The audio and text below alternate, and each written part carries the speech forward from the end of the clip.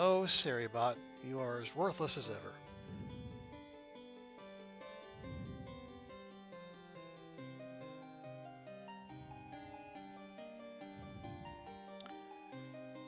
Hello again, friends. Welcome back to twitch.tv/TrooperBerry, and welcome to Rogue Tower. This is another in the collection of fun little indie games I've collected along the way. And as at Rogue Tower here, recently had a major update that, according to the dev, will be the final one. And so before this game shuffles off into Never Never Land, I thought I wanted to show it off for all of you. But before we do, a quick little bit of context, which will also veer into some of my thoughts on the game in general. Now, according to Steam, I have 60 hours in this game, 6-0. I have accumulated, I have unlocked much of what is available to unlock. It is a roguelike tower defense, wherein you unlock cards, and then you play them per turn, and then also with the usual tower defense elements, you set weapons and traps and whatnot to defend against the oncoming hordes. I have unlocked most of the weapons, basically everything that was up until this latest update, and I had like 50,000 XP just sitting around. There's just one problem.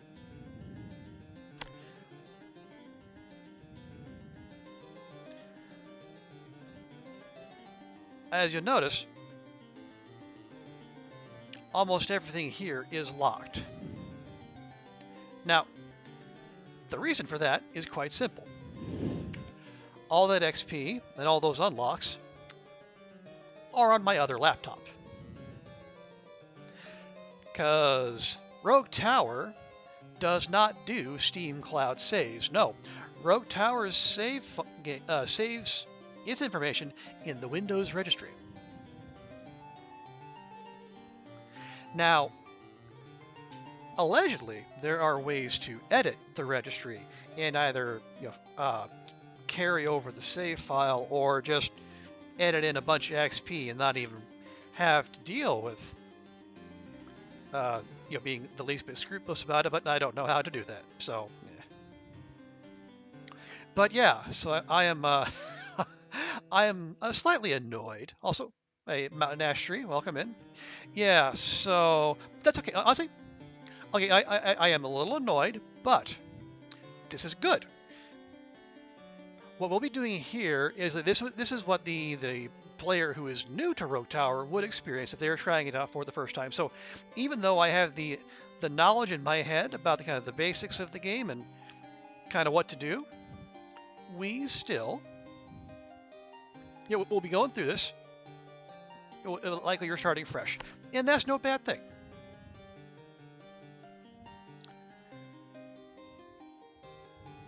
So what the heck? We'll start fresh. And then we'll experience a little bit of the early game, and then if we get too annoyed, we'll do something else. But I think this is, as I say, I've sunk 60 hours into this game. I enjoy playing it, and I hope it's not that expensive, and that there's a fair bit of replay value in it. There's some criticisms too, which we'll get to along the way, but I think it's worth playing. So let's give it a go. Right, so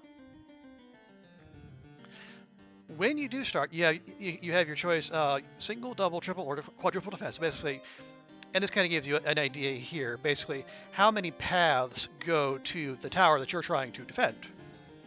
I think 1, 2, 3, 4. 4 being a fairly recent update, and they also have challenge modes as well that we can get to maybe we'll look at later. But for now, let's just start with a plain old single defense. But how you doing, Mountain Ash Tree? Hope you're having a good day. Okay, yeah, so here we are. And now the one thing to know about this is that the levels are procedurally generated. So there is no preset map. The map is basically generated every time you hit the little expand button. And there are kind of ways you can manipulate it, but we can get to that later.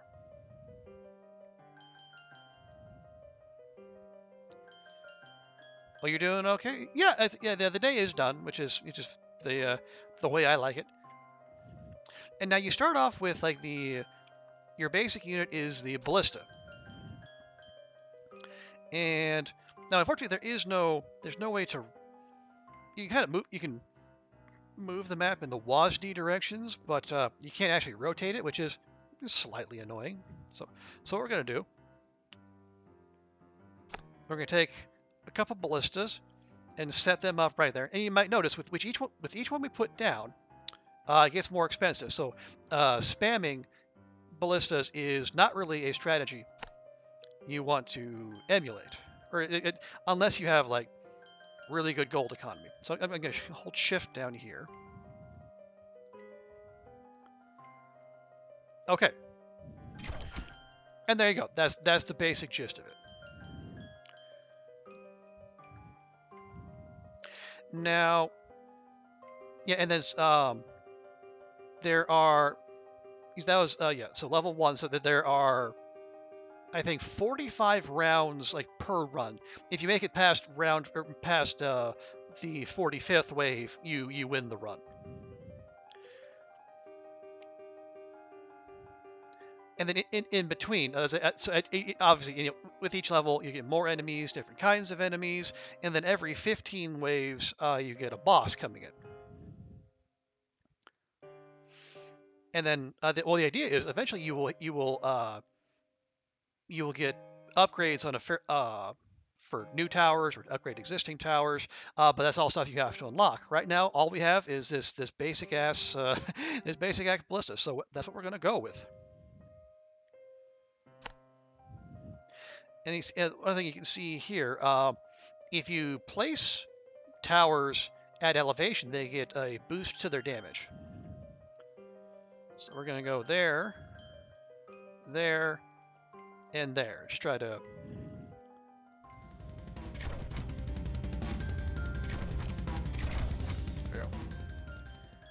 There we are. And now we got a house. And then so every level, this house will pay every adjacent tower defending it gold equal to its current level. Yeah, so we're kind of, so if we provide protection for the houses, that's what generates us money. The things that generate money are killing enemies, and then surrounding houses. And there are a few other things later on in the game as well. Excuse me.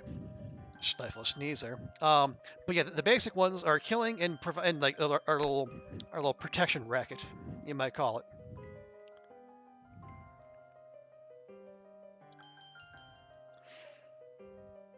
All right, so we're gonna so we'll start there.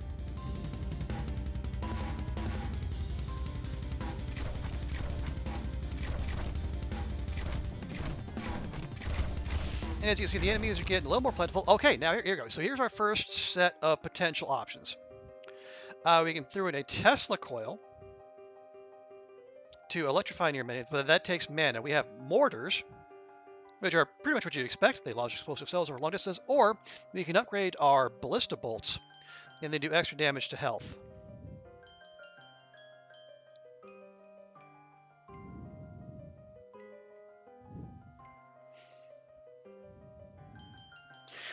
Our ballistas are starting to get slightly expensive, but he's saying the mortars are good. The mortars are especially good from high locations because they launch over long distances. This doesn't look like it's a very mortar-friendly map so far, so I'm going to take the broadhead bolts. And let's drop one more here just to generate that little bit of extra gold for us.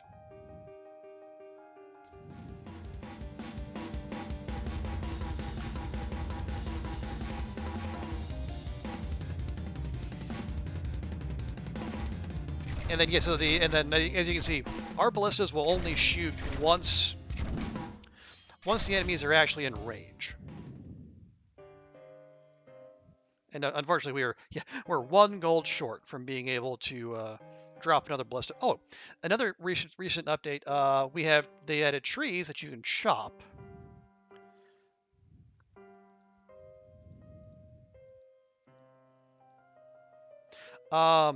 Yes, I think, as I understand it, there are updates that can come later on that they can make chopping trees more lucrative, or like they can give you potential upgrade cards. Right now, the smart thing to do would be to just leave those, let those sit, and let them accrue value.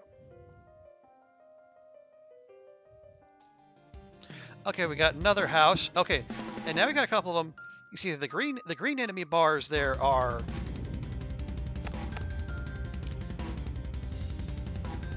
Yeah, the green bar is the health, and then the yellow bar is armor, which you have to strip off before you can start doing health damage.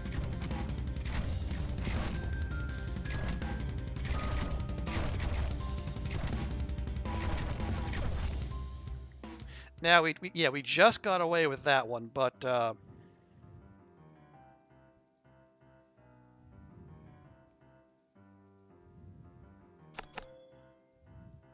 yeah, armored enemies can be a bit of a pain. Okay, so here's the thing. Yeah, so with your towers, they do damage to health, armor, and shield, and then different weapons will have different specialties. Like mortars are better suited for stripping off armor, and like those Tesla coils, those are more suited to stripping off shields. And they will gain XP on their own slowly, but you can also invest some of your gold into them, and then kind of goose them beforehand. As we got the range, we got their rate of fire, and that bar there kind of gives you the tells you how far along they are in their leveling up that particular multiplier. They have frost, their crit rate, and then we have bleed, burn, and poison. Those are the three kind of dots you can apply with any kind of weapon. And one of the nice things is the target priority here. You can tell them. So I want to say the ones that have the least amount of health or the most amount of health, or armor, or shields. Which ones are moving the fastest or slowest. Otherwise, they will default to progress. Like which one is just the furthest along. So let's say I want to set that one and that one to which one has the most armor, so we can get that softened up quickest.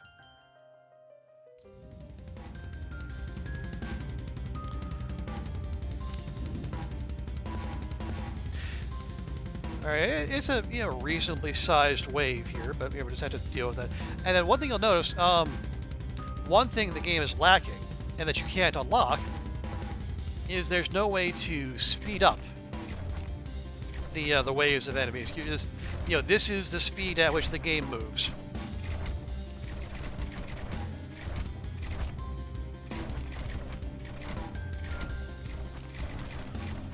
So yeah, the runs will take a while, unfortunately. Okay, so now we have. Okay, yeah, this is kind of what I was talking about. The trees have a chance to drop upgrade cards when they're chopped, but there's no rush on that. We have the mortar, or we can start doing bleed damage. And what bleed damage does is that it prevents their health from regenerating.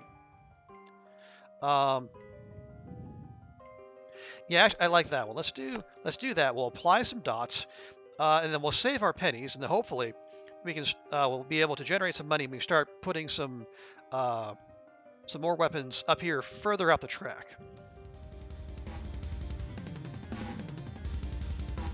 We got another tree. We like to see that. Oh, actually, we can actually.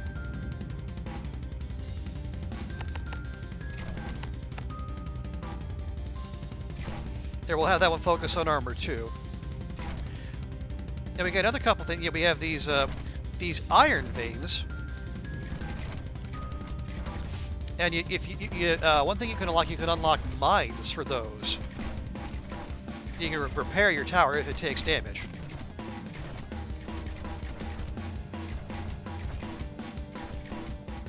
There we go. And then we also have this little block here. It's a mana crystal. And so if you get a mana siphon next to it, you can you can gain mana per second actually. Now we don't have anything that uses mana so far, but that will hopefully that will change. But again, there's probably more stuff we need to unlock. So again, we spent on that tower, so we're just going to keep on keeping on here.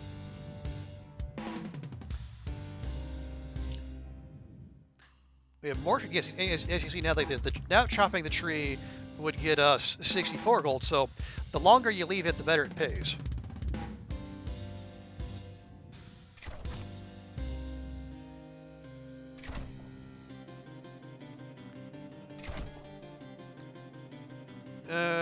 Yes, I think the next one. I think the next one of our ballistas is probably going to have to go up by this house here. Just again, so we can start generating some gold, because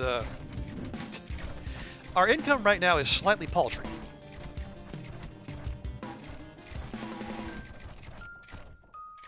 And also one neat little thing is, so you see, once we added the ability to apply bleed, our ballista shots all of a sudden started turning red, which just looks really cool. And then you get that for each kind of dot you apply, so you can get like you can get multicolored ballistas going, which is just, it looks cool, and also it's a very good it's a good strategy as well. Okay, we'll start there.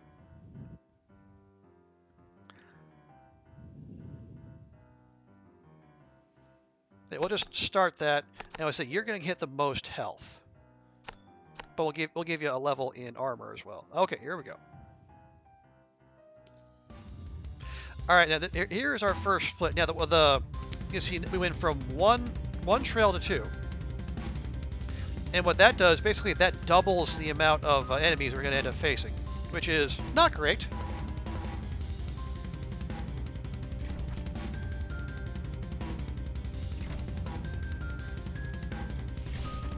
But again, it'll inevitably happen over the course of time, so it's just something you have to plan for. But then one thing you can do, as I mentioned, you can actually kind of influence which way the paths go. Yeah, this is gonna hurt.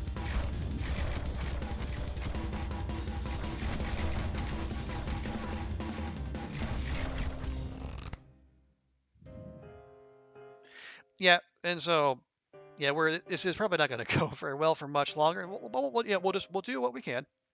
So we can do,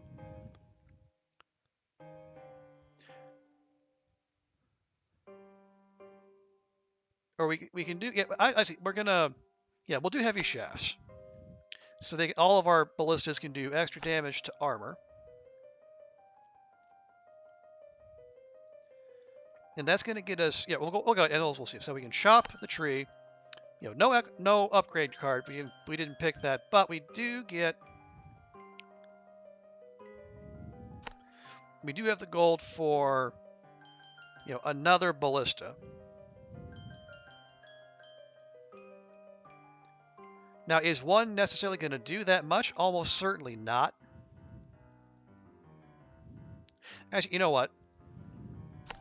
We're kind of hosed, so let's go ahead and do a little deforestation.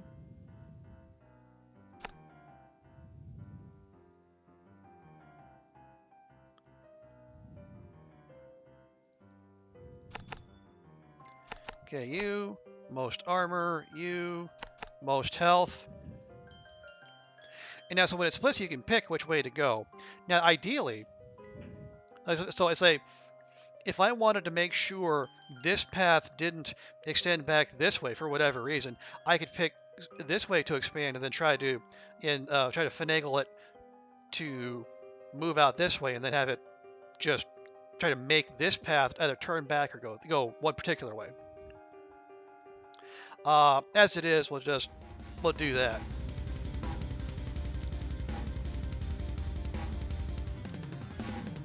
Yeah, and for at this level, for each enemy that gets through, they're going to do 1 damage to our tower. So if 2 enemies get through, we're basically toast.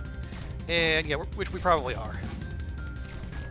But again, this is a roguelike for a reason. You know, you start a run, you make the progress you can, you die, and then you use the knowledge, and then most importantly the upgrades that you've unlocked, and try to get better the next time.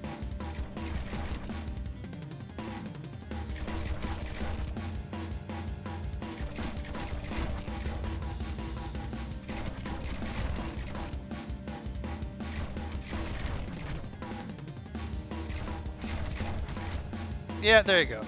So that's that. And then afterward, you get a breakdown to where your gold came from, mostly killing monsters, some house protection, and obviously we had that bit of deforestation there at the end. And then it'll tell you like what towers you did, how much damage, how much you spent. Obviously, we only use ballistas, so obviously that's where most of the numbers are going to be. Now, so what you do after a run, you head over here to the upgrade screen. So now we have 180 XP to use. Now the game starts you with pretty much all of the ballista tree unlocked, save for these last few. And now what you can do, you can unlock. Well, there's a couple. You can unlock either new weapons or new towers, I guess, like you have here, or you can unlock upgrades to existing towers. Or alternatively, you can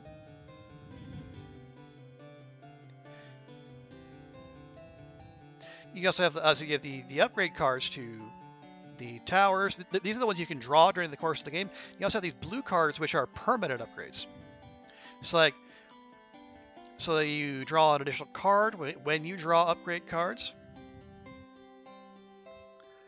Now this is the one we really want. So we want to draw upgrade cards basically every round, but to do that we need to unlock 60 cards first. So that's gonna take a bit. So let's see right now. Let's see if we can do something about our economics.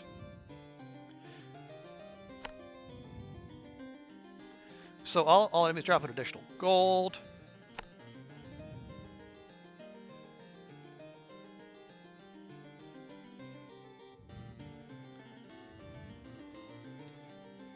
Okay. Let's also do like the super cheap ones. We'll unlock that, and that are all 5 XP. Super easy. Okay, here we go. Now you start with the mana siphon unlocked, but you unlock the mine, the mana bank, haunted house, and the university. All, honestly, the ones that are probably the most useful are the mana bank and the university, but again, we can deal with those at a later date.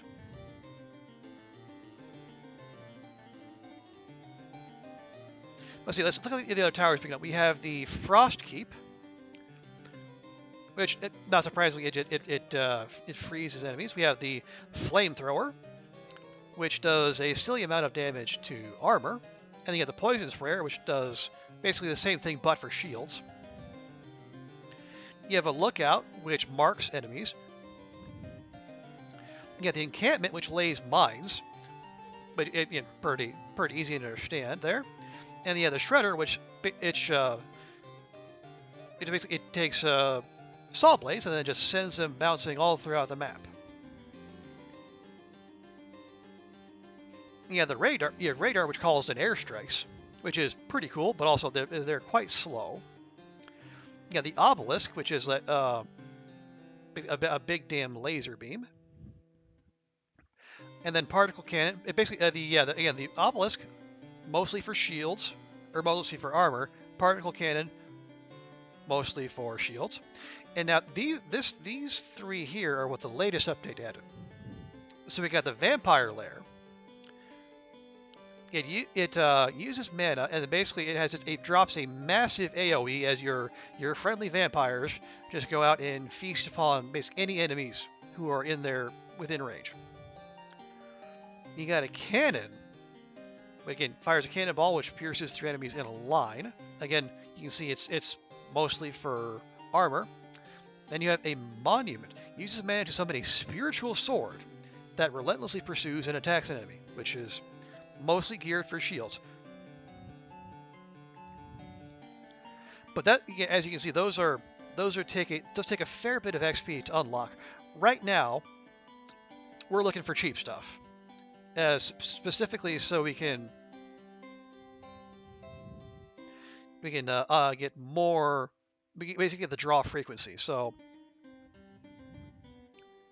let's see how much we can milk out of this. So I'll get the ones that are 10 XP.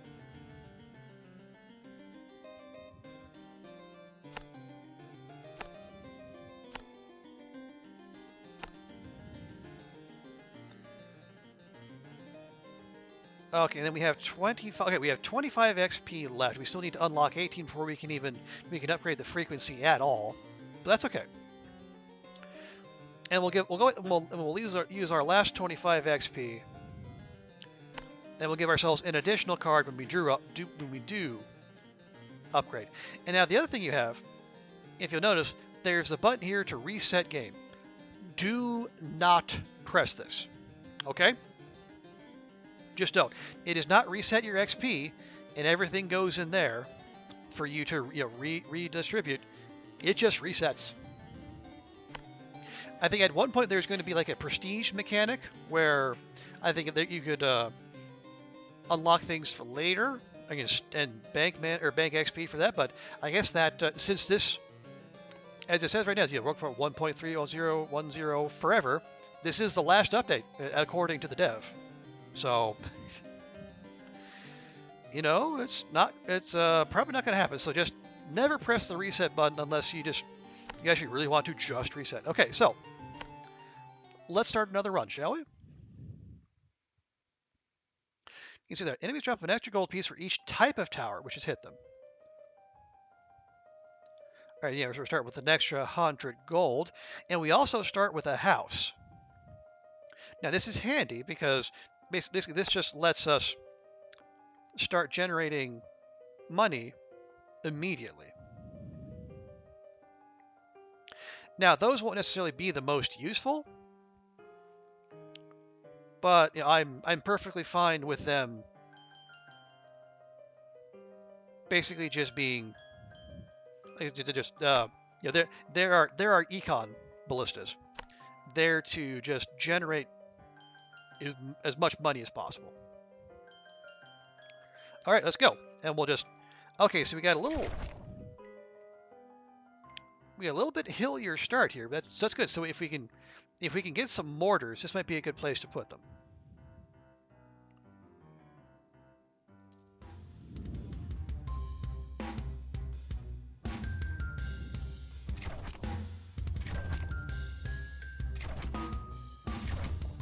There we go. Okay. We got some +3s there. That's good. We like to see that. Okay, we'll put a couple more down. And we'll tell these, focus on the most health.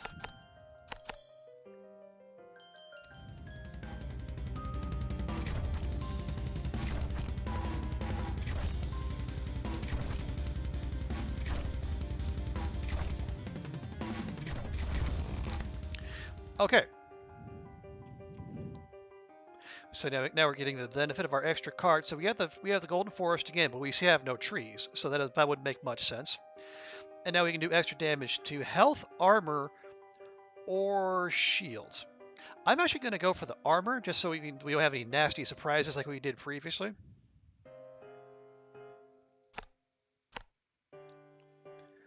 And again, we're also going to make the econ play, and we're going to put 2 more ballistas there. And actually, we'll tell those 2, focus on armor, and then we'll save our pennies for what comes next.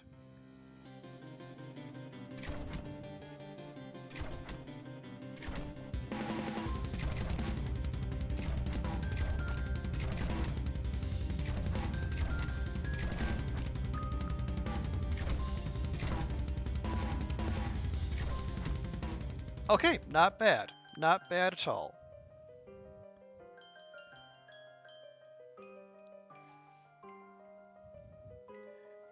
No, I think I think we're getting a card every 3 rounds now, so after this next one, we should be able to look at maybe getting a new kind of tower.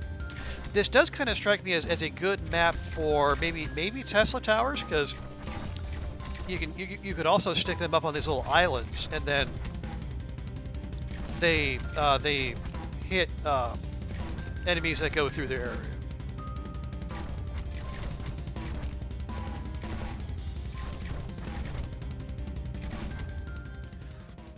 Okay, yeah. Maybe we could. Yeah. Do we want one more? I think we could probably use one more. That was a worrying number who got through there.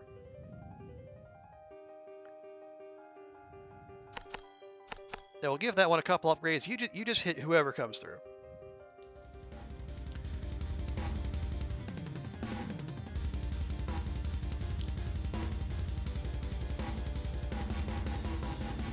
Now those iron nodes would be handy, save for the fact I don't think we've unlocked the mine, so we can't actually make use of those yet. But that's fine. It's like I don't put a whole lot of premium on making repairs. I think it does I would rather focus on making our defense as good as it can be.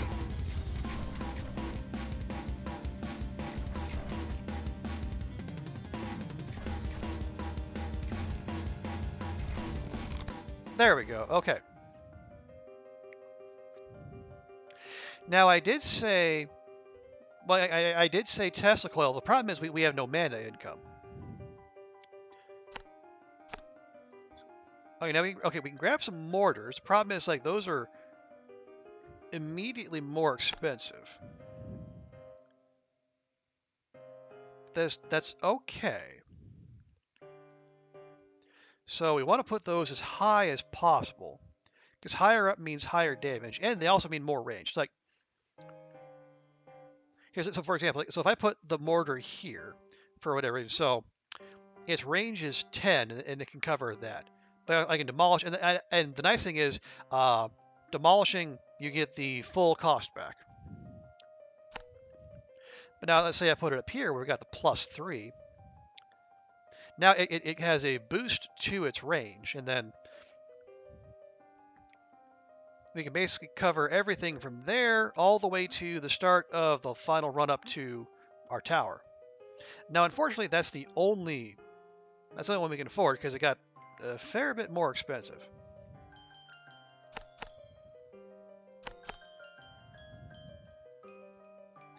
And you are going to be most armor and then most health.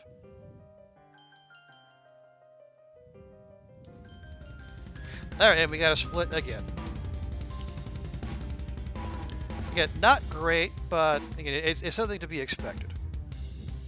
We also got another house though, so there can be more stonks for us eventually. And there now you can see the mortar in action, and it does do an AOE when it lands. So any enemy that happens is unfortunate enough to be there when the shell lands, they get got.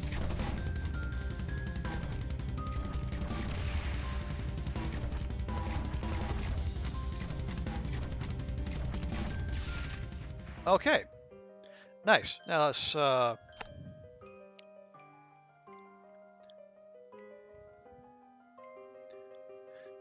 okay, we can only have one there, but that's okay.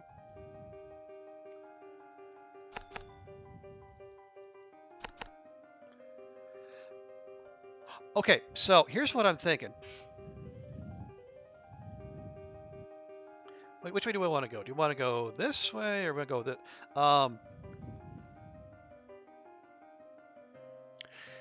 Let's actually extend this way and see where it goes. Now, the ideal thing would happen is like if we could somehow make this wind its way back here, which is possible because as this is a procedurally generated map, so there's not predetermined.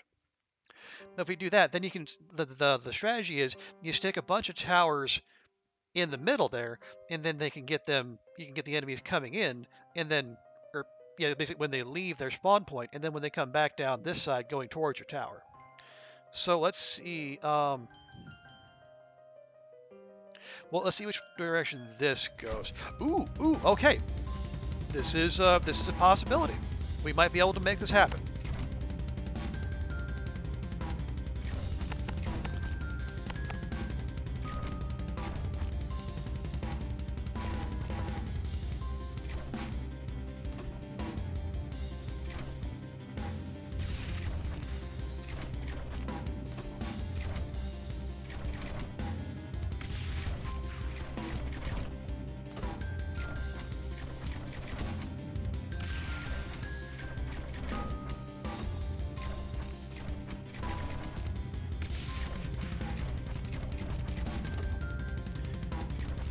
Okay, not bad. Okay, one might get through. Okay, yeah, that one did get through. That is concerning. And now we have a tree, so we also make we can make some quick cash if we need to. Now, unfortunately, we don't have any splits, so we can't force it this way. So we're just going to have to rely on RNG. Although,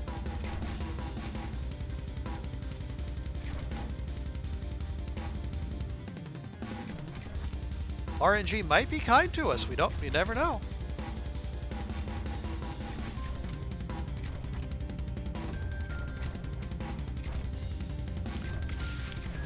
And as I say, the other nice thing about getting us focusing on one side over the split is that rather than having all the enemies from the split come in at once, which they do initially, you get more of a delay. So the ones coming in from here, you know, they're at the head of the pack, and then our existing towers can take care of them.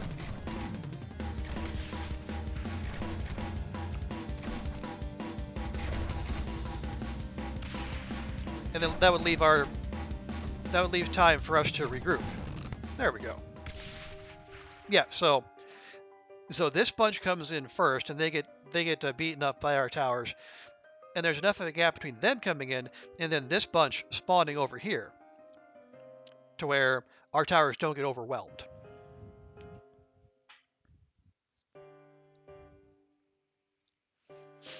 Okay, so we can give our mortar singular damage to shields. We do the golden forest. We get more damage to health, or we can we get this quality over quantity. All towers gain crit chance equal to their level, but they lose one base damage. So we'll take this one for example. So its base damage right now is 16, and then that gets multiplied by their health, their armor, or their shield multiplier. So that would go down to 15, but it would also instantly gain a 5% crit chance. So we're going to take it. So we take that, and there. So now it's it's a 5% chance to do crit, and then the crits do double damage. And then the higher the level, the higher the chance they crit. Okay, I'm going to save my pennies here real quick. If this comes back here, well, it's going to pick up back here one way or the other, but ideally it would come back here and then work its way this way. So we can put some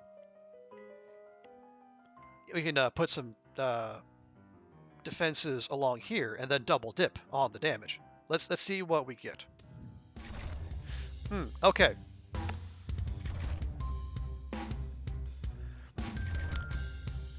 Not quite what I was hoping for, but also not terrible.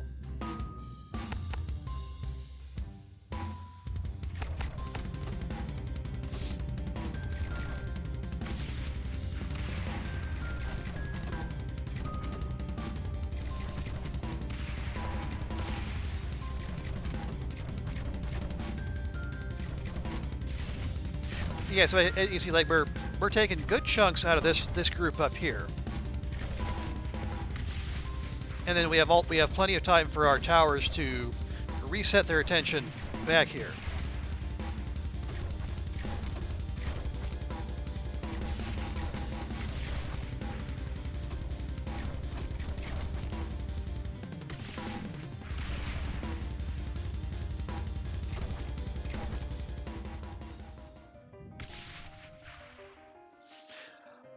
Okay, let me just. Okay, we have we have a couple +3s there and one there.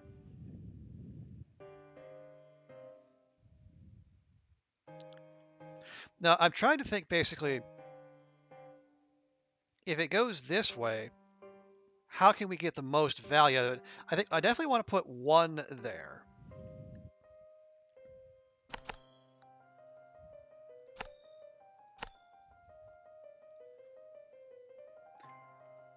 Yeah, we'll just leave that on progress.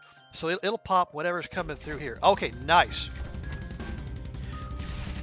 Okay, going there would have been ideal, but this is pretty good. And now you see we have the personnel carriers here that are heavily armored.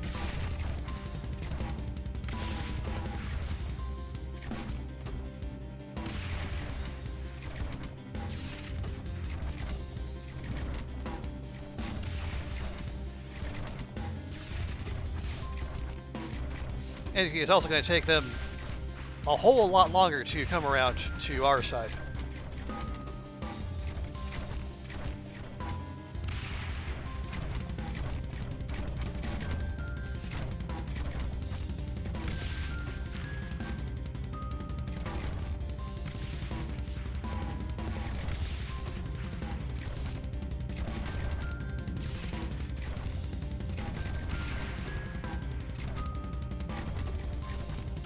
Okay, yeah. So, admittedly, like the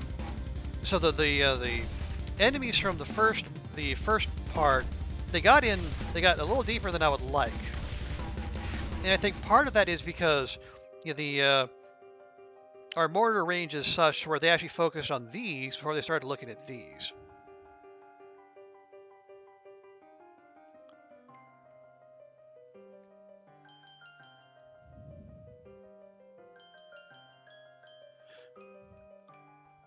So then what we'll do, let's expand here, and then we'll drop one there. Oh dear. Okay, yeah, we got a triple split. Okay, that is that's very bad, because that means we get a big jump in the number of enemies.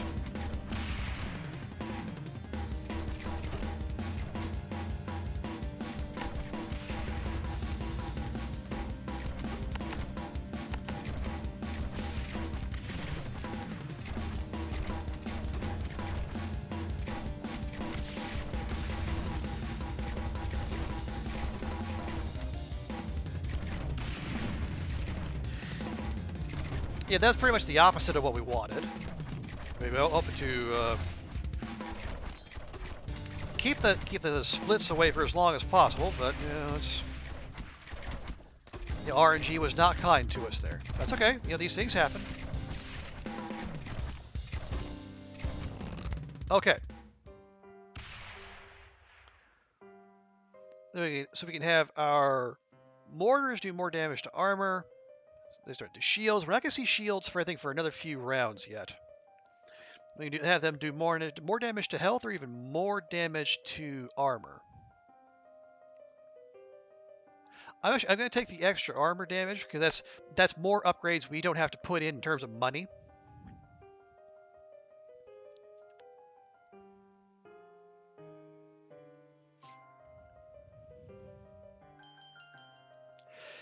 Yeah, this is not ideal.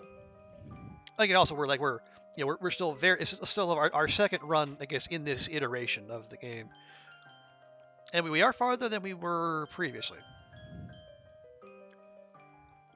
I'll tell you what to do. Let's drop another ballista, say somewhere around here.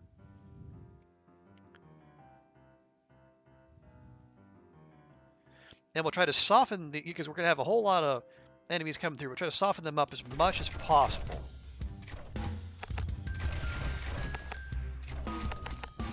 There, we'll have that one focus on armor. And we'll try to make do.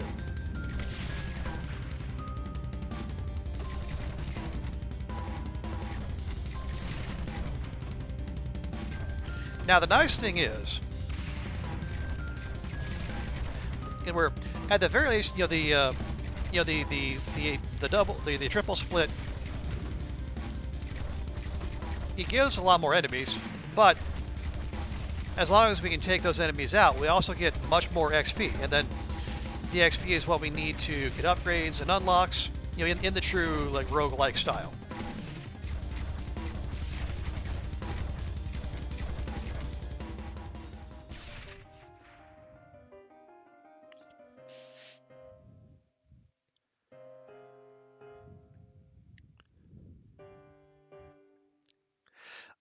Okay.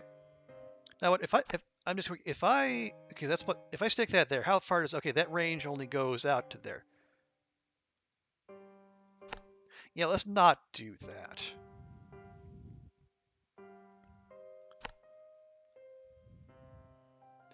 But if I put one there, okay, that's good value. That covers a whole lot of the run up to our towers.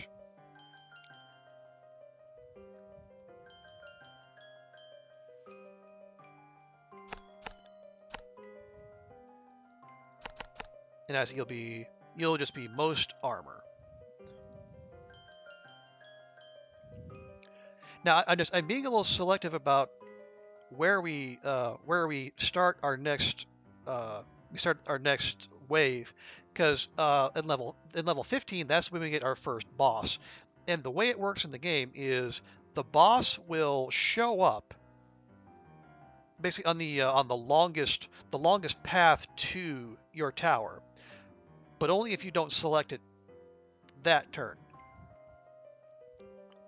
So as it is right now, it would show up here, and then because it would have to work its way all the way around. So I think what I want to do is I want to select this one now, and then next turn select a different one, so we can try to make sure the boss shows up here, and runs through as many of our towers as possible on the way.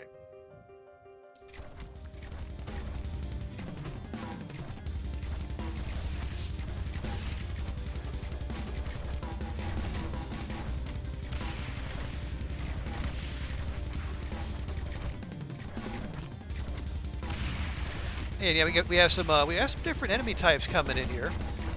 Oh geez, okay. Yeah, so we got we don't just have the little green goblins. We have the little like the little yellow ones as well. They're holding even bigger clubs.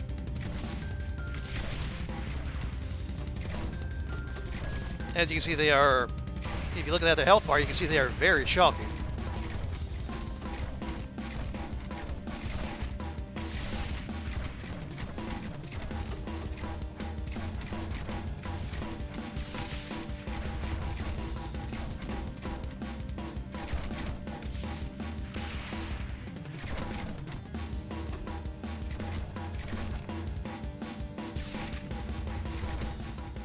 Okay, not bad, not bad. So now we want to make sure we do not want to click this one. We want to go basically anywhere else.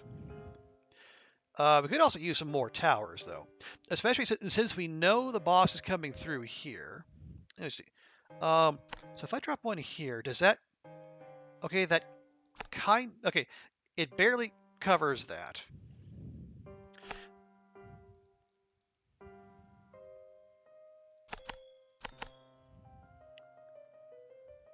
I would like to at least get some more damage on the boss before it gets to the main thrust of our towers.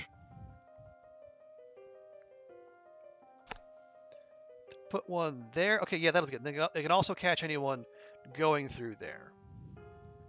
Okay. Yep, and there he is. There is Oogie.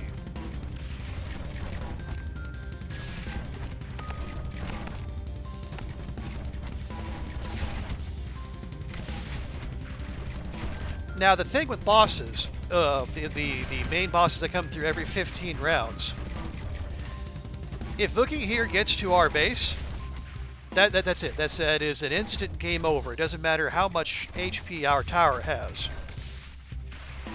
It is an insta lose. So it behooves us to pay particular attention to Oogie, even though he is quite clearly the slowest of the bunch.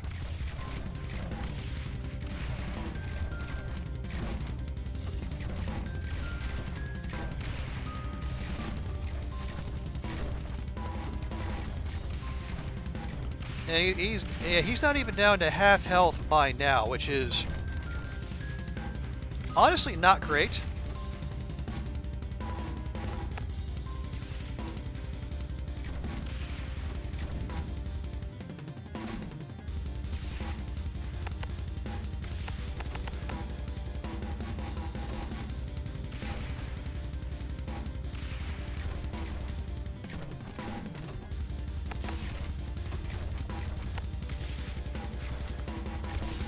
Yeah, we're gonna have to start dumping damage into Olga here.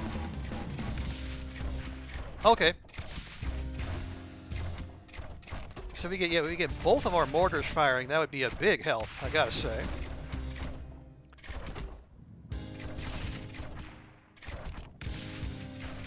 There we go. Okay, oh, we have a new card. So longbow 1, double the range bonus elevation gives all ballista. You double the bonus, that elevation gives all ballistas. So basically, any ballistas that are on, say, a +1, they're going to be a +2. If they're +2, they're +4. Yeah, I'll go ahead and take it. And then bosses will also drop chests. We got treasure. All right, we have. Let's see. I guess we'll have them. You know, I think we'll have them. We'll have them do damage to shields. We're probably going to see shields starting up here at some point soon.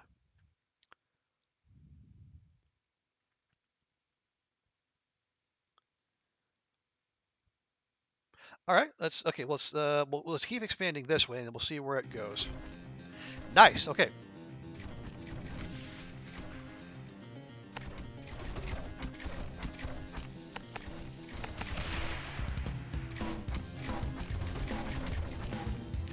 And again, what we want it to come back this way, so we can double dip. But again, it's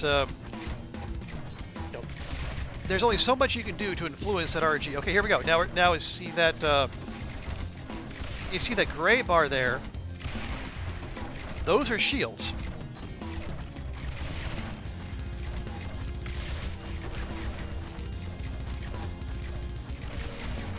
And as it is right now, we're not doing a whole lot of damage to them.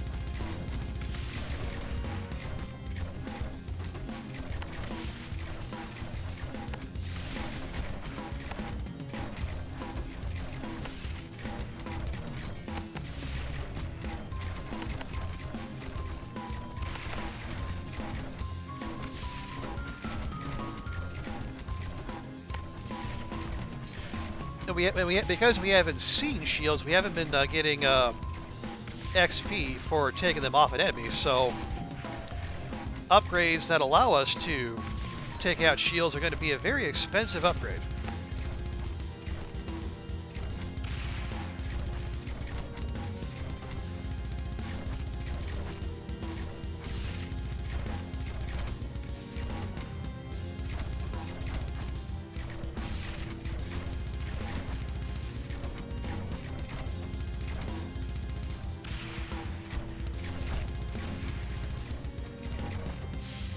Okay, yep, so 2 of those shielded enemies got all the way through, which is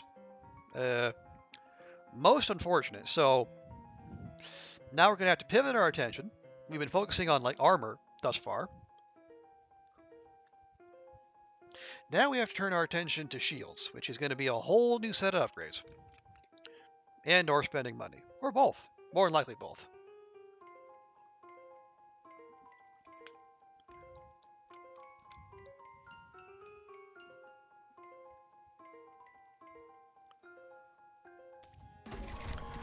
And a double split. That is, again, most unfortunate.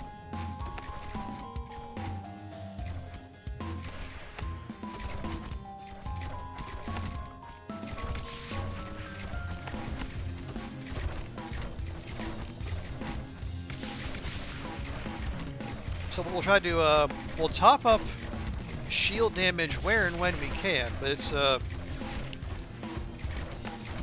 to take a bit.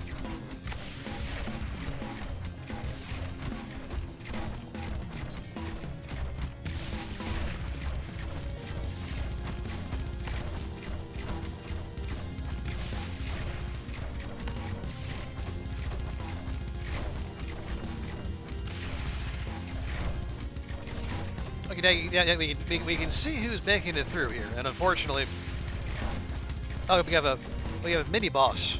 We have Greg.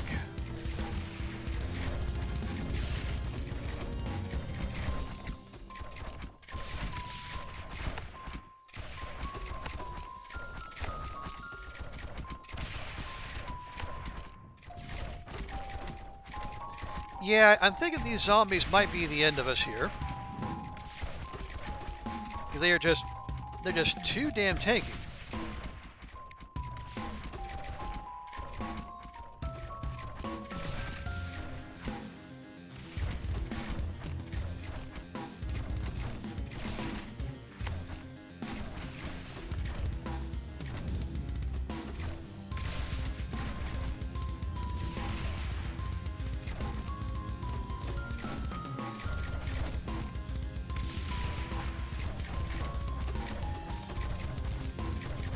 Yeah, let's see. 'Cause I don't know how much damage Greg is going to do to us, but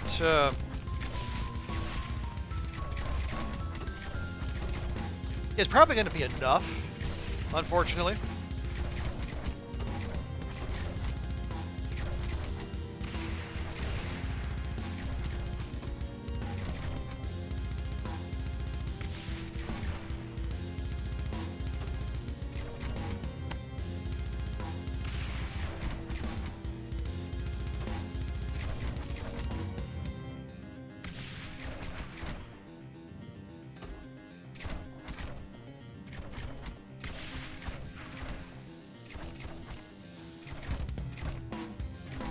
Nope, somehow we got away with it.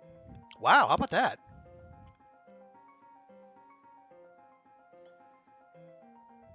I don't know how we got away with it, but we did. Okay, so again, the theme remains more shield damage. Okay, this is actually good. If we can bring this back here, one thing it'll do, it'll help the basically our econ towers, which are see, that one's still at level 1. These are all still at level 1 somehow. Somehow they haven't been killing anything. That's how they're still at level 1. So if we expand this back here, we can have them start. We can have them get some more XP. Especially since there's another split back there. Good grief.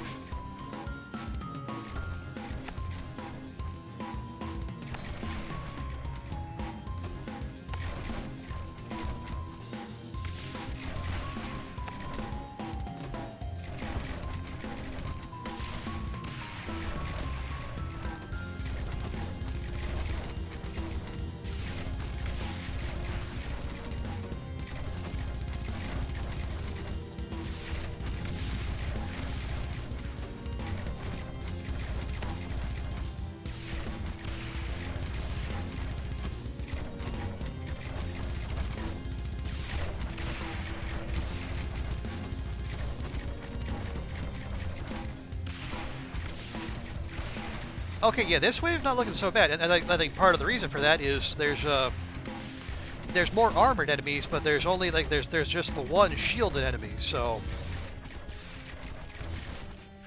I'm a big fan of that. Did these level up? Yeah, those all leveled up. Very happy to see that.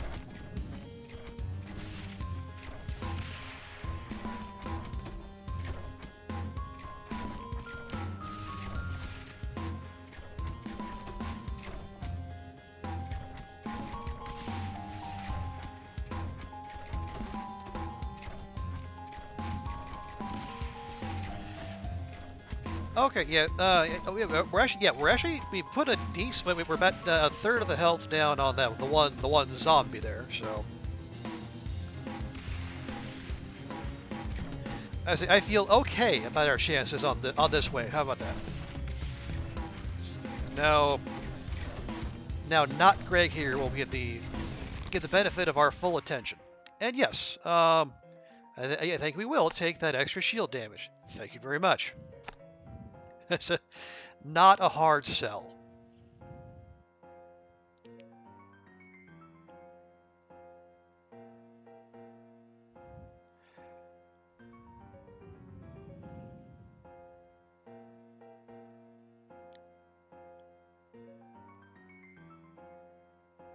Okay. I want if I put if I put one there, it's not going to have a whole lot of use beyond the initial groups that come through.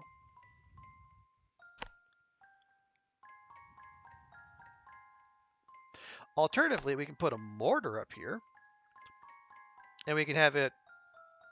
Well, no, but that's only going to hit here, and then anything that happens, anything that gets to the very, very end. Yeah, I'd rather defend from the front on this one. Actually, we're gonna make you most shield.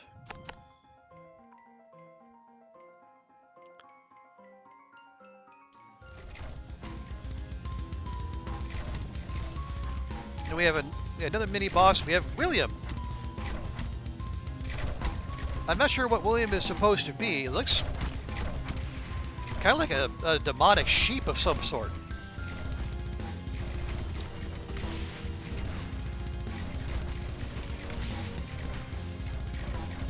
I wonder if it's maybe a slight reference to Cult of the Lamb. Who knows? Probably not. I think that the game initially came out well before Cult of the Lamb, so I would be surprised if that would be the case.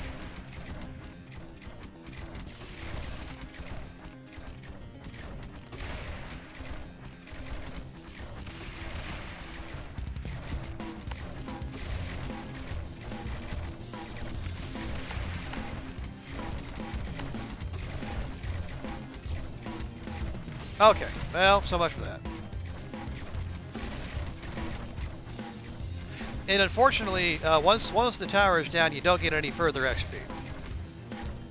We got 370 bonus XP plus for the killing. You can see the the ballistas did most of the health and shield damage, but even though we had much fewer mortars, they still did most of the armor damage. All right, that's enough of that.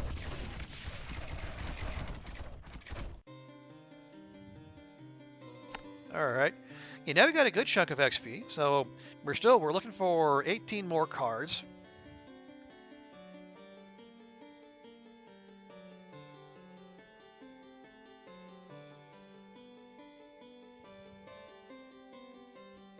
So let's open up our mortars, being able to do bleed and poison damage.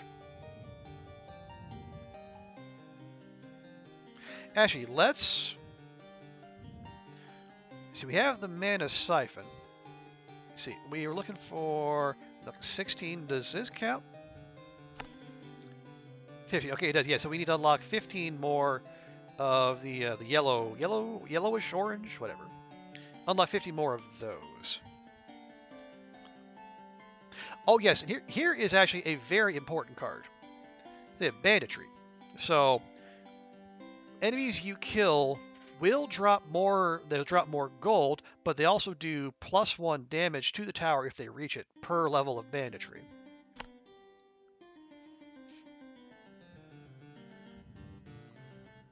It is. It's actually pretty important. And we have what source? Okay. If we're gonna look at mana, we should also probably look at unlocking, actually generating mana on our own. So now we'll have some passive mana regen.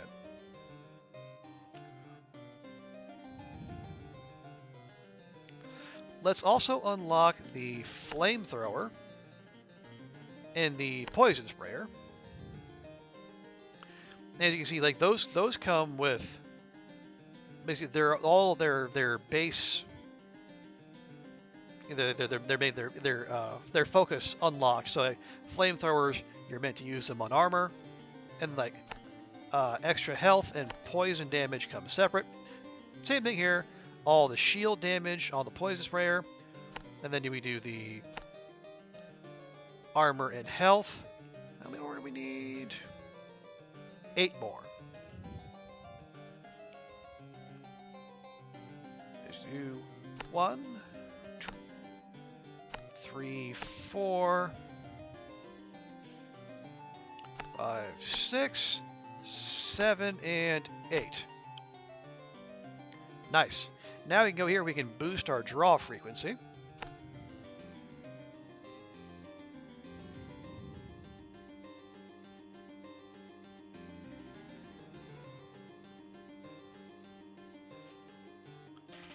Now we can keep unlocking, or we can do some of these more permanent upgrades. We get more card draw.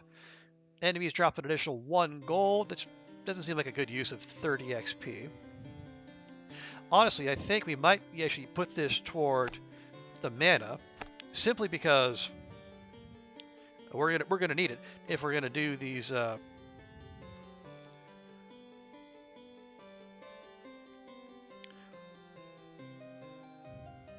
If we're going to do the flamethrower or the poison sprayer.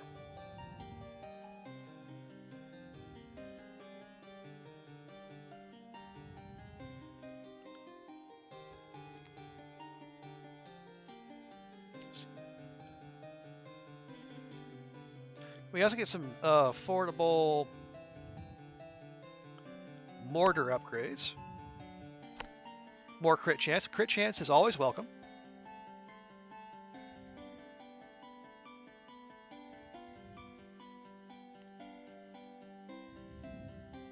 Yeah, well, I think we'll lay off the Tesla coil for now. And then we'll give our, we'll put that in there. There we go, okay. So we've spent all we can spend. We have more towers available to us now. And we have better upgrades available too, so we'll go back into single defense. So we made it past Oogie. We defended 18 rounds. Be careful. And once again, we have one opening house, which will just be our. These will be our econ.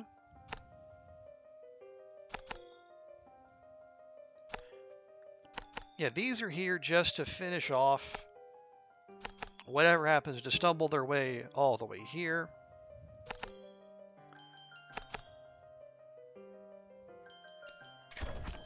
Okay, that is a very flat beginning.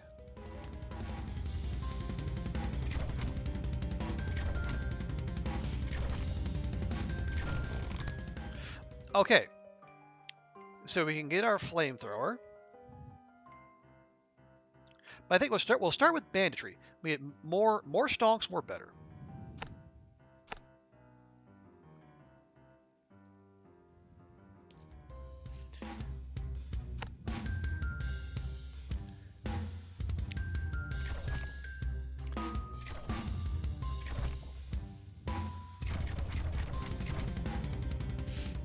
Okay, and there we go. There's the consequence of that. One got through, but it did 2 damage. That is kind of what we signed up for. We want one over there. Then one over there. There we go.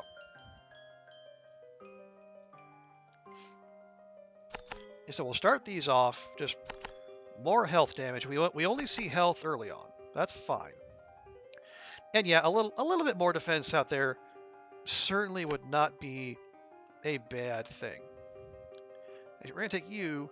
You are definitely going to be most health. There we go. And a split. How nice.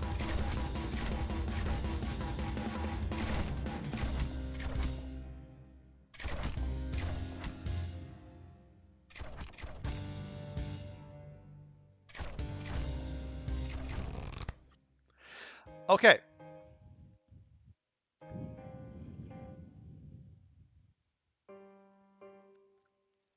So we can upgrade the ballistas. We can drop the mana siphon. We have two mana cubes so far, very accessible. Or we can do the golden forest thing. We don't have anything that uses mana at the moment, so I don't think we need to rush into that.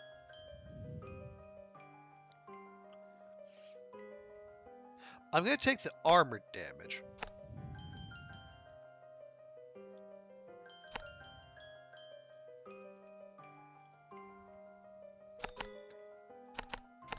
And just preemptively, we're going to do that.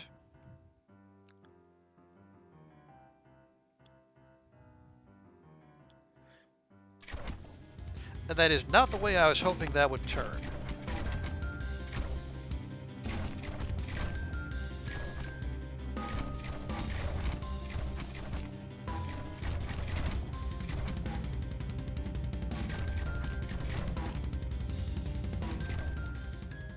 Yeah, I don't like how slow they are.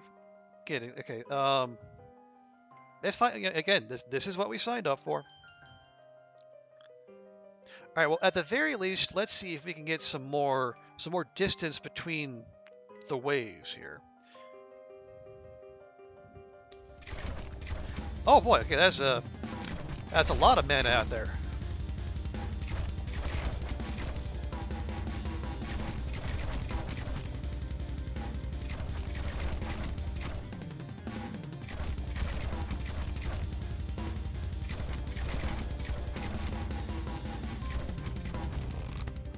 Okay, very nice.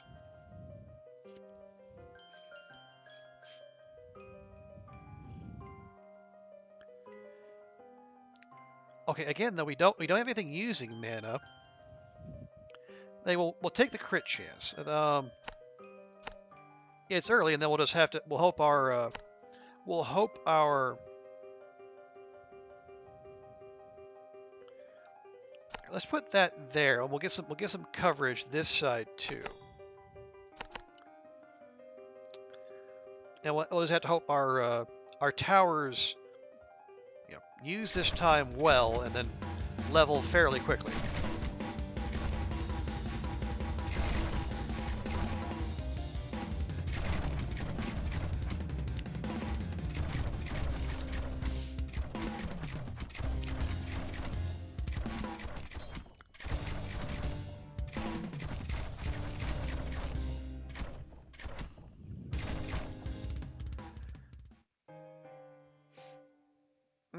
Okay.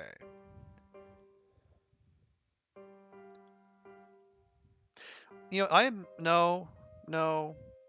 Yeah, we need to have more defense out here.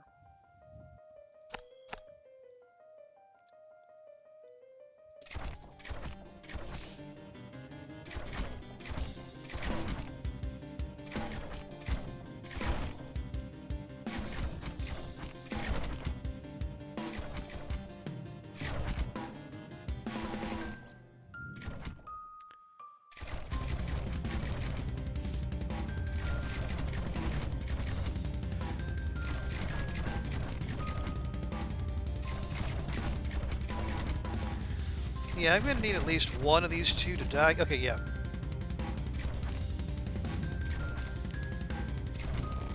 Lovely. Okay. Now,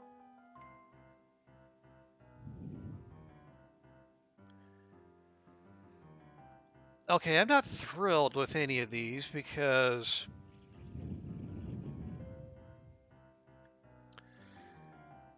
the Tesla coil and the poison sprayer both take off shields, and we're not dealing with shields yet, and that also is for that shields. And the Golden Forest is just a chance of an upgrade card, which is not great. And the thing is, if you're not in position to use new towers, you don't want to take it because then they add to the pool of cards that go into your the potential pool of cards you could draw, making it hard to get the stuff you actually do want. So while none of these are great, I guess we'll just take that preemptively. And then I'm also going to lengthen this one out because the enemies from here are getting up on us entirely too quickly.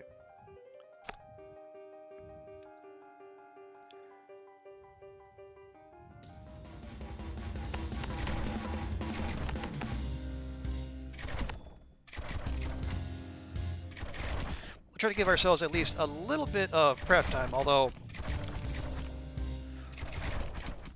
Yeah, okay, that is not great. We had armored enemies coming through. Yeah, we're done here.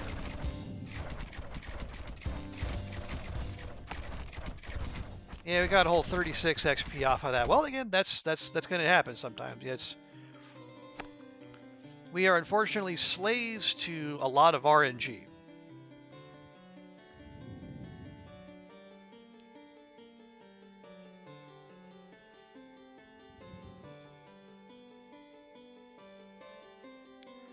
See, we need to unlock 27 more cards to get even. So right now we're getting a draw of a card every other round. And we need to unlock 27 more cards to get upgrades every round, which is where we want to be.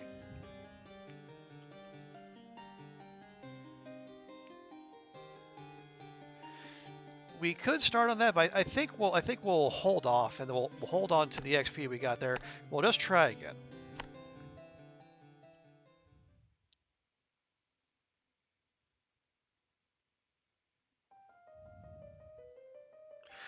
Okay, so now we start. Okay, this is better. Now our starting house is actually in the front, where the towers will be useful, and we have a couple mana cubes back here.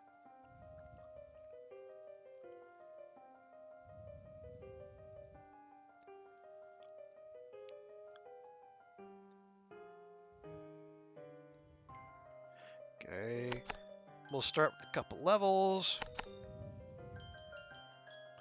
Then you, whatever's near death.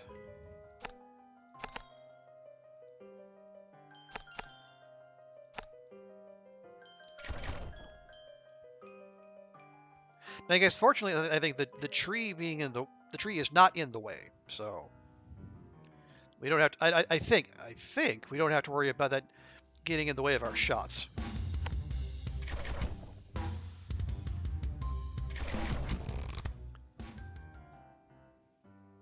Oh, nice. Okay, here we go. We're gonna get the flamethrower nice and early. Now we're not gonna drop it just yet. One, we need to also ensure we have mana income before we do.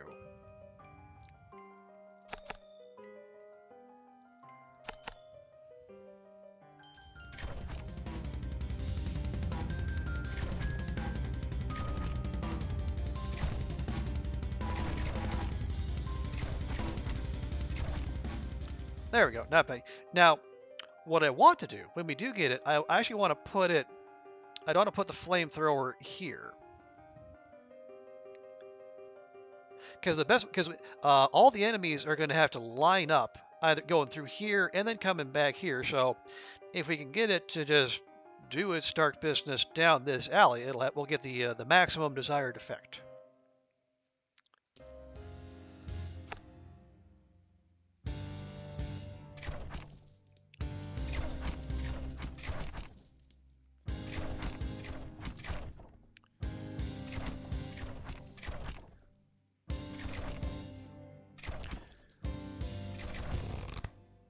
Okay. And now we'll grab the mana siphon.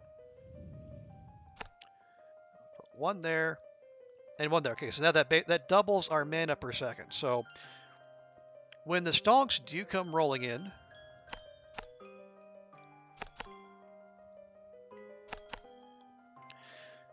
we'll be able not only to put the flamethrower down, but also make use of it. Because once it runs out of mana, the weapon just stops. It doesn't fire.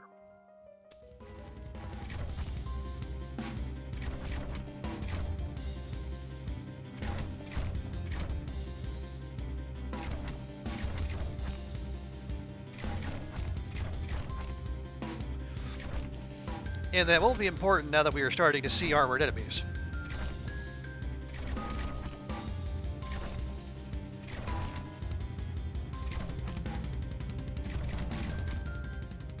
Fortunately, we no problems there. Now we're going to save our pennies and get the flamethrower down just as soon as we can.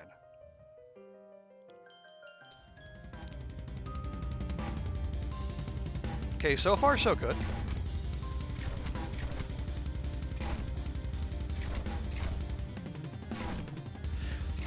Actually, now that I think of it, I'm almost wondering if we wouldn't put the flamethrower here rather than there, so we can get them going through here and then coming through here. And we also soften them up for our existing ballistas.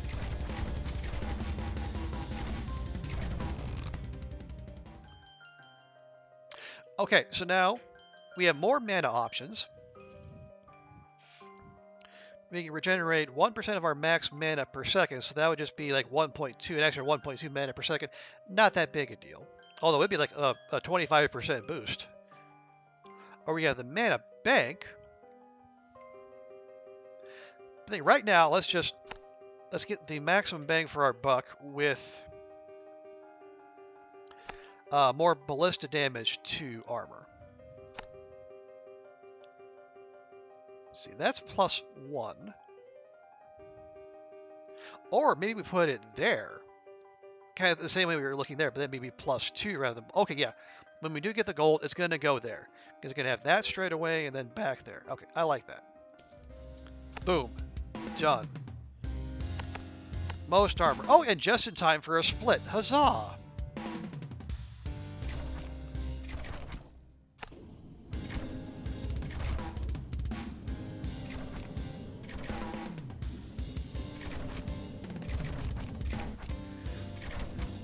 Nice. Yeah, so yeah, so we got a nice range on there. As you can see, it stripped off the armor pretty effectively. Boom. In fact, it did so well. And then we're actually going to upgrade that. We're going to upgrade that once.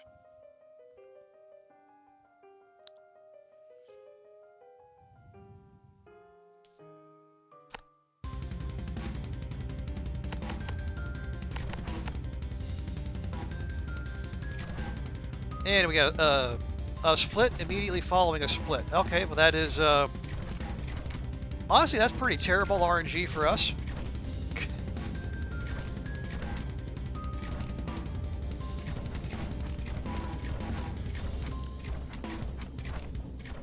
I guess in a game as RNG dependent as this one is, that is the life we've chosen.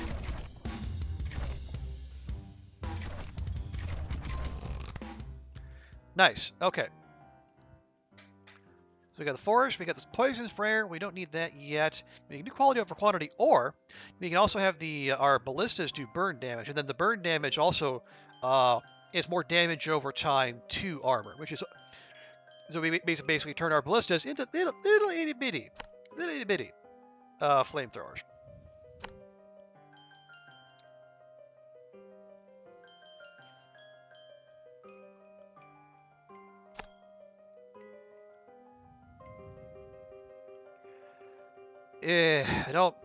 I don't love this many avenues coming in all at once, but we'll deal.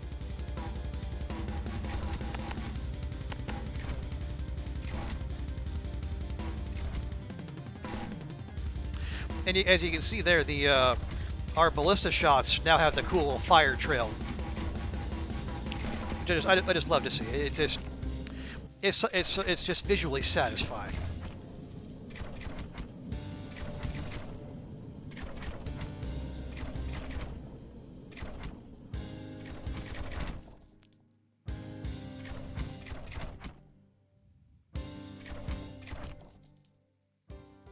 Very nice. Yeah. Once again, we are just a couple gold short of being able to drop down another ballista. But it's fine. It's fine. It's fine. Let's keep lengthening this out.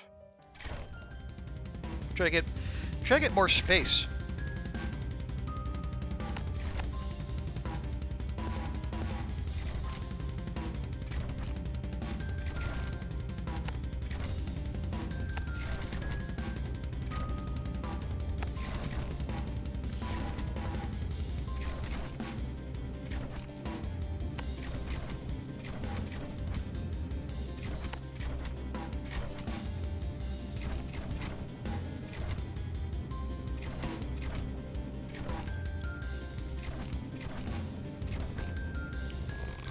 Nice. None of them even made the turn there. All right, so we have our flamethrower doing more damage to armor. Then you have it start doing shields, because right now it only has a 3 multiplier to shield. Or we can start having our ballistas do more damage to health. Yeah, let's just take the health. I think that seems like the wisest thing.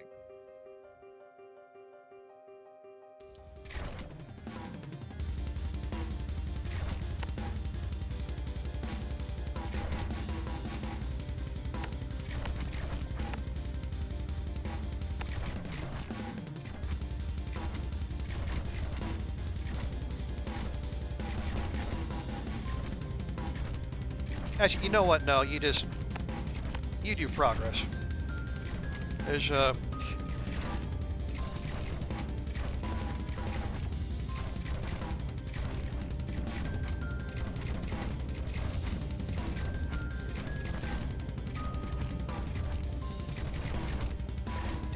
we did not do banditry this time around. So yeah, you see the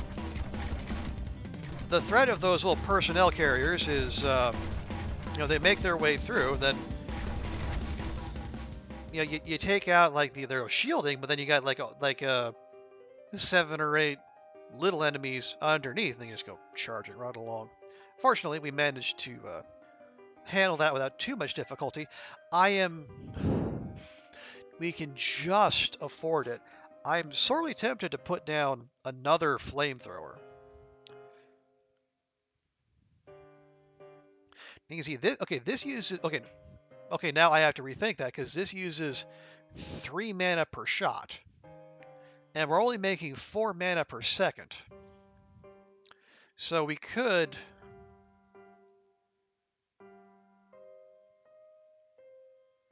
absolutely be ruining ourselves if we do that. But you know what? This is such a high value area. I kind of feel like we have to, because we had 3 streams of enemies coming through here.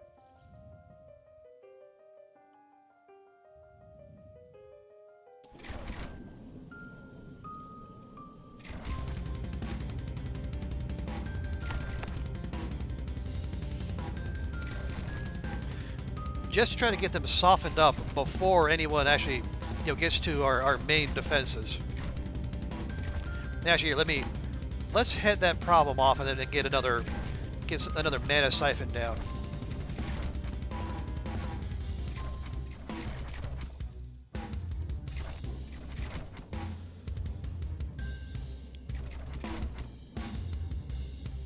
Okay, yeah, I like the look of that. And I think our mana is just ticking down if they're both firing at once, which is a good sign.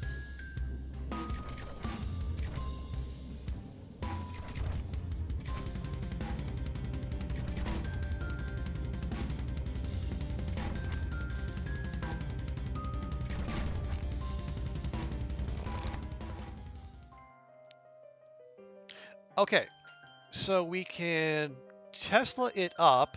I don't know. We can go the quality over quantity. We can have even more burn damage. Or we can have our flamethrowers do +1 damage to health. That one is 7. That one does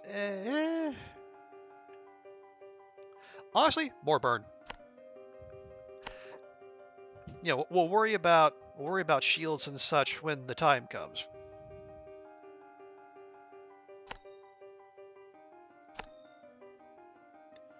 Okay, we got 7 and 12. We got 7 and 12. That's perfectly fine.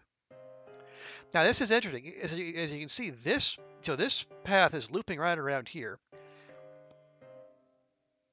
and we have one here and one here. So there's nowhere this one can go. So if we can trap both of them in there, then this will be our only the only path that we can keep extending out.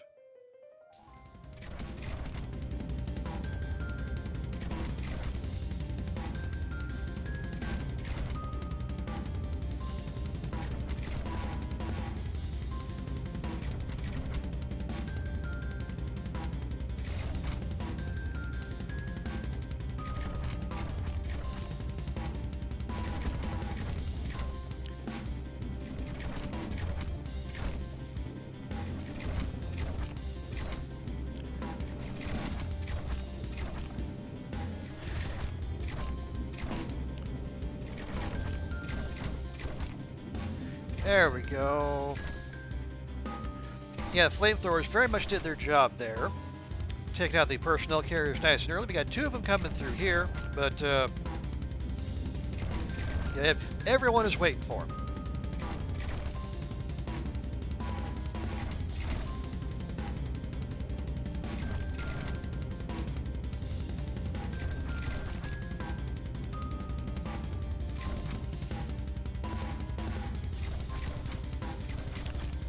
One more, please. There we go. Nice. Yeah, we actually saved up a little bit of gold as well. Okay, so we have two turns until Oogie. So I think what we do, we expand this one.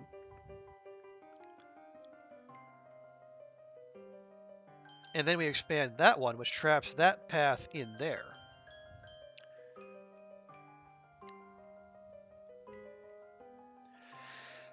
Now, do we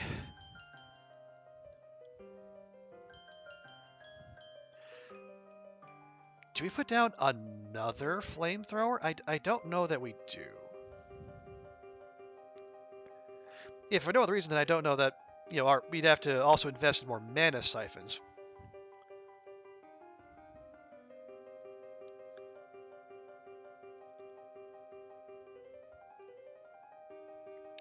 Yeah, instead what we'll do another ballista there and there.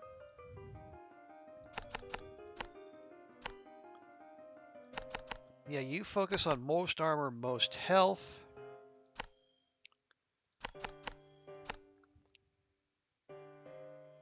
And you just do progress. So I want these to basically start sniping anything that comes out of here. Oh, perfect. Okay, it's cutting back here. Which means we should be able to cut both of these off without too much trouble. That basically just simplifies our life. That is, that's 2 fewer paths that can split and then up the numbers of enemies coming out. And especially at as low of a level that we're at, anything that makes our life easier is to be desired.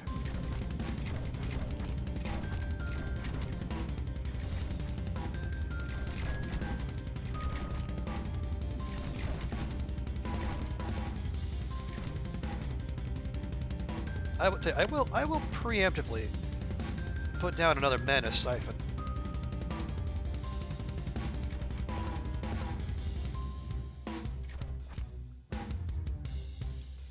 Because much as I said I didn't want to do it, I am sorely tempted to put another flamethrower either here or here.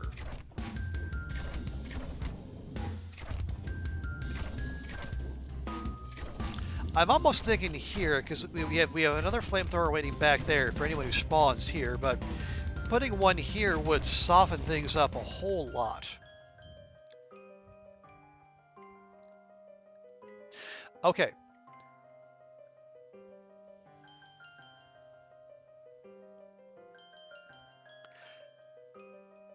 Now, question: how much? All right, I'm gonna think.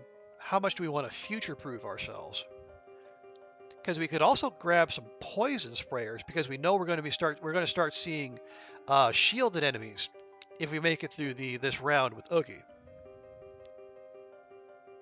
You know what? That's exactly what we're going to do.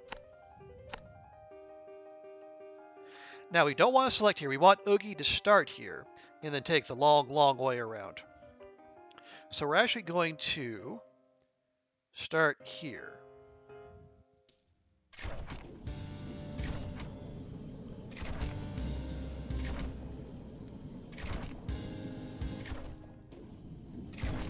Okay, perfect.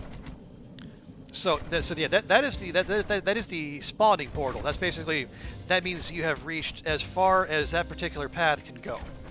And if we have one there, that also means we're going to have one there, which means this right here is the only path that can make any future twists and turns and annoy us with more splits.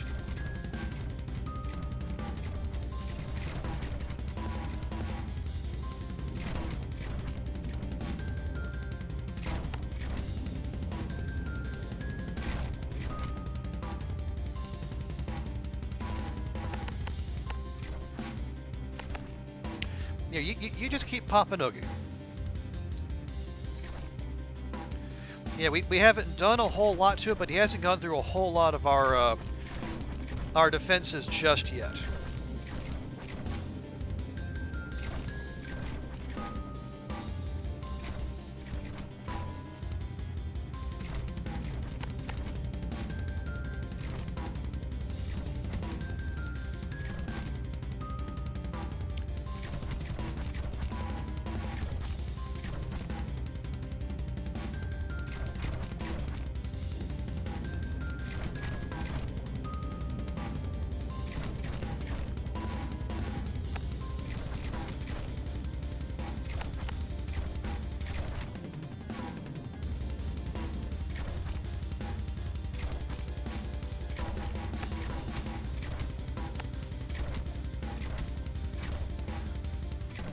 Well, this is suboptimal.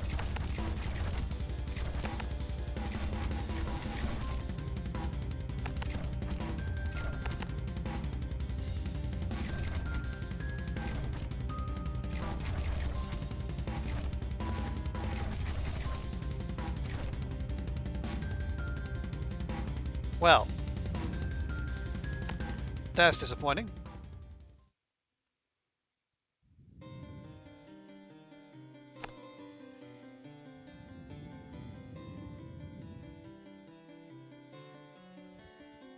No, we need to unlock 27 more cards, and we don't have 27 more cards of XP, unfortunately. I mean, no, we can. Yeah, that's cheap, and then we can.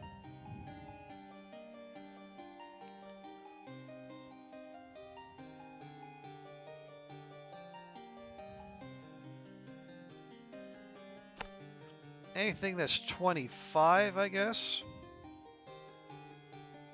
Although we really don't want mana bombs; those aren't very helpful at all.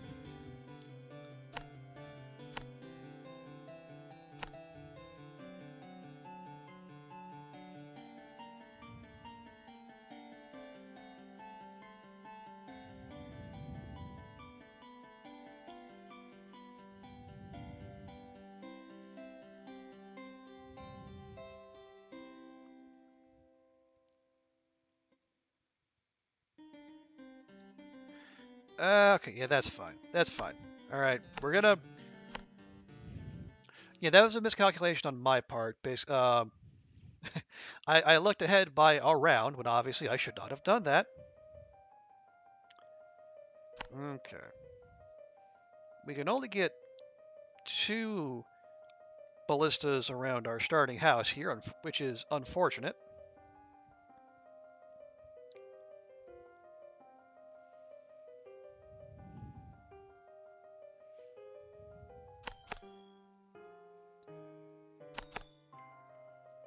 It'll give them all a little boost. And the ones furthest back, you do close to death.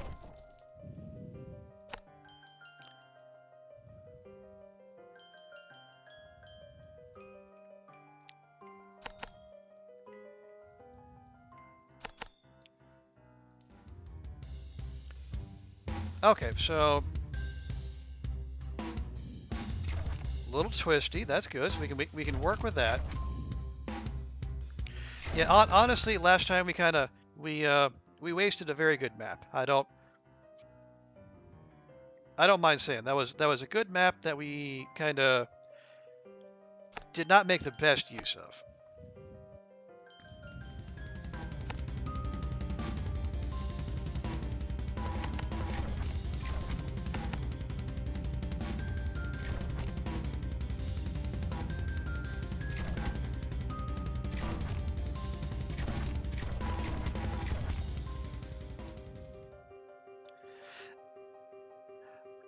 Now, so far, it's not quite a good straightaway for like the flamethrower or the poison sprayer. It could be a mortar map. We'll see how hilly it gets.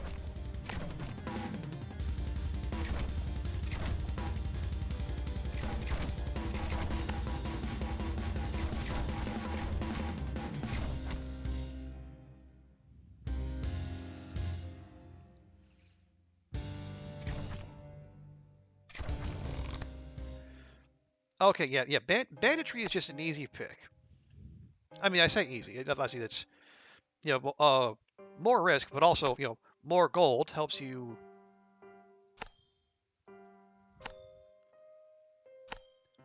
It helps you soak some of that risk and then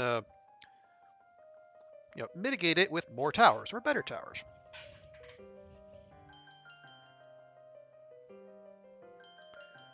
As you can see, so we took banditry, so it has so it says the enemies will do 1 damage, but we also get the buff to our gold, and we get a split. Well, that's just great. I mean, yeah, as I keep saying, splits are bound to happen eventually, but yeah, early splits are a bad sign for a run, especially when you're starting hampered by a lack of cards.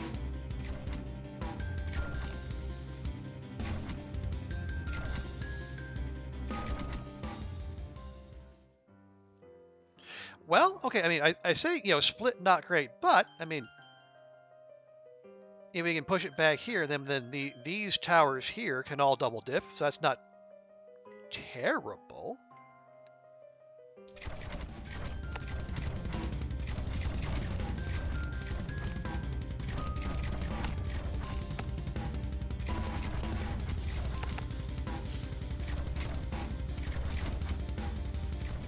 Oh, yes, yeah, so yeah, this one can get both sides coming in and going out, so that's more like what we want. And then also this will, if that goes there, then at least these towers over here can also start having pops at those. Okay, we got upgrades, or we only have the one mana cube. I'm just going to take the broadhead bolts. And we don't have anything doing bleed yet, so bleed them dry is not that useful to us just now. And another split. Gosh darn it. They're just... Hey, sir. Good to see you. Welcome in. We're just... we're slightly on the struggle bus here. But, we're living the early game rogue tower life. But how you doing, Zert?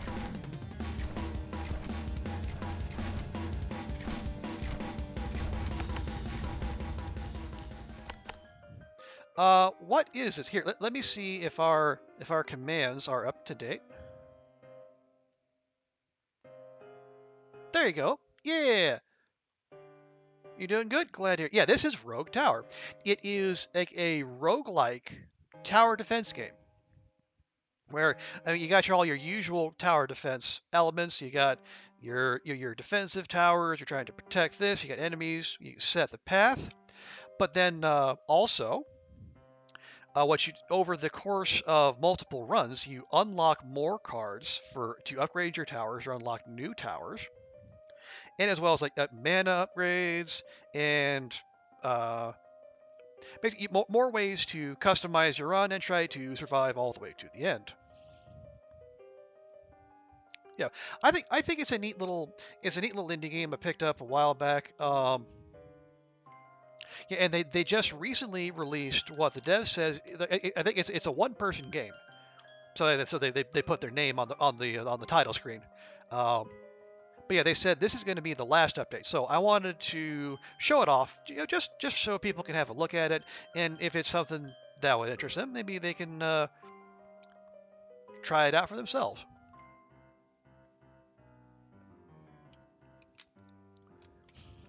Now, unfortunately, according to Steam, I came in with 60 hours in the game, but the one bugaboo is there's no Steam Cloud save for games. Everything is in the Windows registry, so all my XP and all my unlocks are on my other laptop. So we had to start fresh here. But as I said, it's okay because like this is the new player experience, so people will get an idea of what they would be dealing with if they wanted to give Rogue Tower a try.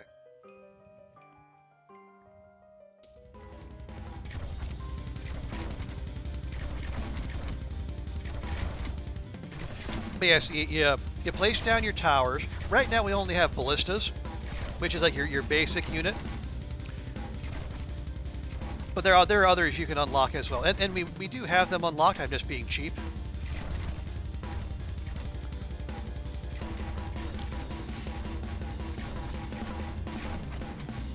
And then they take pops at your enemies over the course of the run.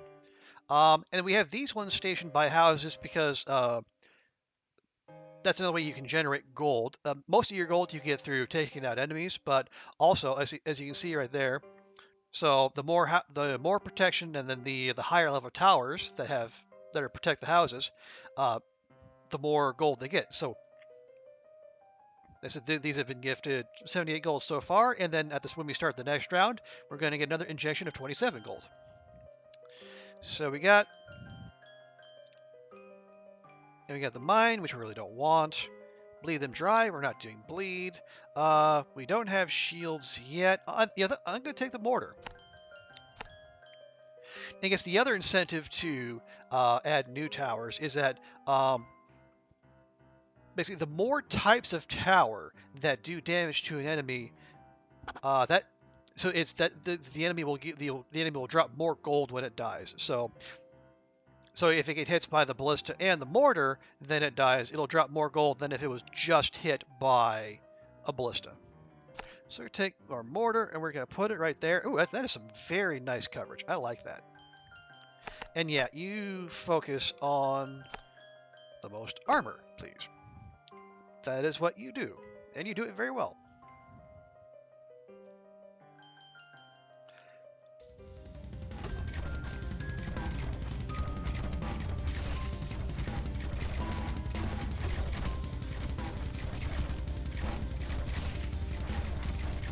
There we go. And yeah, so the green part of the health bar is the actual health, but then the yellow bit is their armor, and you have to strip off the armor before you can do any damage to an enemy's health.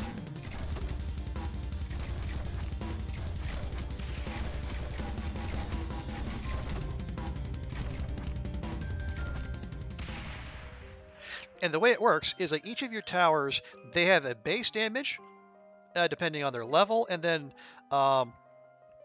they can have multipliers for health, armor, and shield, and then each different kind of tower will have a different distribution. So you can see, like, our ballistas here, they're mostly geared toward health damage, but our mortar here is more for armor. And there are others that focus on shields as well.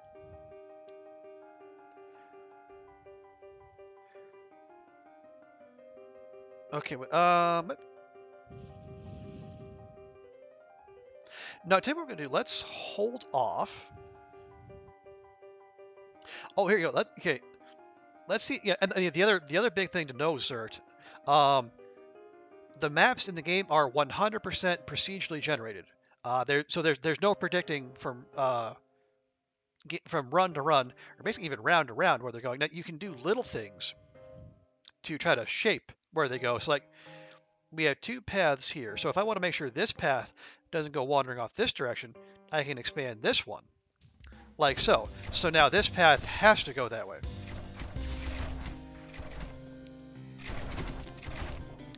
You know, it's not a game-changing kind of thing, but it is very handy at times.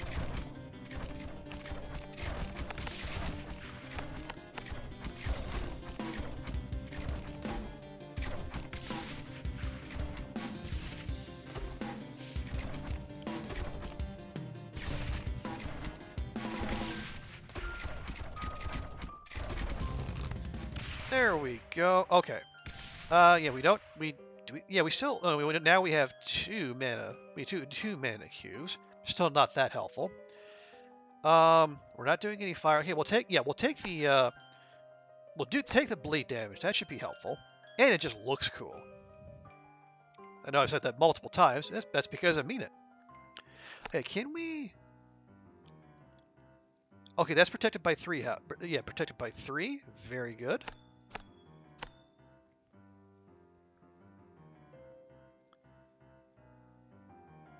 Now, so we got that blocked off. Ideally, we can get this one to turn this way. I don't know how likely that is, but we can try. And nope, it went the other way. Alas.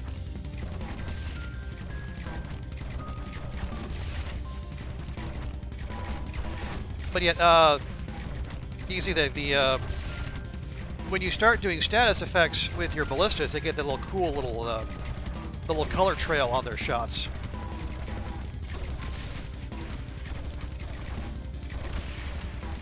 And the bleed, as you would expect, it's damage over time to health.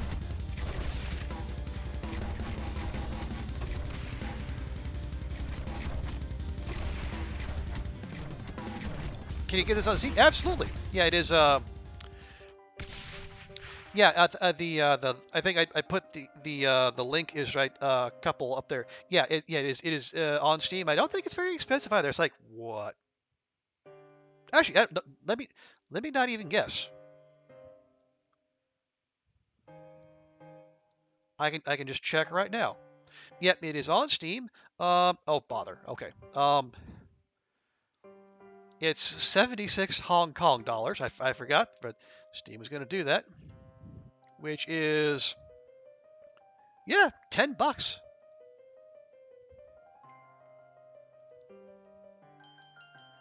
Which actually is that's not bad. There's a lot of replayability in this one with every run being different between the RNG and then the different unlocks. Yeah, $10 is a pretty solid deal for what you get.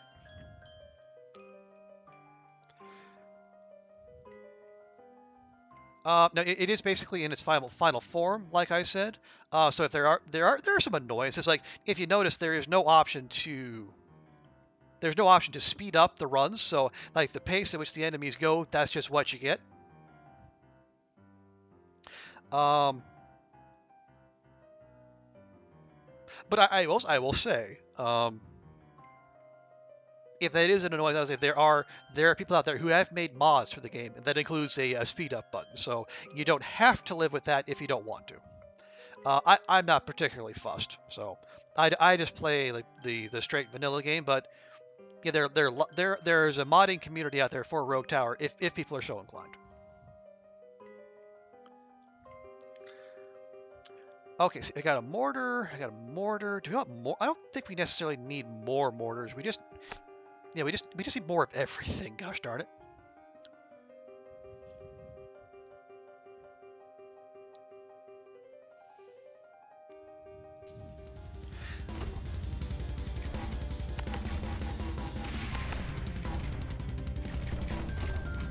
I mean, you just said that too. Yeah. Yeah, and that is one of the things I like about I like about looking out for these indie games. You find these budget bangers out there where you get like a surprising amount of gameplay and good gameplay for not a lot of money.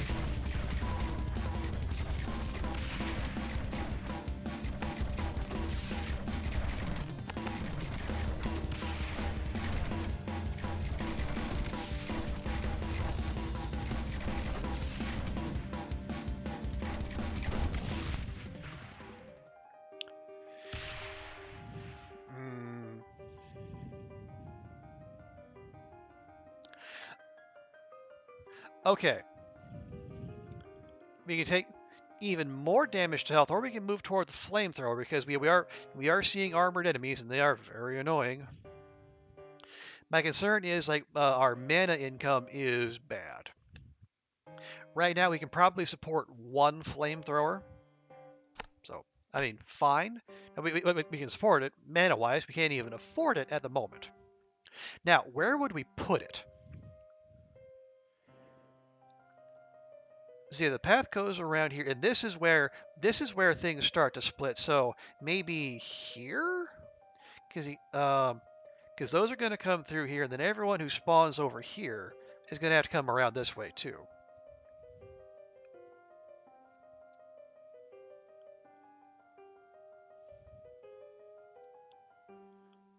Let's see.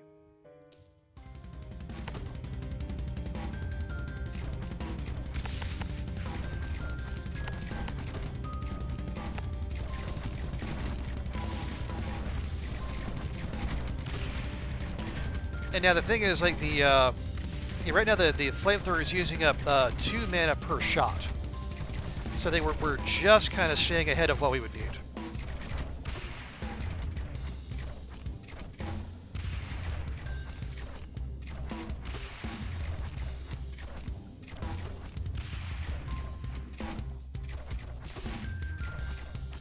The problem is if we end up needing more of those, then the odds are very good we will at some point. We're going to need to find a mana source, and we are slightly bereft of those at the moment.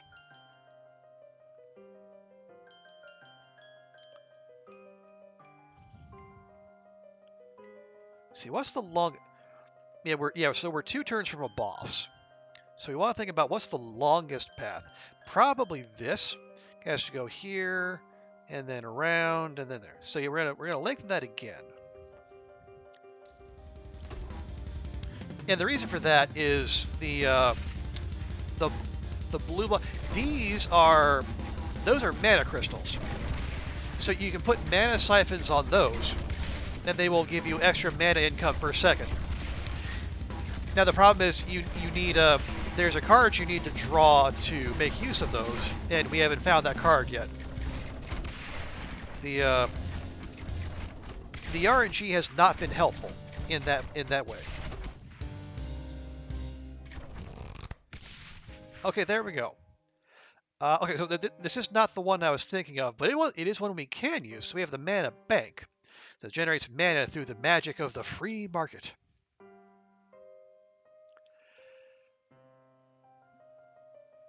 You know what? We have the cash, and we need the firepower. So we're going to do it. It costs 500. Whack that over there.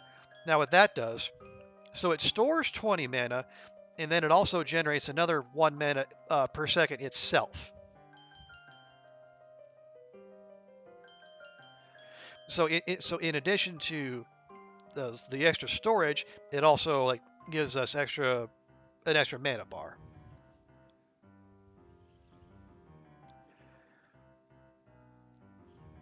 Now what I'd like to do, I want to take this and we're going to drop it here, because it'll cover these coming in and it'll cover these enemies coming in.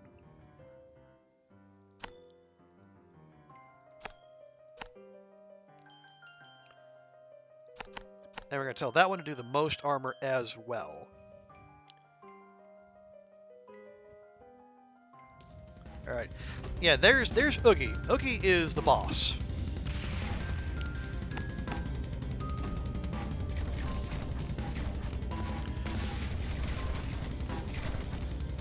And the problem with that is if the boss reaches your tower, you basically lose instantly. It doesn't matter how much HP your tower has.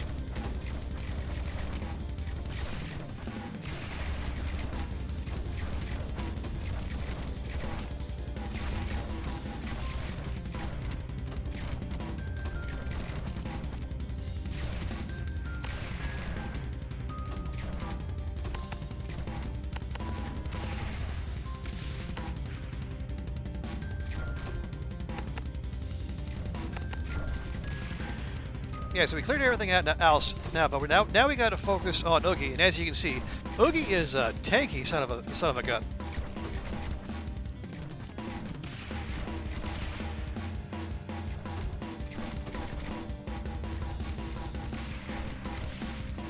There we go. So we had room to spare, but not a whole lot. And the nice thing is, bosses also drop chests, which give you free upgrades. See, we'll take the free armor damage, and that's it. Kind of a low roll there. The boss chest can have up to 3 free upgrades, but yeah, we very much low rolled on that one. But it's fine. It's perfectly fine. Now we have to be concerned because we're gonna have we're gonna have shielded enemies coming through, and we don't do much damage to shields at all, which is bad. So we're going to take a moment here. Yeah, well, I guess we'll focus on our ballistas just because the upgrading the flamethrowers is quite expensive. Same with our mortars, unfortunately.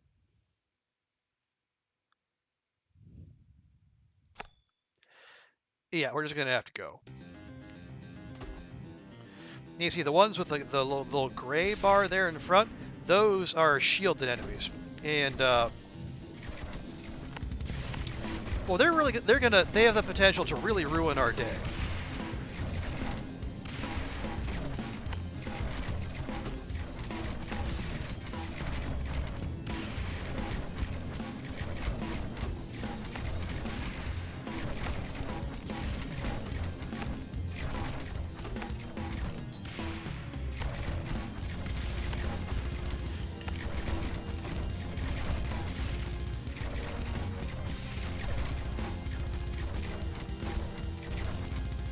Yeah, see, we got a bunch of shielded enemies coming through here, and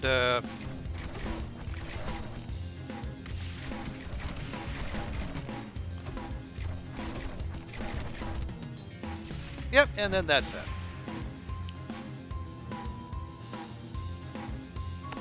We don't have enough money. We don't have enough things unlocked.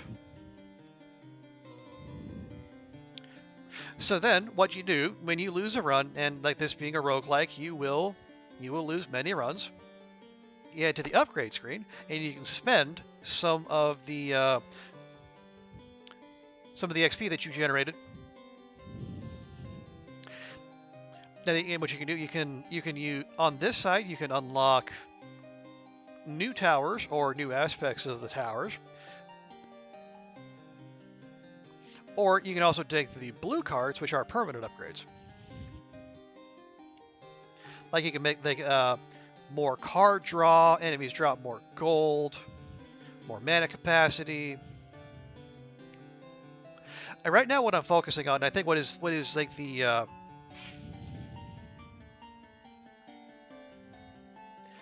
I think the best thing to focus on early on is try to get the draw frequency up as much as possible, because you start off getting upgrades every 3 turns, every 3 rounds. Right now we're getting it every 2 because we got draw frequency 1, and to unlock draw frequency 2, we need to unlock 22 more cards. Now, unfortunately, it's all going to be kind of expensive, but we're just going to seek out the we can seek out cheap stuff, or alternatively, if we, word more gooder, we also unlock, say, the Shredder, which also give us access to, a bunch of cheap upgrades, although it takes 100 XP to just unlock the weapon itself. But the Shredder is really nice because what it does, it takes a saw blade and it just shoots a bouncing saw blade down the entire track, and it does a silly amount of damage to health. Okay, and we just spent all of our XP, but now we only need 15 more cards, and then you start again. Oh yeah, and then also what you can do, you also have the option to do. We've been playing single. Defensively, they have one path to your tower, and you can do double, triple, or even quadruple. Then it has some challenge modes as well.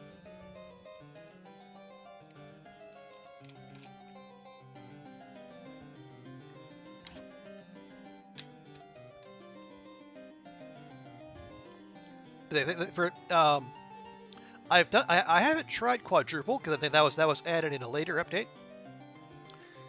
But I've done double and triple. Double is manageable, if you're just starting out, and especially if you're just trying to do more unlocks, because you're going to face twice the enemies, but also going to generate twice the XP. Triple is a lot.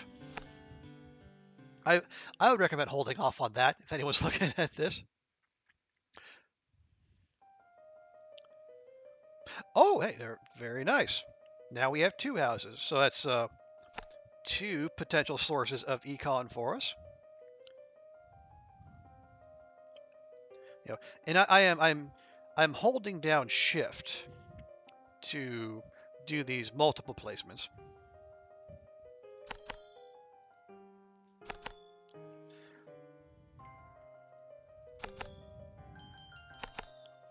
And the ones in the back here, we want them to. One other thing you can do is you can set your tower's target priority.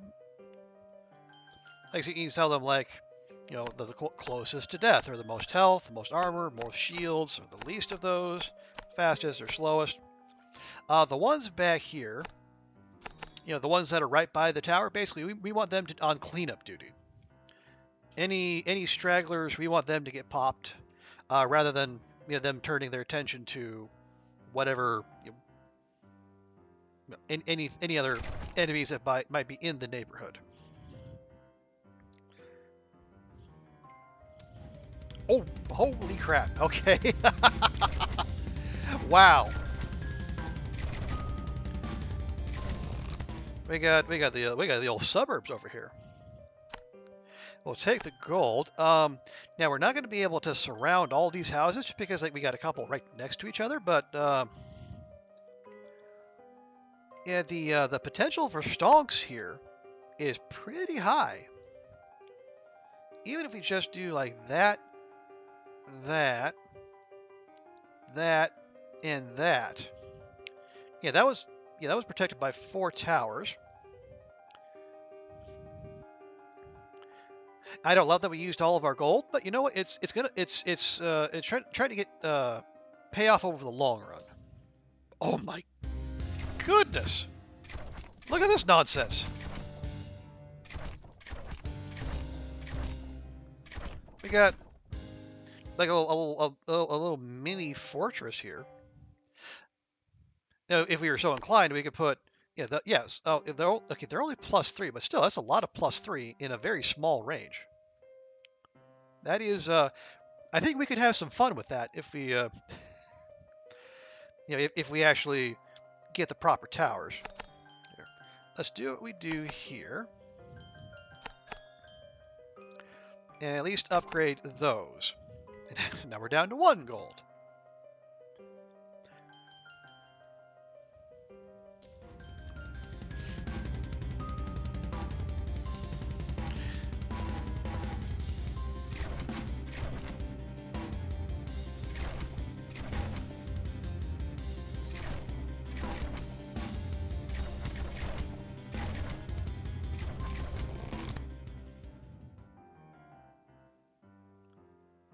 Hi, the hen spot.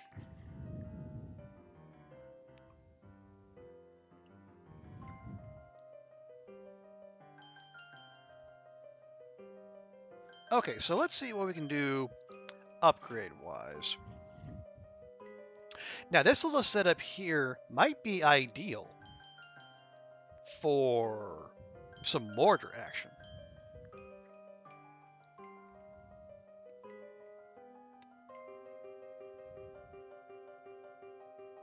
So you know what? Let's do it.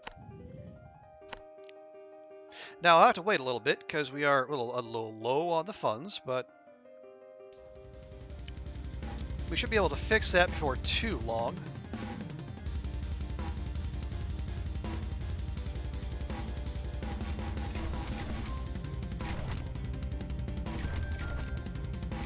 Come on.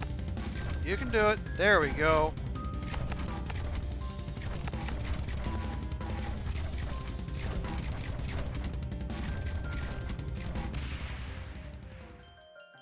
Yeah, look at that range. That's what we like to see.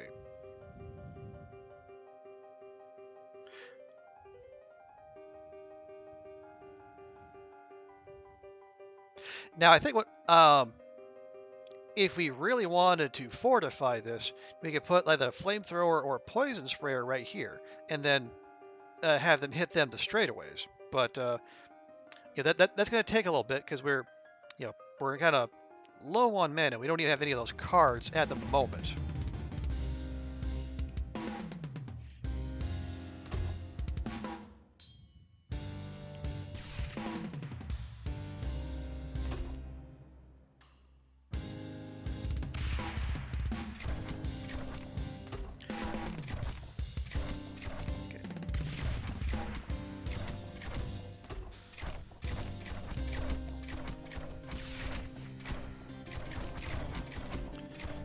There we go, and 1 more. Nice. Okay. Okay, do we unlock the flamethrower this? Honestly, I think we do. we've shown we can support one at least with our base mana. We only have the one mana cube so far, so that will be a bother. But at least we have that in the tank for when the time comes, like right now.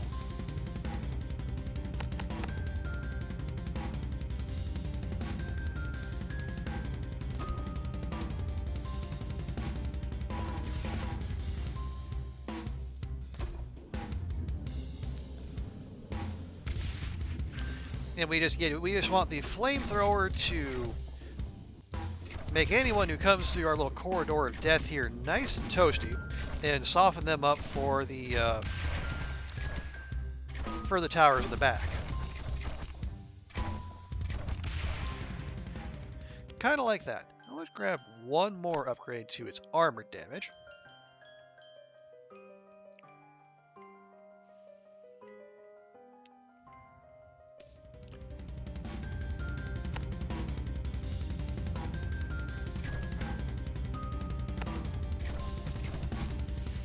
Yeah, let's at least get some damage up here. You know, we can start doing some chip damage, taking out some of the little bitty enemies. And the nice thing is, by putting it there, we can also have it take a pop at it when the enemies come through here.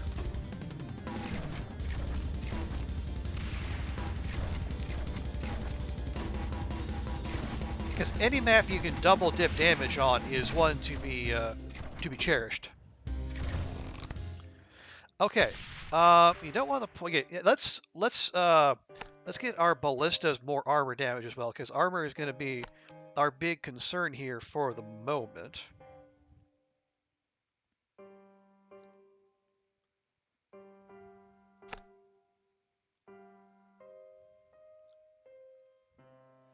Is that okay? No, that one is on. Let's see. If I put that there, is that protected? That is not protected. Okay. Yeah, that's the annoying thing is that for the houses and for the mana cubes, like the ballistas need to be on, or any tower needs to be on the same level to count as being adjacent to it. So we put that there. Now it's protected by one tower.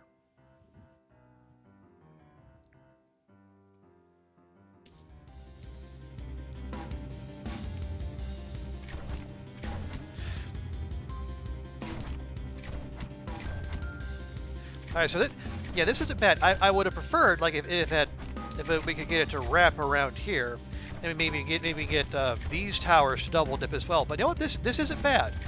So we will at least get 2 cracks at the enemies as they come through.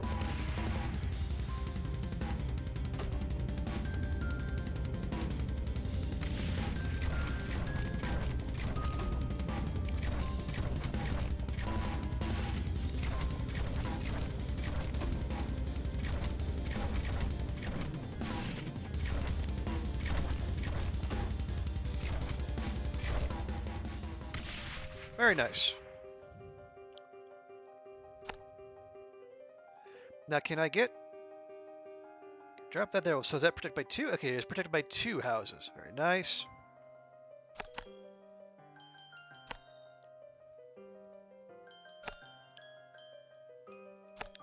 We'll invest in a little more armor damage for our ballistas, because we're just going to be seeing more of that the deeper we get.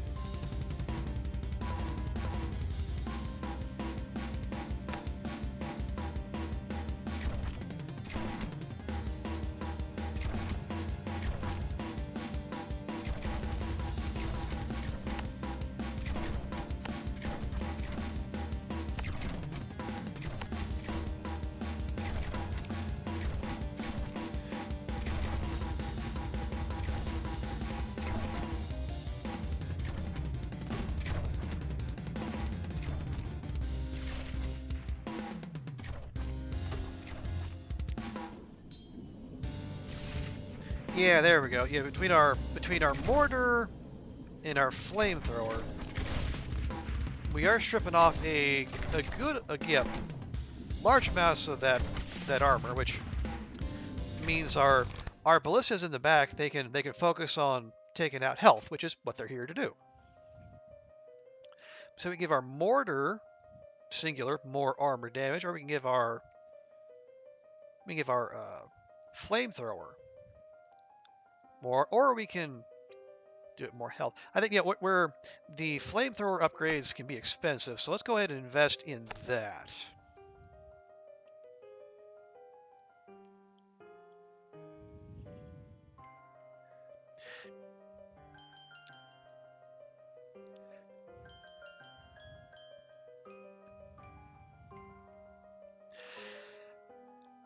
Okay, yeah, I was gonna throw down more.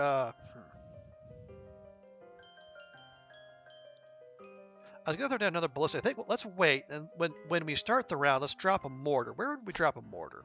Where would be get us the best coverage? Maybe there. Yeah, let's do that.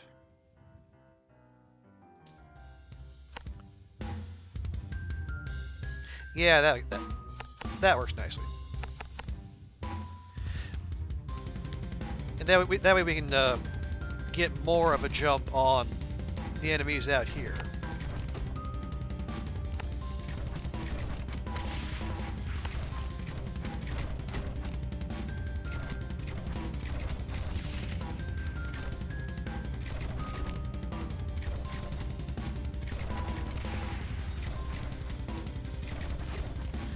And now we're starting to get the personnel carriers that are very heavily armored and have, you know, as you might expect, they have a whole lot of very annoying little enemies hiding within.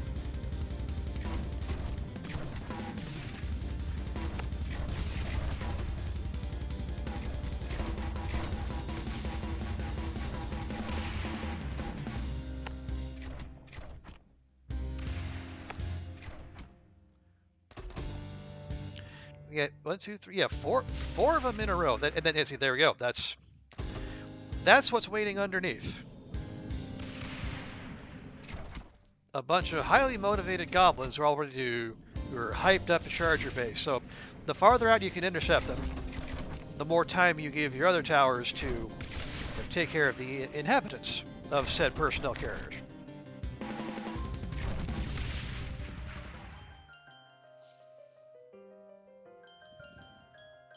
Yeah, and we got a triple split, and so basically every split means it's another source of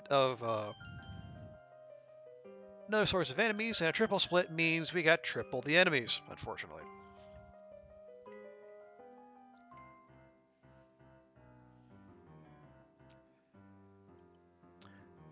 What I'm wondering is,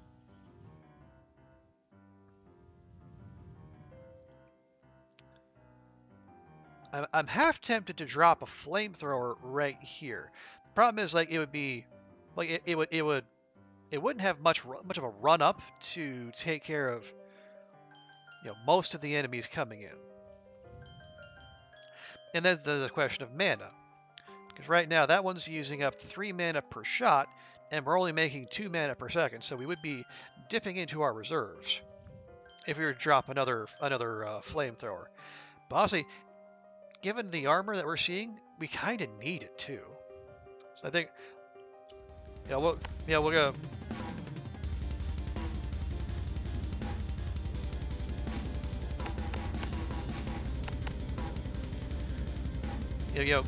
Go big or go home, right? Then I guess we can also justify it by saying by the time enemies get here, this one will have stopped spraying, because there'll be, it only functions if there are enemies in the area.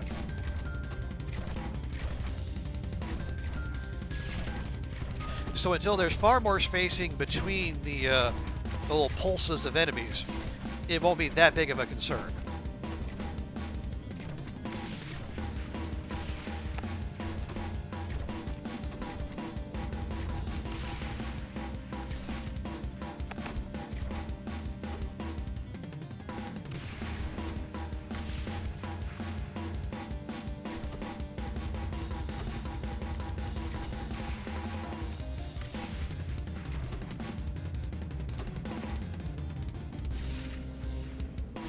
Yeah, there we go. Okay. So we could up our mortars even more, or we can do some future proofing and then make sure we can afford the flamethrowers we have. I think I'm going to do that.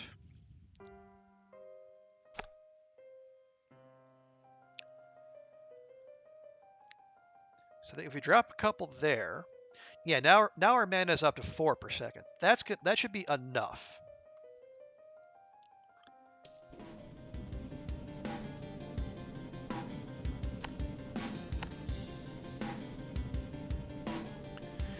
And now this will, yeah, this can with that little extra delay. Now I can focus on this batch of enemies coming through.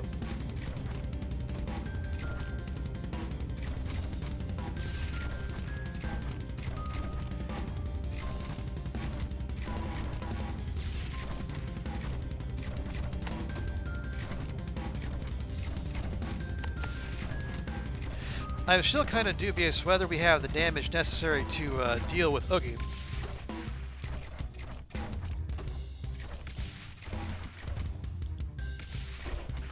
But at the very least, we know we have the armored enemy question pretty well sorted.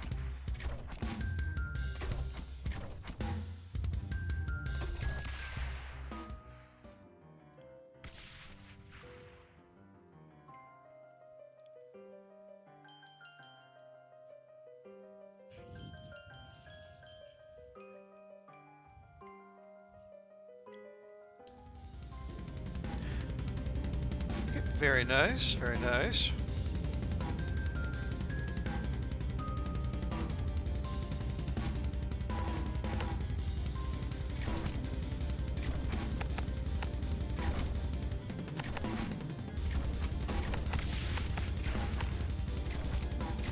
Here, we'll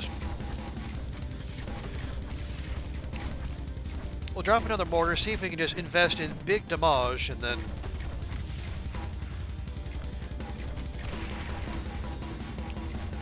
try to take out as many as far from the base as possible. It's that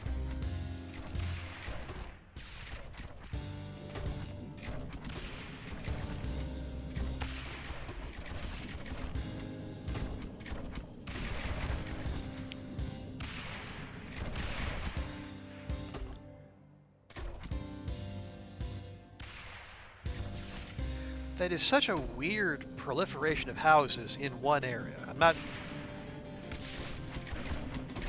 I'm not sure what to think about it. Okay, so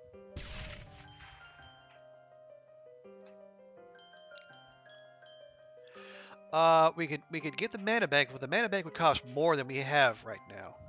And right now our mana generation is okay. Not great, it's okay.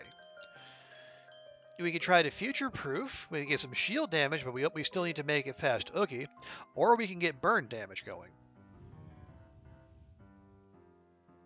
I'm going to take my chances. We're going to get the burn damage. So that way everyone can have drop some dots, or everyone can have a good damage against armor.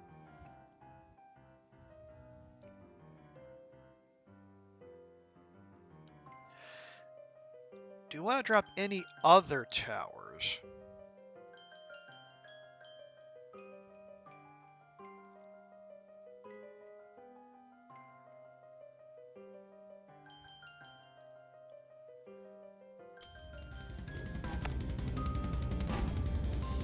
No, wait, not you. You.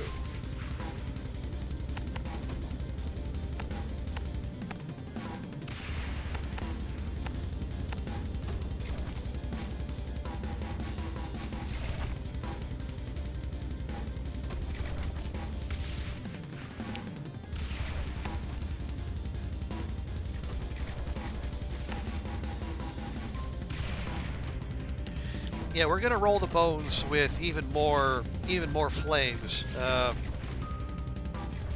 If for no other reason, just so we can get the mobs taken care of earlier, and then we can get our towers focused on Oogie, because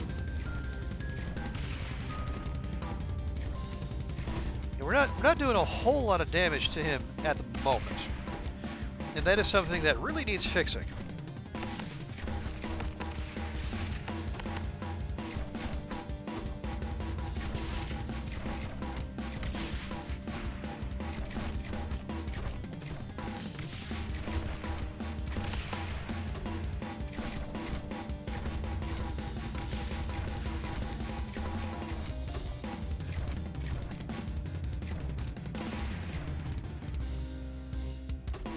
Okay, yeah, I think we're doing all right. We got him down to about like a quarter of his health, and we still have most of our towers to come. It is making me a little nervous.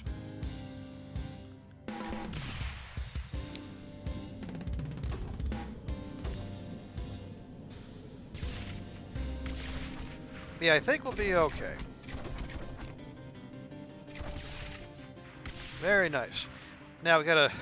Unfortunately, you can't rotate the map. Can I? Can I even get to the? I. There. Good grief! I want my treasure chest, man. Okay. Neither of those are very good. I guess we'll go Golden Forest. Yeah. So chopping it will yield 225 gold and a 15% chance to drop a card. And yeah. So like the longer you leave trees, the more they grow, the more valuable they get.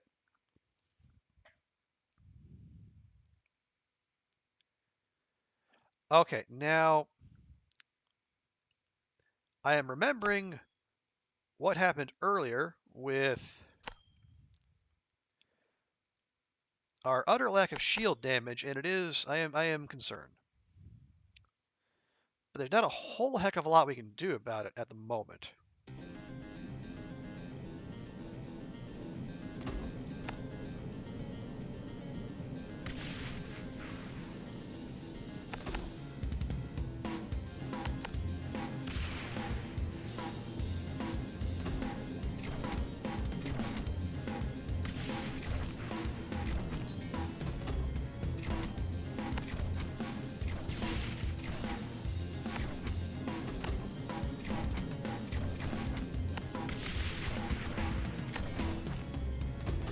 And part of the problem is we haven't faced any shielded enemies up until now, so there hasn't been a chance for our towers to gain XP from hitting shielded enemies.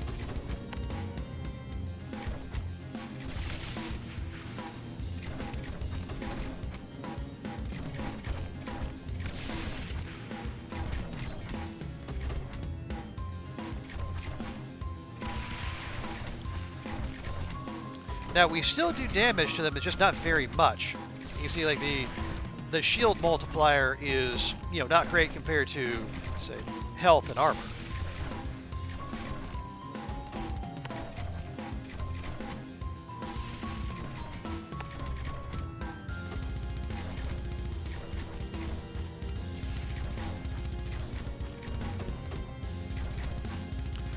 And because we have banditry, each enemy does 2 damage to our tower, and there's 5 enemies left. So if we don't take all of them out, that's game over for us.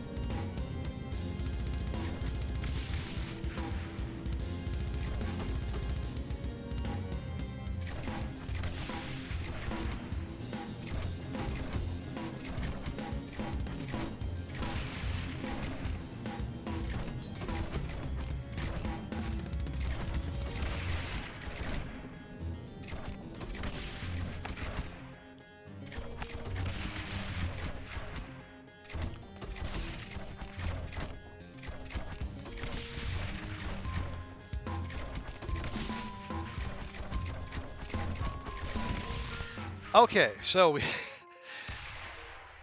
got away with that one. And we did get a good roll here. So there's a couple things we could do. We could bust out the poison sprayer, the thing that is made for taking out shields. Problem is that needs mana as well, and it also adds more cards to the potential upgrade pool, which will make it harder to get everything else we need. Alternatively, we go with the enchanted bolts, and then we just have our ballistas do more. We do more damage to shields. Or we could also do white phosphorus, but yeah, our flamethrowers are not meant to do shield damage.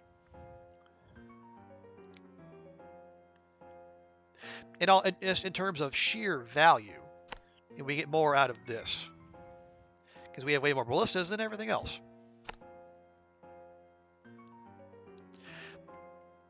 But we do want that poison sprayer at some point. You know, just so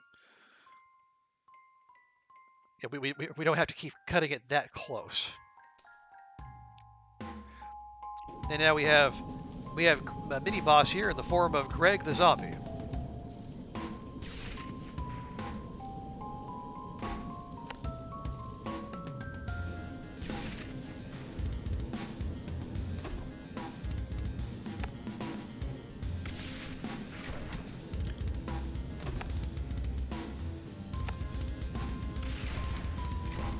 So we'll do upgrades when and where we can.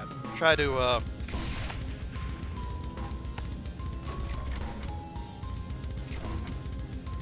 put ourselves in as good a position as possible. But I don't like the look of all that.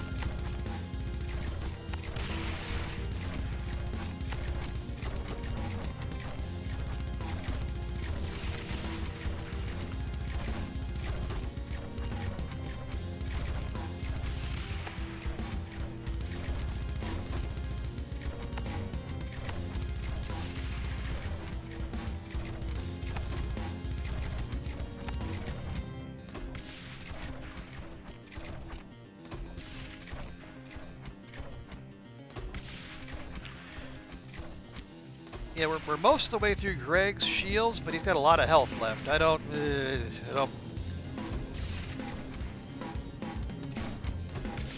I'm not a fan.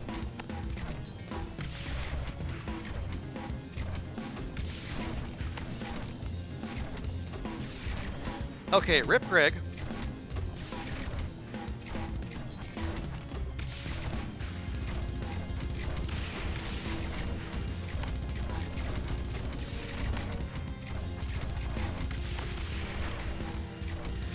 Problem is, we need to do even more heinous damage very quickly, and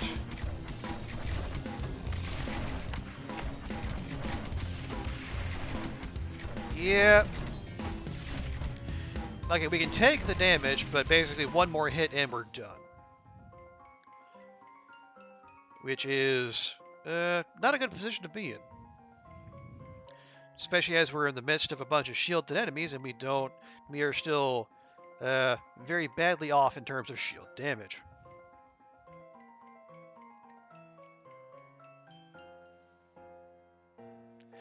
Actually, what are you doing? You're doing most armor, most health. So you have a 9, 9. Real quick, let's flip you to most armor, most shield. Just for funsies. See if that does anything for us whatsoever.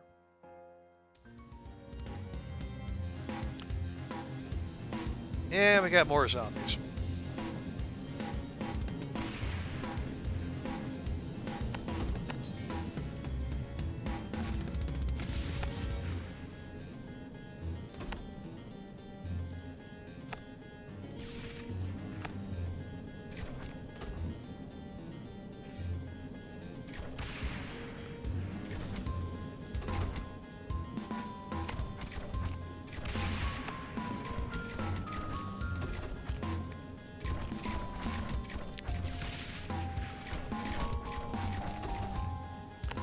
I don't exactly like doing all these piecemeal upgrades.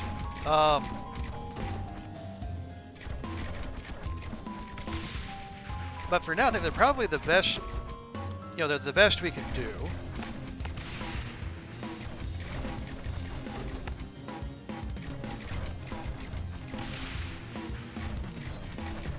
And now, yeah, we're back to more zombies, unfortunately.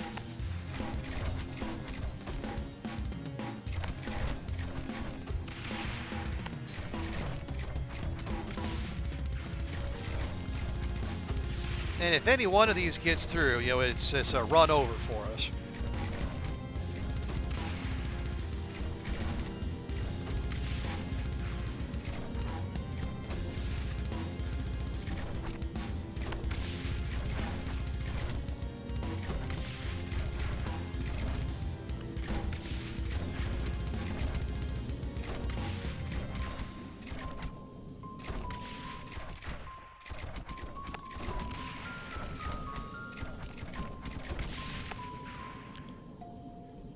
Okay, alright. Oh, we cut a little close there with that one in the front, but I think we might actually, yeah, we can actually ride this one out. Okay.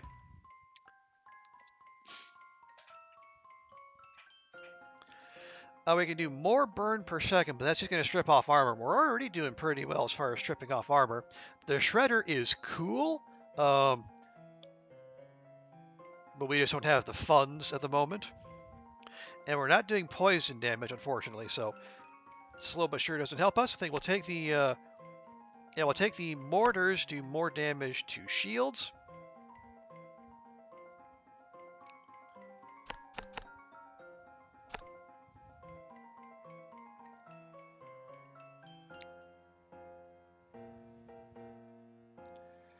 All right, we'll just, yeah, we'll, yeah, oh, and another split. Hooray! Another split with more zombies.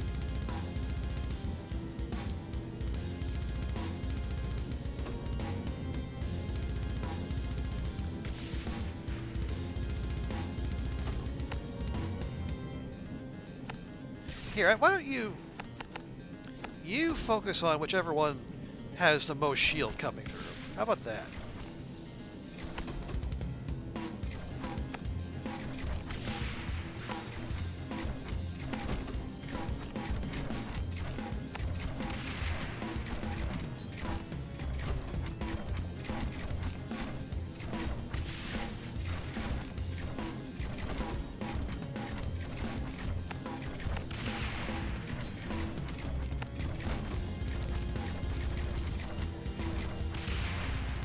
Yeah. There's just a lot more everything in there.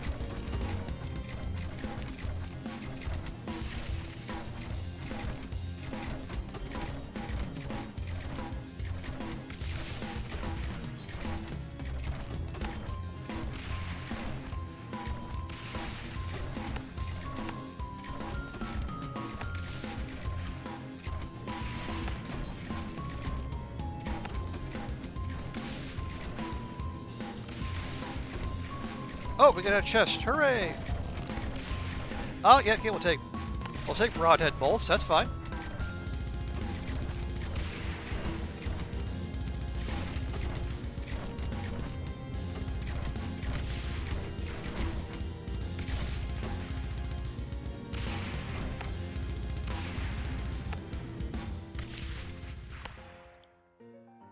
Okay. Managed to white knuckle our way through that one. Yeah, so level, yeah, we got through wave 19, which is the best we've done so far with our fresh start here.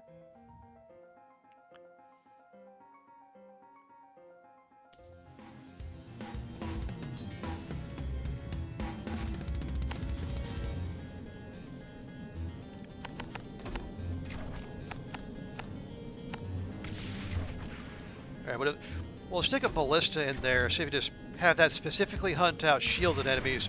Just see if we can do that a little bit better. Try to dump some more damage into them. Here we got a little, yeah, we got little mages, I guess. Unburdened by blood, they say.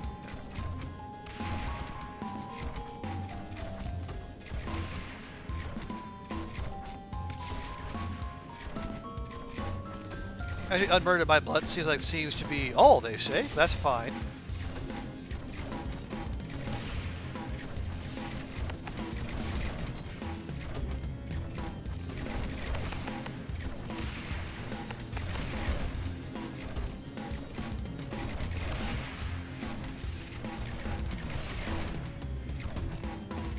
Oh wow, okay, unshielded, unarmored enemies are getting through. Yeah, okay, this is bad.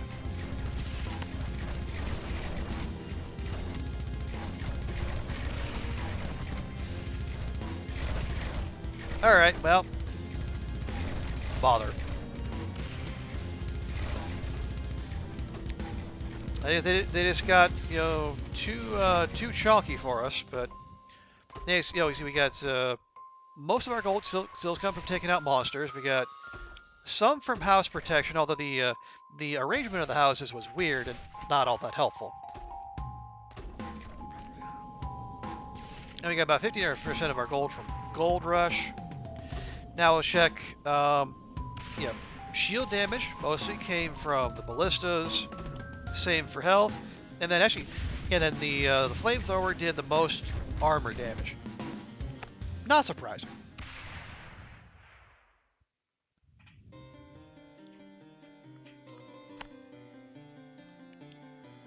Alright, so now we got 247. Is that enough to get us 15 more cards? I don't know.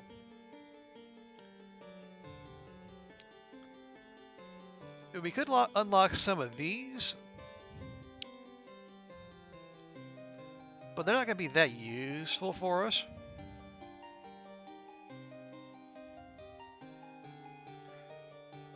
Do we have more Shredder upgrade? We do.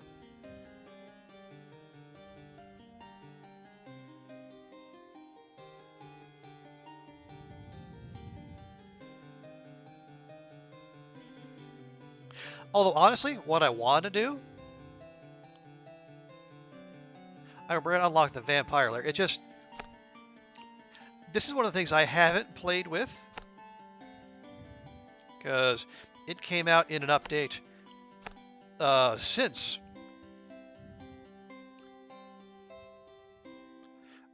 basically since I stopped playing this regularly.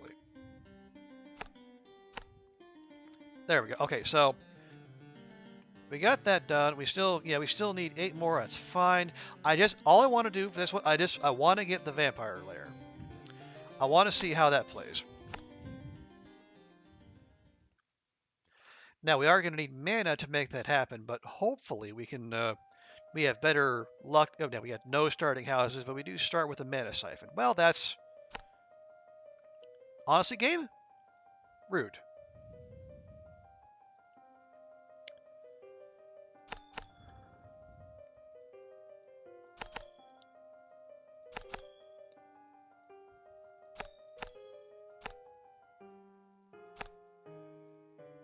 Okay, there's our house. I figured we'd get one eventually.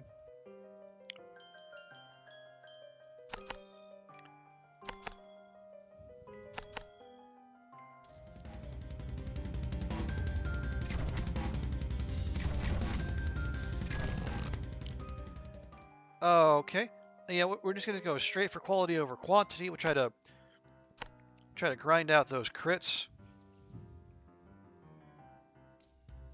Oh, good grief. Another suburb.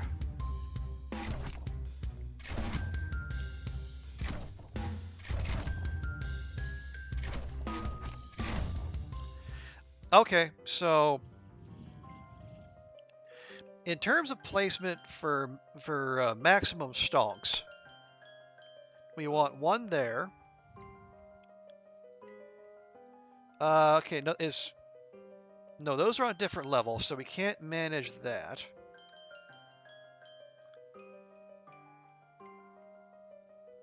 Are those? Yeah, that's on one. That's up one, and that's on ground level. Okay.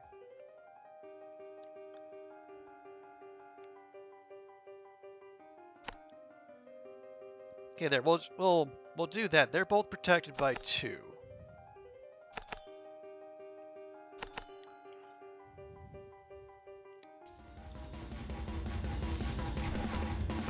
Right? Yeah. Protected by 2, protected by 2.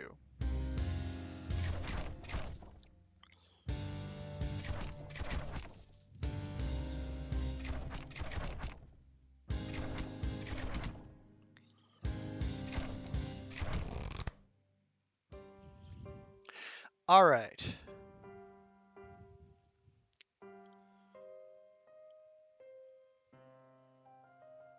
And I'm going to take sorcery. And we'll see if we can get that mana built up quicker, and we can drop one of those vampire layers out there and see what sort of shenanigans we can get up to.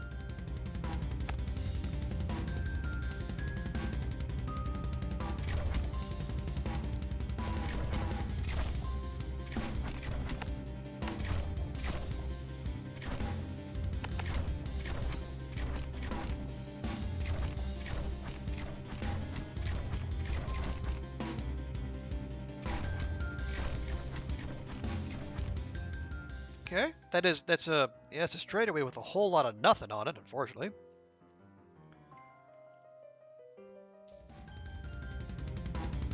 All right, we got another mana cube at least. That's something.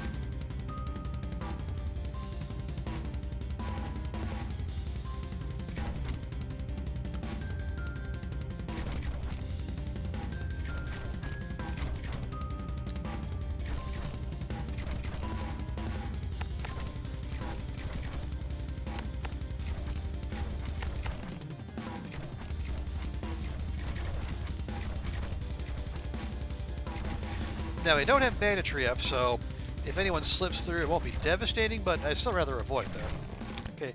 Hey, here we go. Oh, okay. Ooh, this is tough.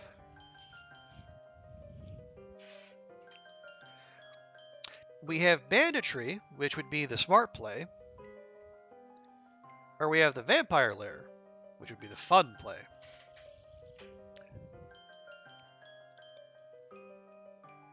Naturally, we're going to do the fun play. Oh, and it takes 750 gold. Okay. Well,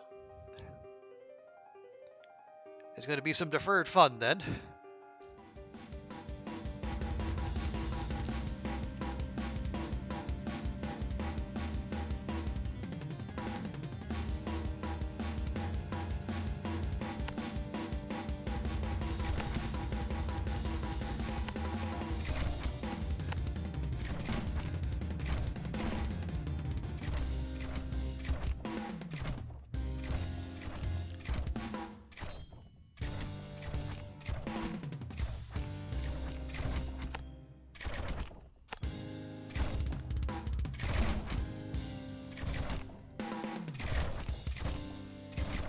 We had two enemies make it all the way through there without taking a single point of damage. That is not good.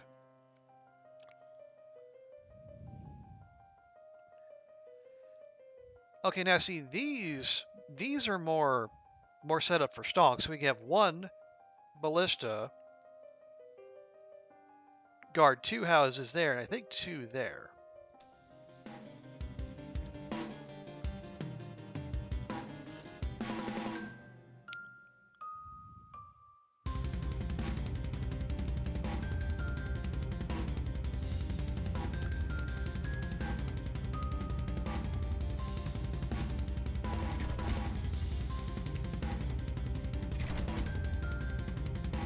Right.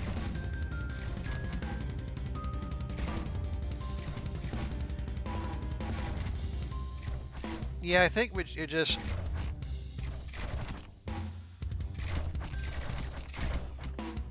Yeah, so in retrospect, you know, banditry would have been the play there, so we get more towers down, if nothing else.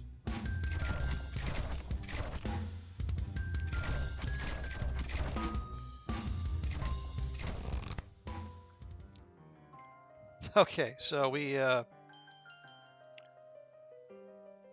that we only got only let one of them through is actually pretty respectable.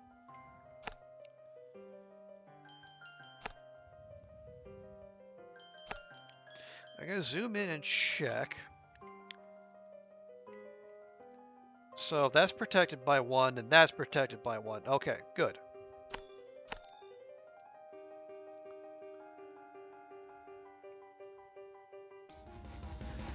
Now we've got one of these little fortress setups again.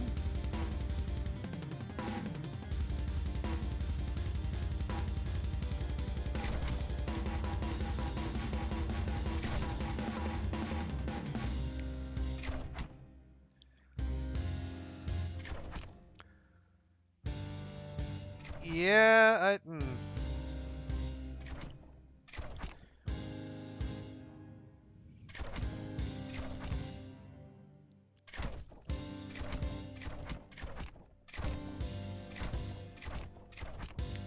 well, the extra damage is okay, but we could. I think we just need more of everything. This is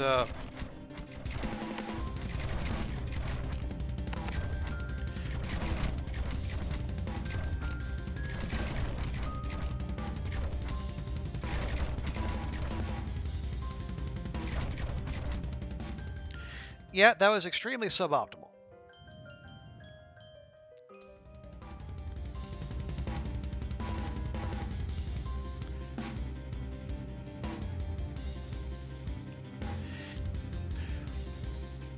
And yeah, as this is yes the if I'm looking at the game as a whole, I will say like I say the enemy variety, of which we've only seen like a third really, because we've only been through up to about level 20, and there's 45 in total.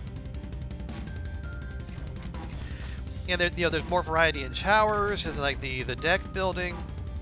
Yeah, there's lots of replayability there. The runs are very customizable. I will say like the lack of the ability to speed up is definitely a valid criticism.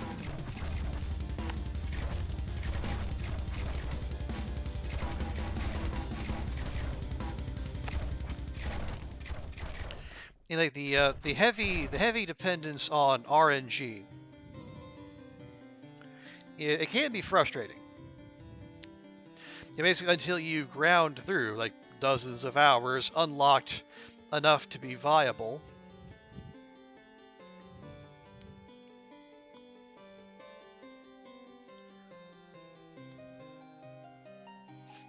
And just and I also like the lack of the speed up button is not a mistake. It was not an oversight, but the devs has come out and said, he doesn't believe it's good game design. Like you don't get invested in a run if you're not sitting there through the entire thing playing at 1x speed. Now, I mean he's free to have that opinion. How valid it is, I don't know.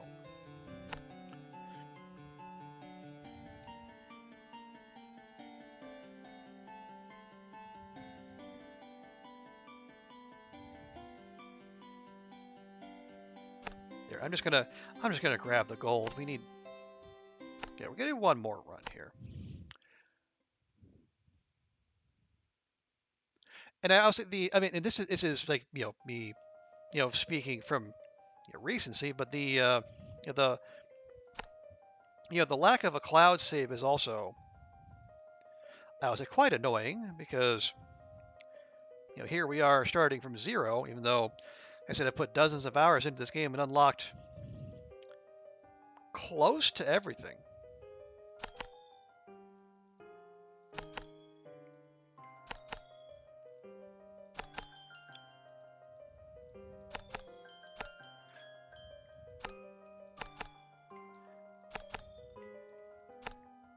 Now, I'm sure the dev has his reasons for using putting the save in the registry rather than just wherever else it would go. It would show up in the Steam cloud. But if for some chance like you get a new machine and you enjoy your rogue tower and you want to play, you want to start over basically. You're kind of hosed. What are the line of sight? I don't think they're a line of sight. These ballistas on ground level, they can shoot. If the main limitation for your defensive towers is their range. Yeah, so anything within that circle, they can hit, even if it's like behind a hill, let's say. It's not the best for immersion, but in terms of getting the most out of your towers, it is helpful.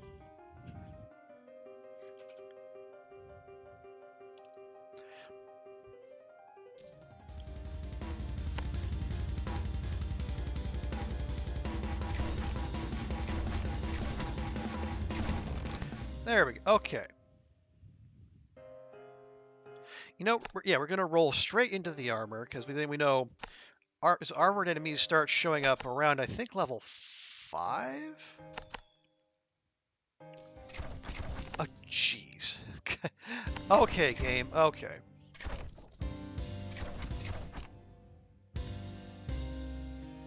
I guess part of the reality of the game being procedurally generated, sometimes stuff like this will happen. Like you have a house up on a hill that is completely inaccessible, so we can't defend it and make ourselves the money. But we can, say, drop one there. Yeah, so that's protected, and that is protected.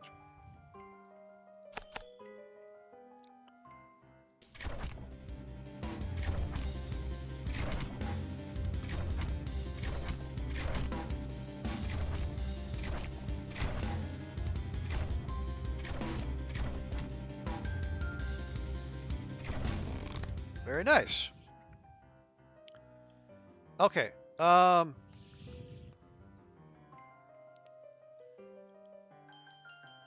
So do we want to go straight for the flame tower? You know what? Yes. The flame towers have carried us on our best runs so far. Can't use it right now, but we can at least have it available.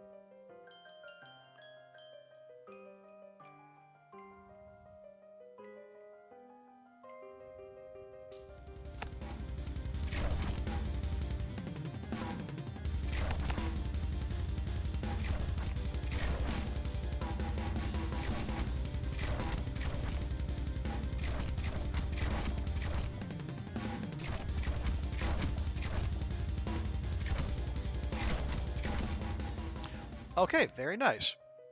None of them actually managed to make it to the final straight. That is encouraging. Money's still a little low, but that's to be expected.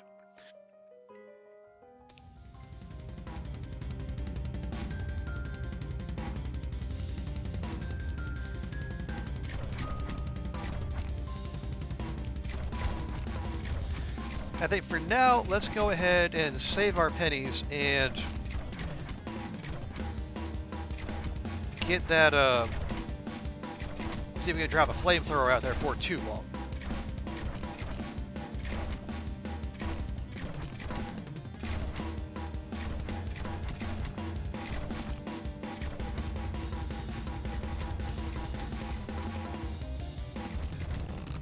Very nice.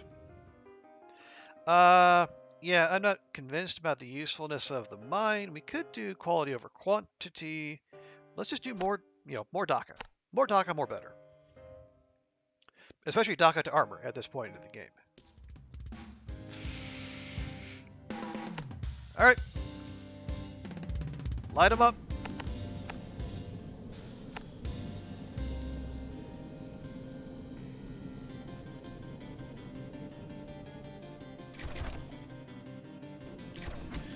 We are going to want to, we are going to need more mana at some point. We only have 2 mana cubes available to us at the moment.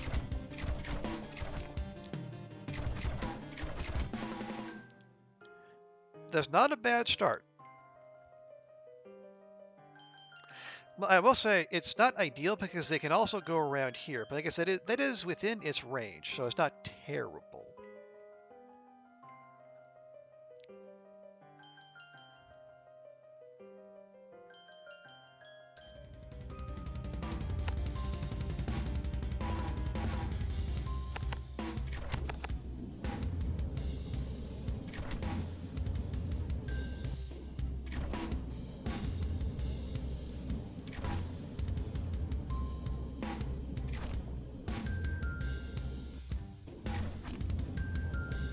Yeah, mana is holding steady, so it's using 2 per shot, we make 2 per second.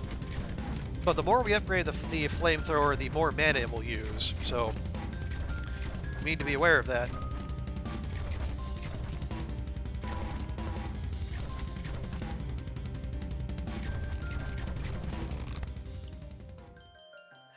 Okay. We have learned our lesson. But as cool as the vampire lair is, it's also super duper expensive, so nothing we need to get right now.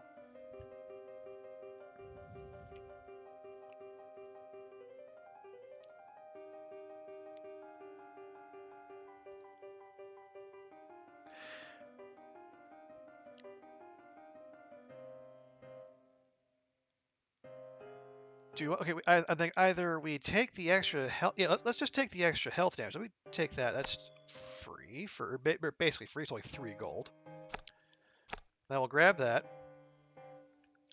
Yeah, so now our flamethrower is doing a respectable amount of damage to health. And there's the split that we knew was coming eventually.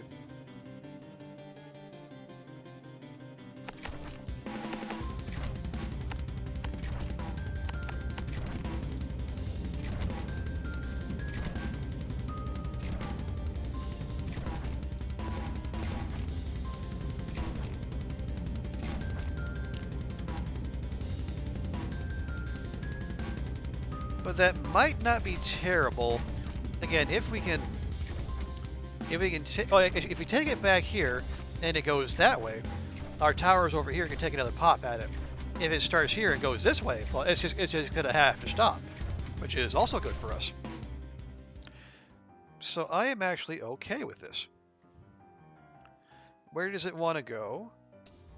Okay, yeah, I kind of figured that would be the case.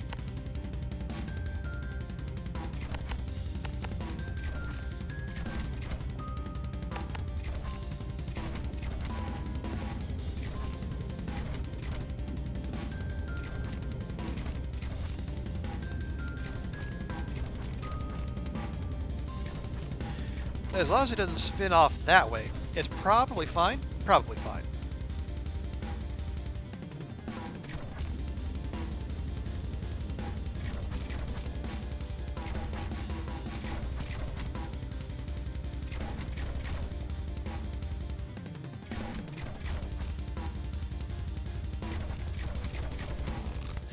Nice. Okay.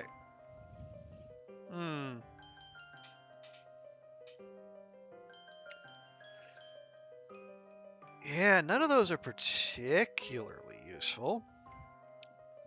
Flamethrowers don't do butts to shields.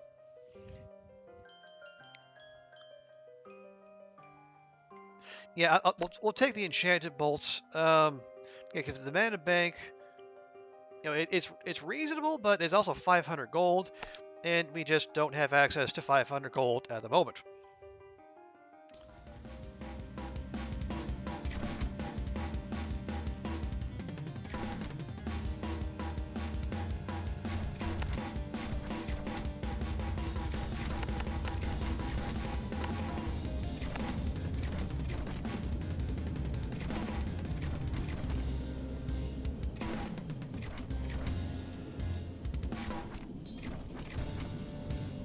Yeah, no sense messing about. It's got a good. We got a bit of a straightaway there. We have a definite straightaway there. So that little patch is set up well for sprayer of some sort. We might as well use the one we have access to. Now, unfortunately,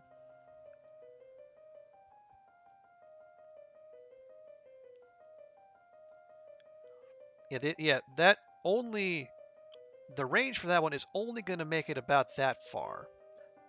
But we could maybe put some towers here, and then they could cover this initial bit, and also they'll have the range to do some last-ditch tower defense.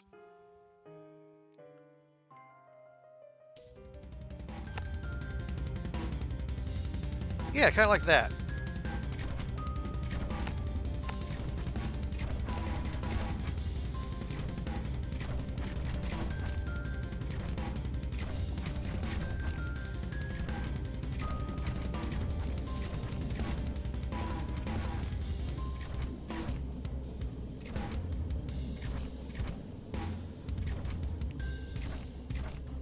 Yeah, because we're starting to see the personnel carriers already, which I guess it's about that time in the game where we should expect such things, but it's okay so far.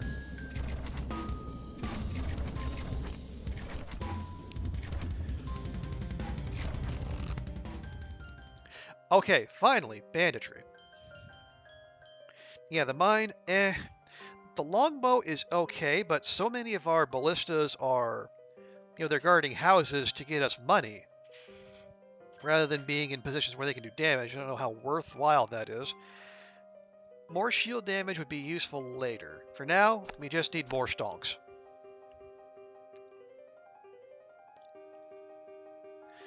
Yeah, our mana is taking a hit here. So we really can't afford more.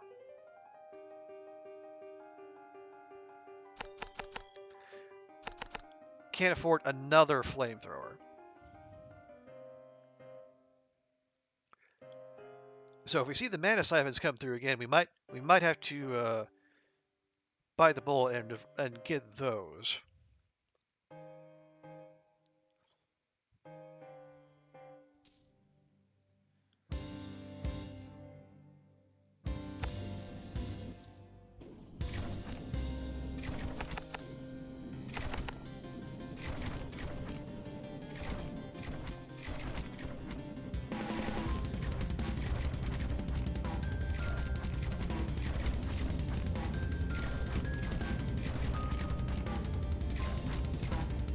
Yeah, we're.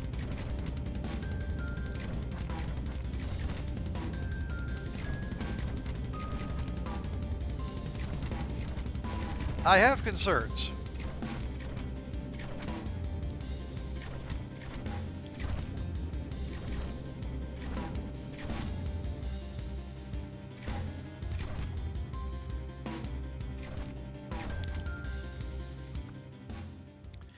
Yeah, we're.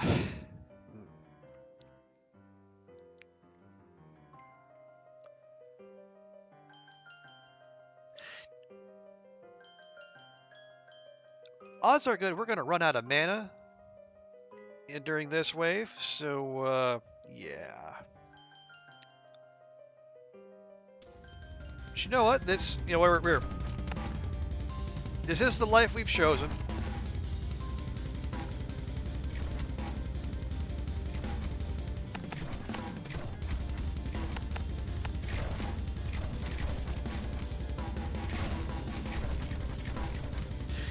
I think we just try to do as much damage ahead of time as possible so we can spare our flamethrowers the workload.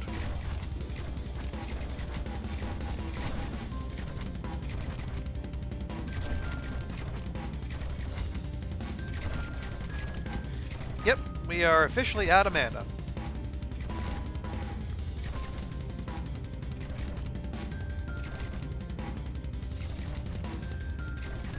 So if we don't get something that works with our mana in these next couple cards, we are officially toast. And none of those give us mana.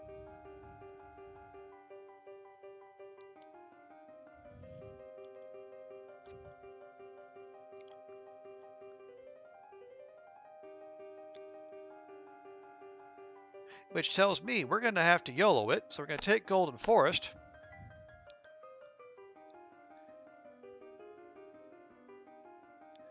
And what we're going to have to do is do a bit of deforestation and then hope for some good rolls. And regardless, we're going to have to use the funds generated to put down more ballistas, because we're not going to have our flamethrowers to do the heavy lifting.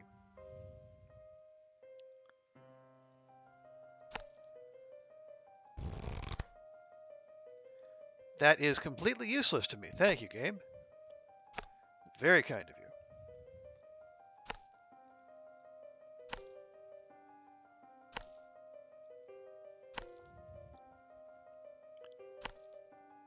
One whole upgrade. Thanks. Okay, so we know what we have to do.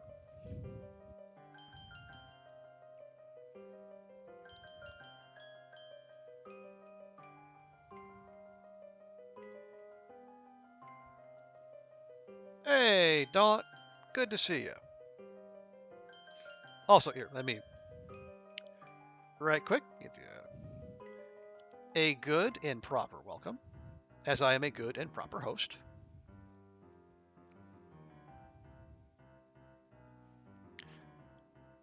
But welcome in, Daunt. Appreciate you swinging by. How's your Friday going? Are you kicking off the weekend? we're just playing some Rogue Tower here, trying to, I say trying to not die. We're going to die. We have burned through all of our mana. We have one too many flamethrowers, unfortunately.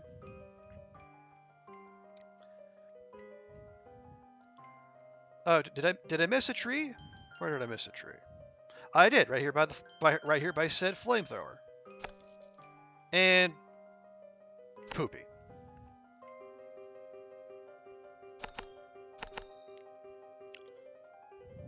But thank you, Zert. I appreciate that. Not bad. You meant to be doing housework, but you get a nap instead. I think that is an excellent use of your time, Dawn. I strongly approve. Yeah, we're here just playing some Rogue Tower. Rogue Tower came out with its final update, I think a couple days ago. So we're taking it out for a spin. Unfortunately, kind of lost all of our progress because the dev wanted to put the saves in the Windows registry rather than the Steam cloud. So we're having to start from scratch, and it's a little painful.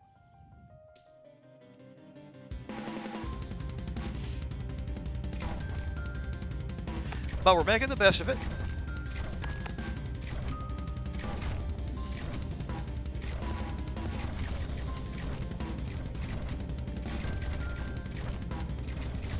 Yeah, it's okay. I mean, I kind of understand, Don, because it's a one-person operation.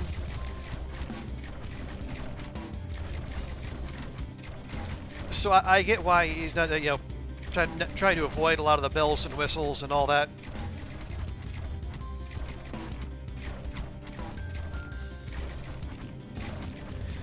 But at the same time, if not being able to carry saves over between devices is, well, it's not great.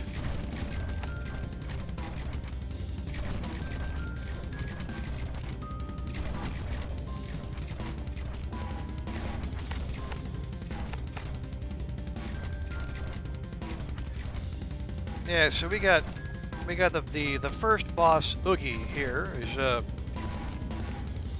We got him down to half health. We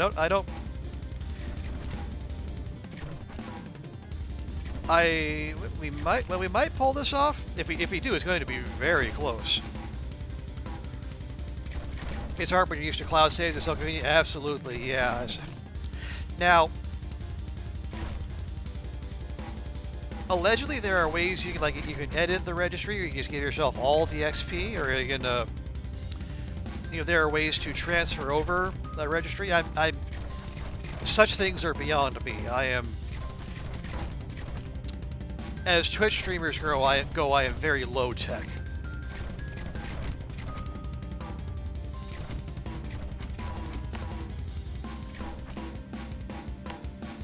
All right, come on, team. Oogie's almost dead. There we go. Yeah, and the danger there is if the boss reaches your tower, it's an instant insta loss, no matter how much HP you have. So let's see. Mana upgrades? No mana upgrades. How dare you? However, we do have the Shredder, and the Shredders don't use mana. And we don't have any trees left, so rip that. Ooh, a double. Nice. Yeah, we'll take the extra damage to armor.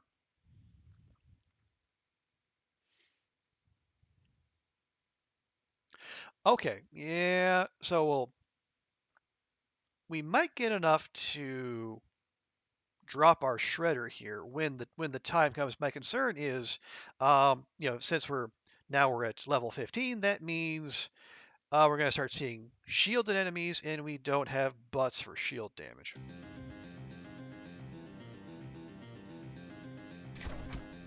But if we're going to go out, we're going to go out using the latest tech.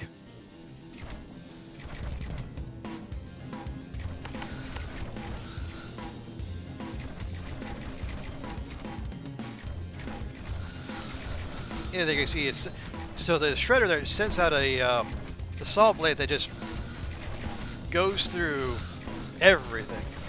It is a delight to see. not the nicest of noises, but still, its effectiveness cannot be questioned.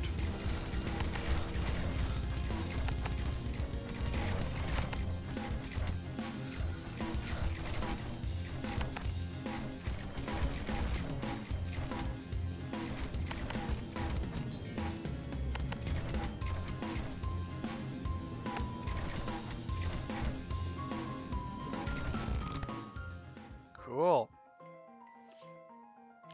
Okay, yeah, we're not really in need of burn damage. Armor we're okay against. We could get crit chance with quality over quantity. The vampire lair costs 750 gold, which we don't have and are not going to get at any point anytime soon. Honestly, the mana bank might be the best choice, but even that's expensive. Yeah, it takes 500, and we do not have anything near 500.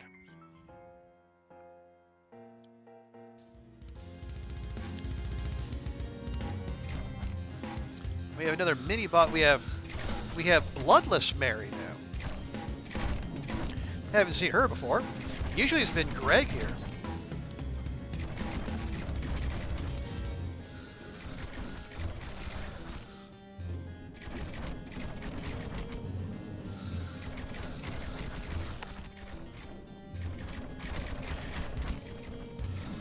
As we got a mana bank down, and the mana bank gives us an extra mana per second. And it ups our mana storage, so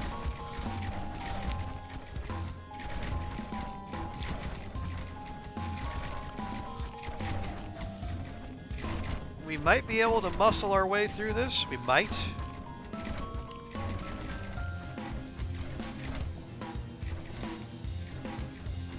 We're just going to drop another one of those right there. Okay, yes, our mana is recovering now, so now we don't want to go dropping any new flamethrowers down there, but we're alive, and then we can have both of them going at the same time, which is what we want.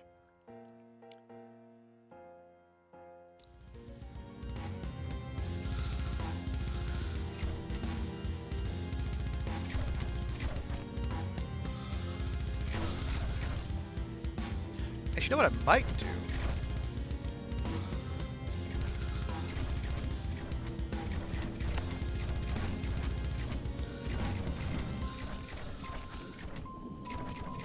Yeah, we'll just have some more shredder action.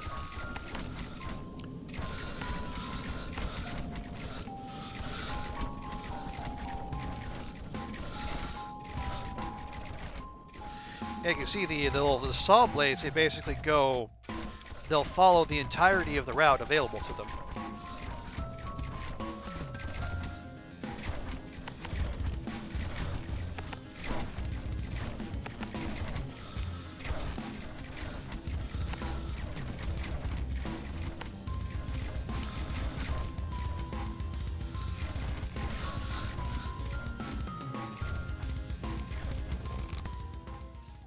Yeah, we just got away with that. We had a couple of the zombies get right up to it, but we got away with it. So we could buff our mana banks even more. I don't know that we need to do that.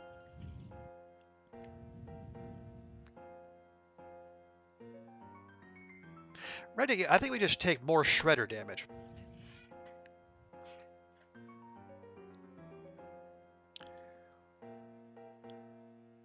Actually, the more spacing we can get between the wave of enemies that comes out here and the one that comes out here, the better. It gives our towers, and more importantly our mana, time to recover. Another mini boss? We have something called Colossus. We're just making all kinds of new friends here.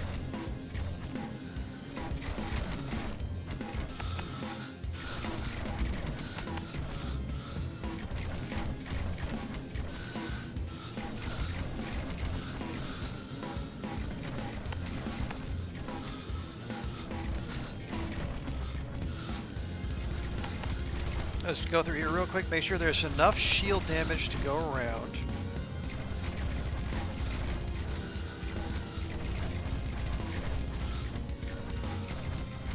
Lovely. What's he got for us? I guess I'll take that.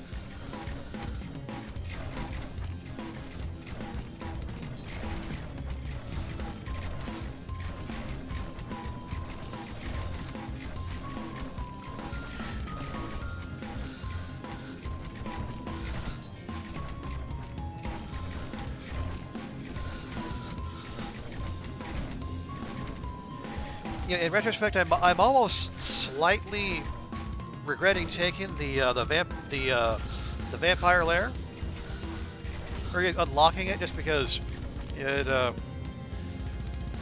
one more potential thing to come up and then clog our upgrade pool. But I mean, now we can afford it financially. We just can't exactly afford it mana wise.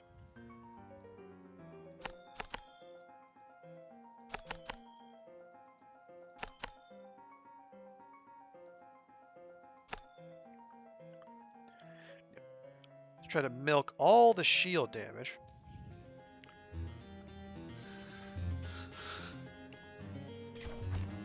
I see. Oh, we did get another tree, so that's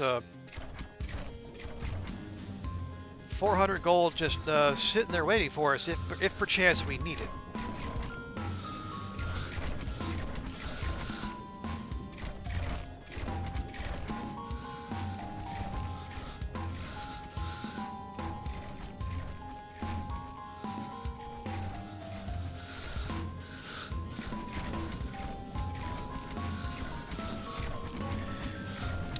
Okay, so with both flamethrowers firing, we're still not great because they both use. Well, that uses 3 and 4 per shot. Okay, we actually, you know what? I'm going to proactively drop another mana bank there.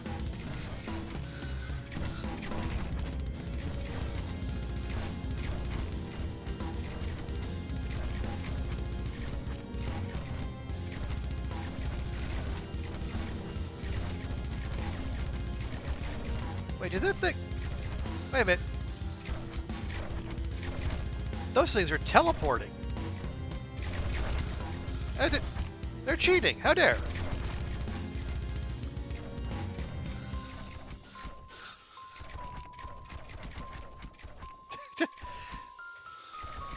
Man, teleporting enemies. How rude.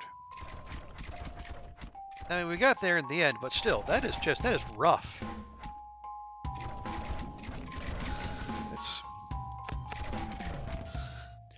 Let's go ahead. We'll tend to everyone's shield damage. Just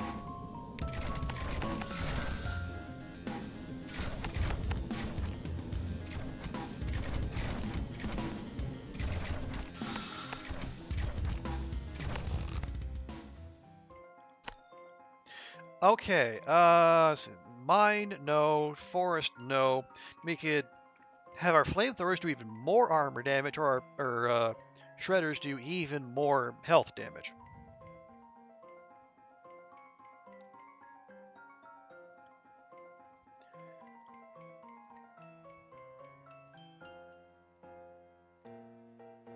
They'll both be similarly expensive. You know what? I'm gonna take. Let's buff the flamethrowers, and then yeah, we are completely out of gold. Hooray!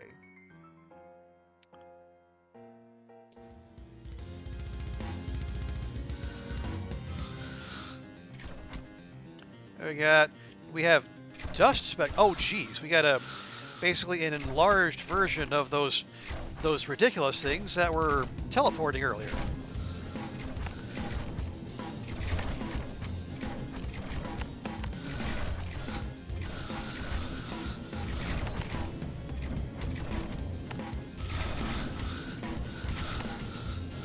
Very rude of them, if you ask me.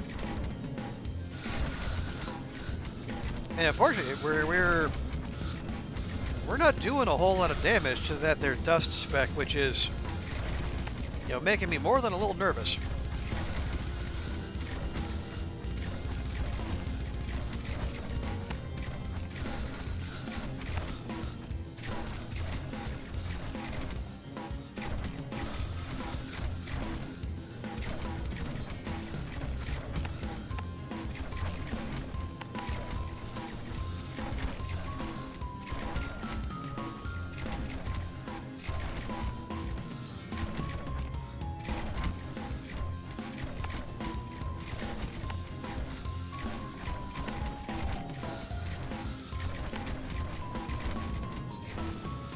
Oh, good grief. Yeah.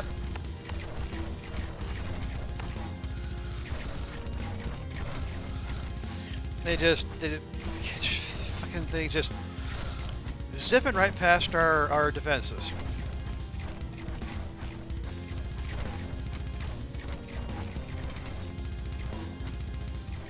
And most rude of all, it didn't even drop a chest.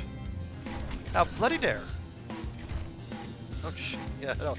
I don't know how we got away with that, with a mini boss and 3 other enemies just zipping past our defenses, but we did. We cling on, and not in the rigid forehead way.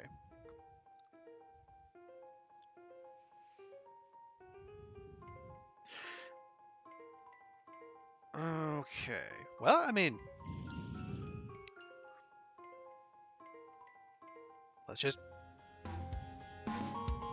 it's worked out well for us so far, we might as well stick with it. Fortunately, it doesn't look like there's a mini-boss this time, so that's some blessed relief.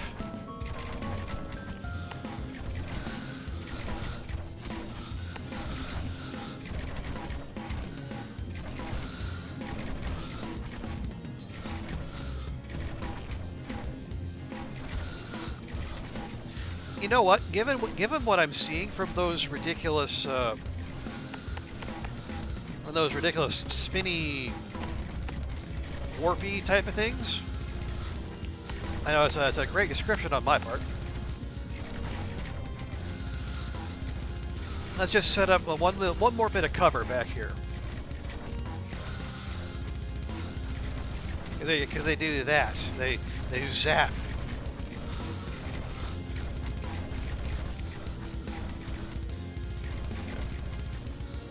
Oh yeah, Daunt, if you have not already settled down to nap, and if you have, feel free to ignore me, but is Subnautica on tap for this weekend? I mean, I would look forward to watching you play more of that. Where are we at? Okay, oh, we still got one of these. Okay, well, that'll be a little bit.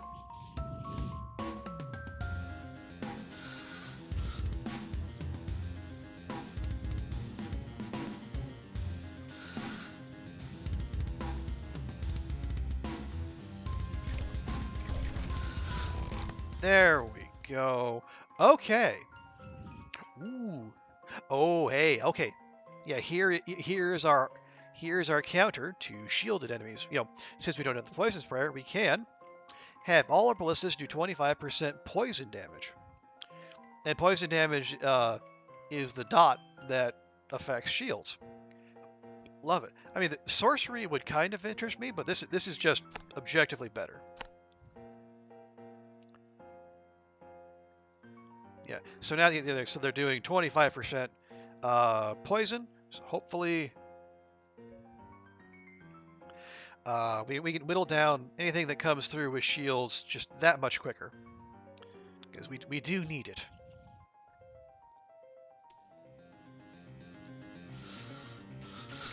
Oh yeah, what do we have here? We have definitely not an orc. Okay, okay. I'll take your word for it, game. I don't know what it is, but it's definitely not an orc.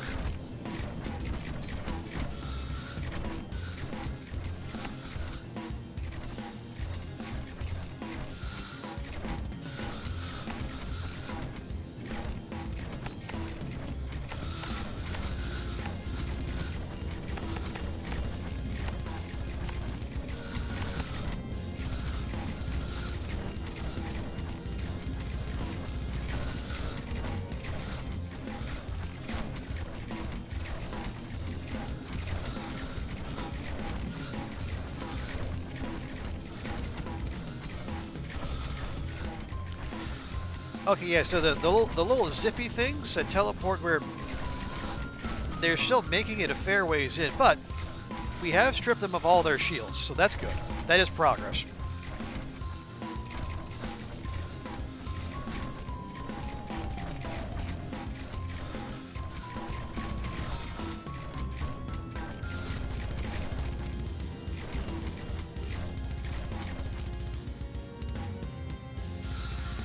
And now we got these guys bringing up the rear, which is perfectly fine. We give everyone a chance to rest and recuperate. Any more trees? We did not get any more trees.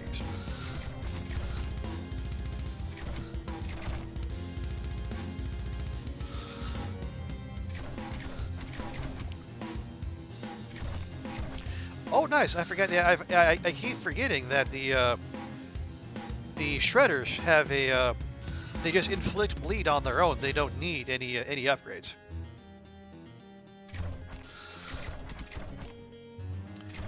So anything that comes in contact with a shredder will start to bleed. Did you see how much it jumped from there to there? That is, I'm not a fan.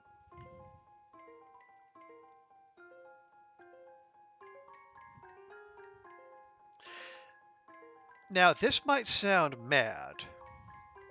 I'm almost tempted to put another flamethrower out here, but again, the mana concerns. I think instead what we'll do, just take one of our fancy Dan shredders here, and we'll stick it right there or right there. We'll put it right there. That's a +3. Yeah, this is more of a flamethrower type spot, but we'll just put it there, and we'll give it a little bit of a buff for its shield multiplier, and we'll let it do its dark business.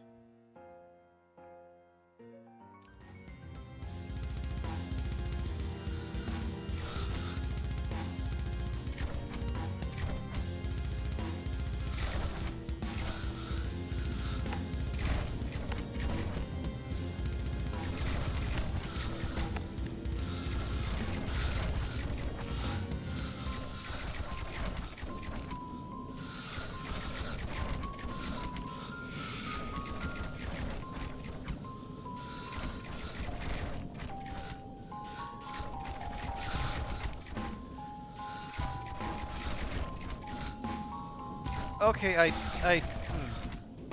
I don't love how much stuff is getting through there, but I think part of that might be just a a consequence of them all starting right here. So we don't have a lot of the enemies who come through here, we don't have a lot of chance to soften them up before they get into the flamethrower gauntlet.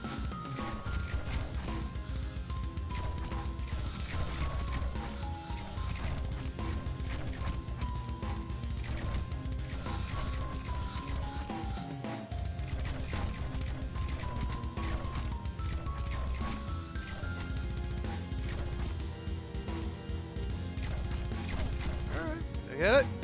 Oh no, I forgot. Yeah, I completely forgot. We have look at this bunch. Oh, there's a ton of those things. Good grief. Well, you know what?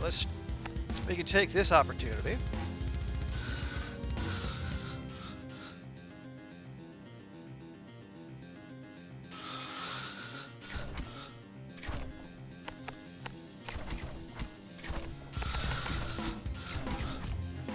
We can just make it that little bit harder to make the turn for them.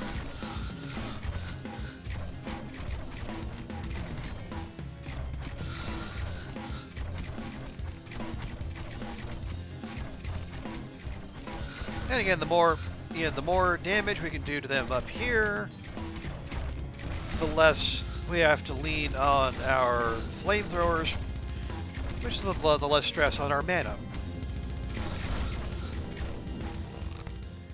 Excellent. Okay.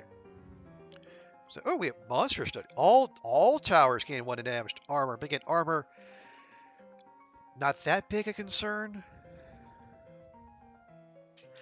Or alternatively, we could now we could pivot to the poison sprayer, but that would also be you know,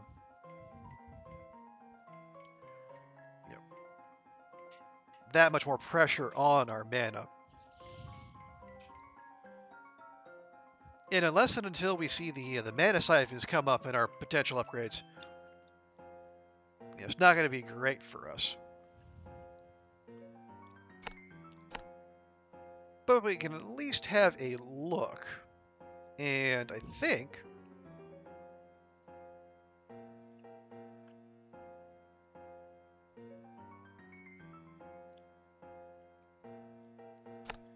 we might even drop one here. Now, it's basically the minute we get the cash, we're going to have to drop another mana bank, but that's okay.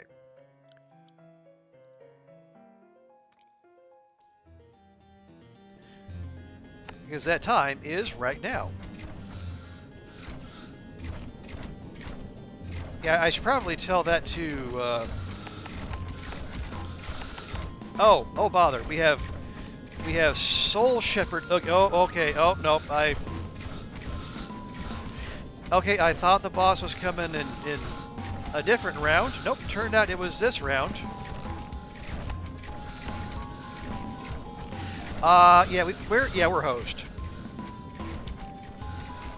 Cause I clicked back there, Oogie spawned there, and that is it's very bad.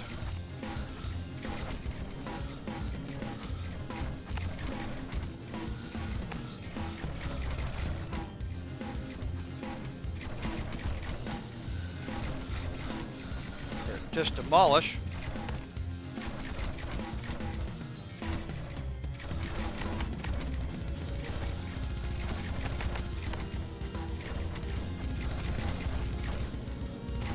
Hey, Tuna, you're gonna lurk while shopping, buying fresh produce you'll be too busy to make later. Okay, I support your decisions.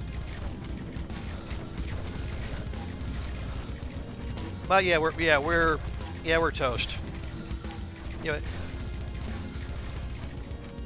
know, had I remembered that you know, the bosses come on 15, 25, 35, and 45 rather than every 15 levels, it wouldn't have been a problem. But no, it was definitely a problem.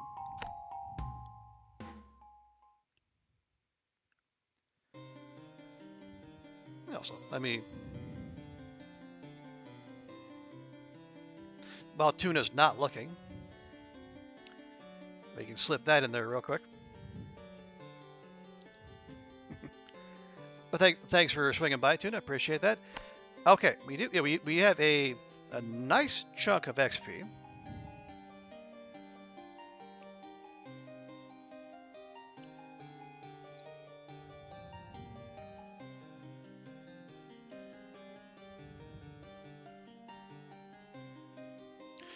Well, let's see if we can upgrade our flamethrowers and poison sprayers even more.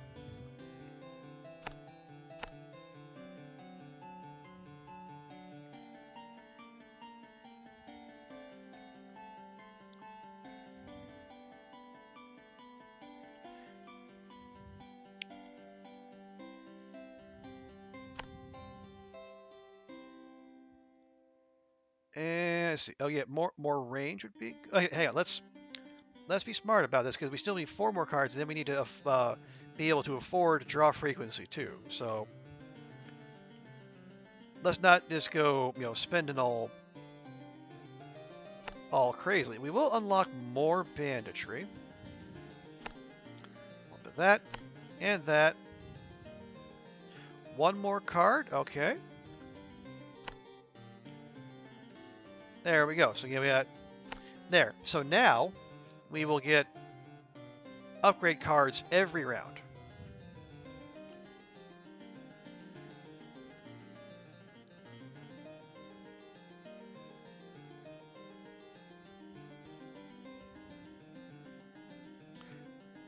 And I'm going to take these just for more draw options.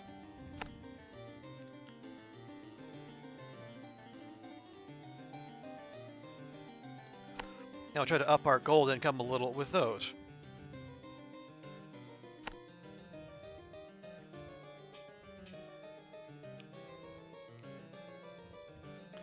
Okay, so we got good more upgrade again, and then we got you also have our monster manual. So this will tell us like the okay, I forget. Yeah, the yeah, you can't scroll down. You got to use WASD to move everything.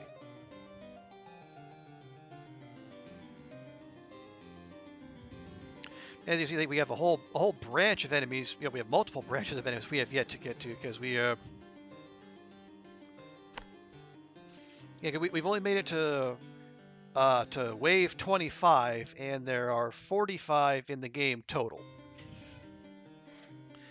And yes, as the previous round reminded me, is the bosses at 15, 25, 35, and 45. So, one more time.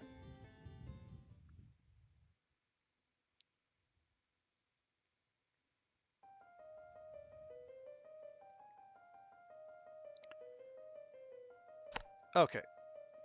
And we'll drop our econ towers real quick.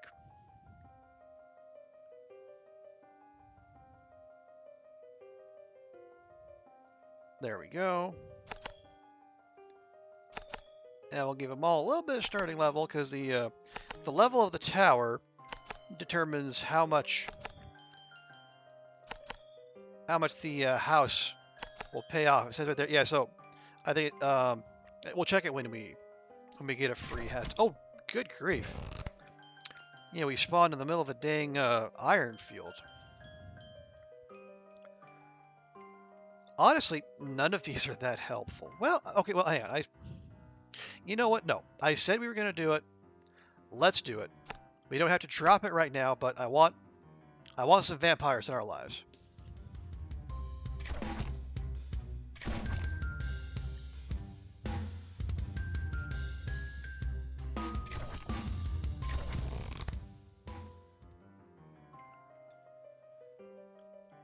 As we're gonna want sorcery because we're gonna need that mana.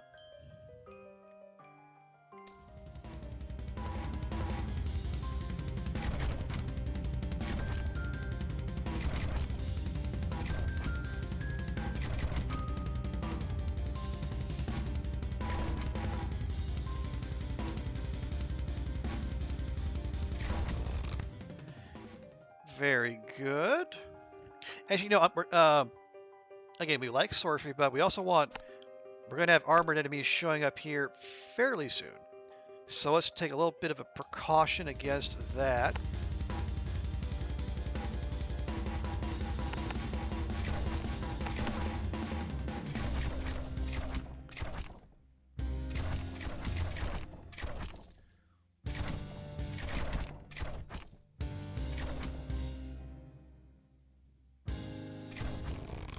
Very nice. Okay. Now, we have the banditry question. We could do that, or we could go for the mana, or we could just go for the mana siphons, of which we have a few.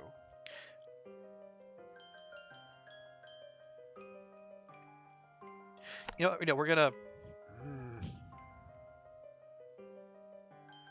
No, because we're gonna have to be able to afford the vampire lair when the time comes. We get the banditry. We don't be silly about this. Okay, here we go. Yeah, so every level, this house will pay adjacent the tower defending equality equal to. Yeah, so basically the higher level towers next to the house, the more it'll pay. Which I think that's what the dev was going for.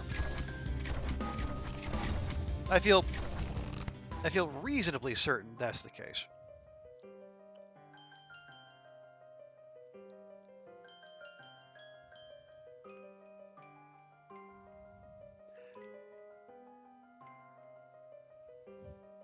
Do we want more sorcery or do we want to go mana bank? I think we go sorcery. We take the passive boost.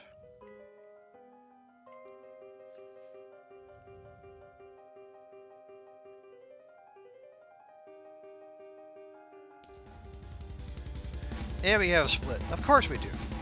Why wouldn't we have a split? We had such a great run last time with no splits. I guess it was bound to even out, right?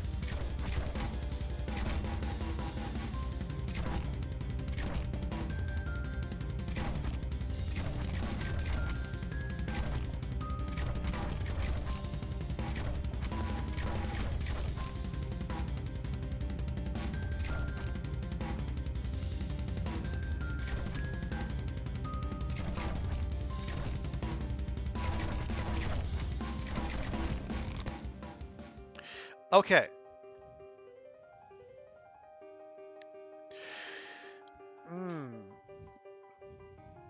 Every enemy killed regenerates 1% of max mana, which is not terrible, but... And the siphons, well, honestly, I'm gonna take the insurance against the armor.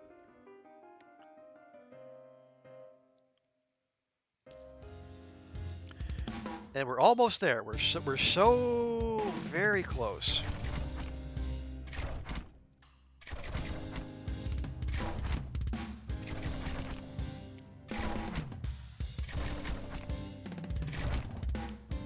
Yeah, we're gonna hold off because I don't. Hey, Waffle Iron. Yep, we're trying out Rogue Tower. It's another a fun little indie game I've had for a while. Oh, you see this game around? Okay, good. Yeah, it's yeah, I think I had about 60 hours in it coming into today. I think yeah, I think you know there are some flaws, but I do enjoy it. You know, I think it has enough replayability. And you know, for a one-person project, and for a game that costs what, $10, I think it's worth a try. You know, if people they like their roguelikes, they like a little bit of tower defense. I think there's a lot to recommend it. Okay, well, let's go ahead. Let's upgrade our ballistas. Now, yeah, see, the reason I'm playing it is because like Rogue Tower just came out with what its last update. I think that the dev is saying, you know, the game is as done as it's going to get. And one of the reasons I wanted to pick it up because one of the additions was the vampire lair, and I haven't used it, so I want to see what it does. Yeah, it's a one-person job, and then they put their name on the title screen as well, so that would suggest that. But yeah, it's I forget the guy, like AR Mason, and his company is Die of Death Games, DIE, and the logo is, you know, a 20-sided die. Go figure. Now, okay, so we have the money.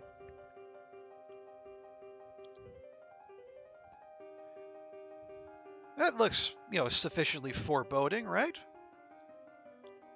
Now, what is it? Let's see. So, oh wow, okay, it uses 15 per shot.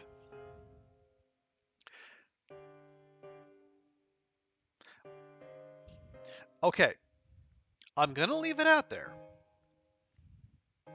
Again, it also has a really nice range. Look at all that. Honestly, would that be better served here? Yeah, so that'll cover. It'll cover more because it has less of its potential AOE off the map, which is, you know, we want the damage to be, or we want the enemies to be where we can get to them.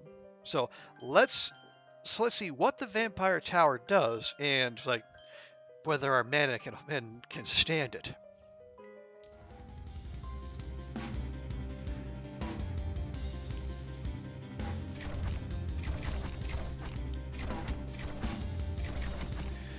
Okay, so it looks like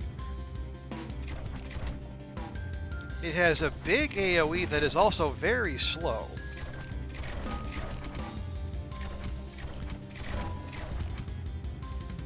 But man, does that cover a lot of territory.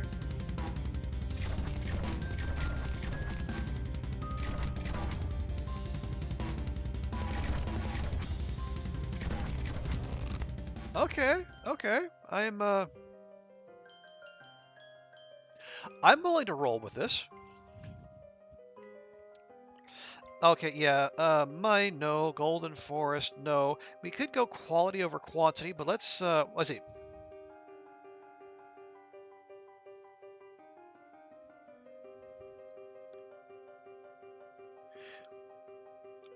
Here's the thing. That uses 16 mana per shot. Now it doesn't shoot very often. That's the other thing. So if we were so inclined, we could also drop a flamethrower. Then we would definitely need to get ourselves some help in the mana department.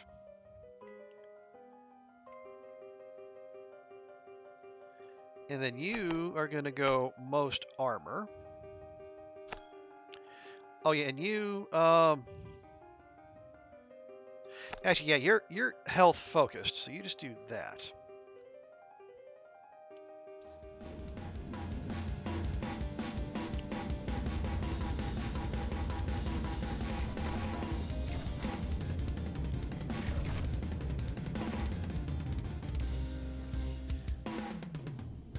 Yeah. But how you doing, Waffle Iron? I think your Friday is just kicking off. Have you started your new gig? Okay, okay. That's You have started it? Good, good. Because the sooner you start, that means that the sooner you finish. Because as we all know, you are definitely on a timer there. Um, gosh, I am sorely tempted to. Yeah, let's. And you work with someone who fired you a couple. Oh dear. Oh, yeesh. That's not great. Oh, I. They remember you, don't they? Is that you don't. They don't. You can't slip past. Oh, he was the GM at your first spot when landing, and now he's just a line cook. Oh, okay. So how the something have fallen. Okay, well, at least you have that to look forward to.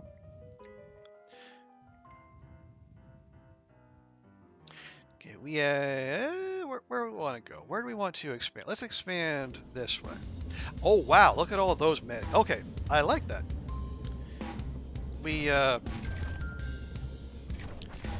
we still can't tap into all that mana, but once we get those mana siphons, we are good to go. He fires you because you got a much better job. Oh, okay. I mean, that's rough, but at least now he doesn't have that hand over you anymore, so that's good. Okay, finally. Yeah, I think to we need to start dropping some mana siphons. Just if for no other reason, then we can drop more of the fun stuff.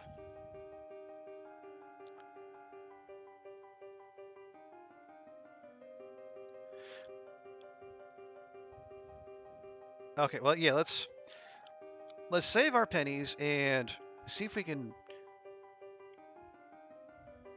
get ourselves another flamethrower out there. Or alternatively, we can upgrade our vamp tower.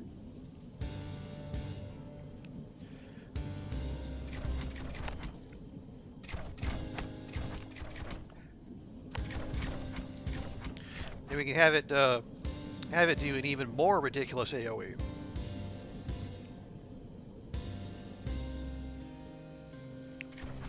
You waiting to see how it plays out is pretty awful to work with in general, but interesting now that you're peers.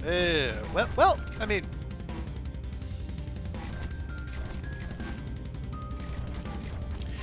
the fact that he has no, I guess, he has a seniority in terms of tenure, but in terms of like position, if he's not above you, then like, I guess the worst he could do is like, I don't know, I don't know.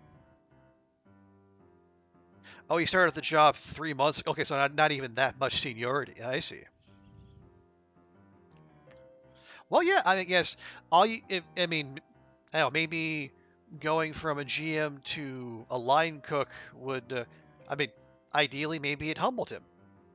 Doesn't sound like the guy who would be much for humbling, but you never know. And you have culinary certification, he doesn't. All right, well, there you go.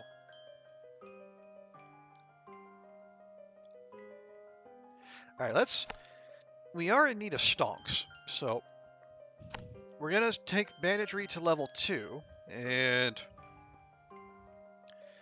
we're going to see if see if vamping it up can continue to do the trick for us. I mean, oh, and a triple split. I am not a fan. Okay, yeah, we're gonna need a little bit of help here.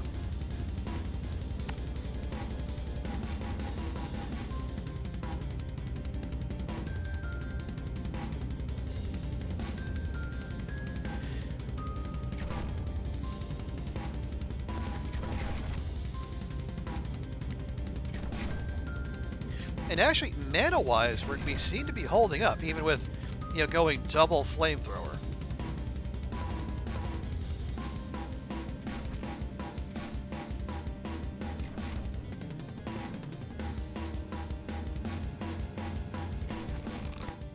Yeah, our top regen, or I mean, the top end of our mana pool isn't great, but we have decent regen.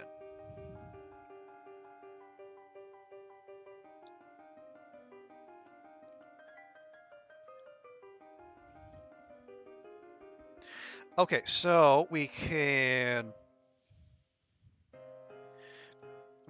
amp up our vamping up. We can do more burn damage, but do we need that? Because armor isn't really an issue, especially with double flamethrower out there. You know what? Let's future proof ourselves a little bit, and we'll get some. We'll prepare some shield damage up with that.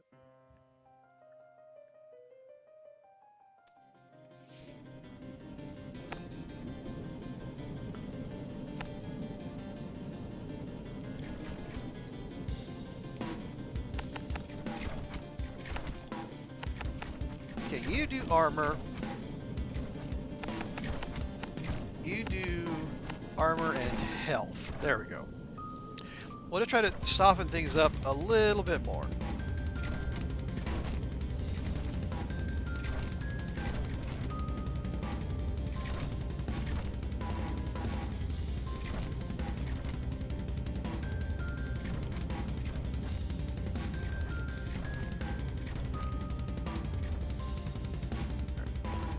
But now, so remind me, Waffle Iron,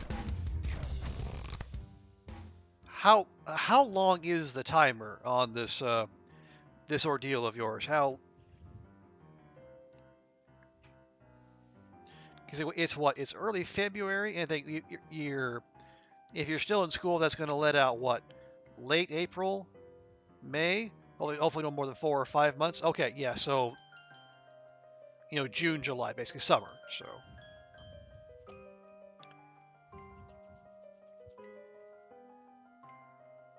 yeah, you could. Yeah, you got you should be graduated in 3 months, writing out the apartment, but you may get a job before then. Okay, well, it's I just diff. Yeah, but I mean that's the whole reason you did this. So this whole shindig, right? Is get some cash flow flowing in and get yourself through the end of school, and then I mean if you get the job that you want to do, why wouldn't you?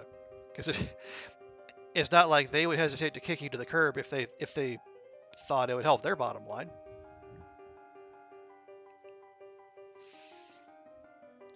Basically, so you don't get evicted while in school, and that is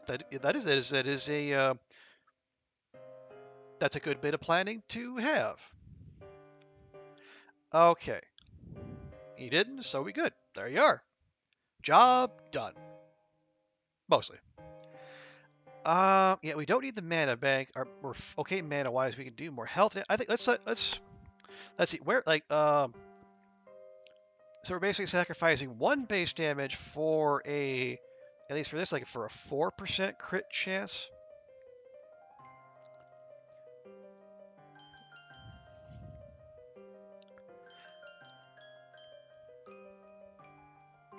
Nah.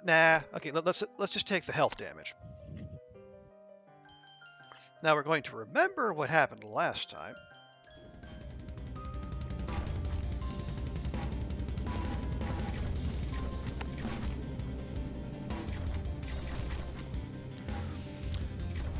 Oh, the job itself is extremely easy. Oh, the line moves to slow. Okay. So it shouldn't be stressful enough to, yeah.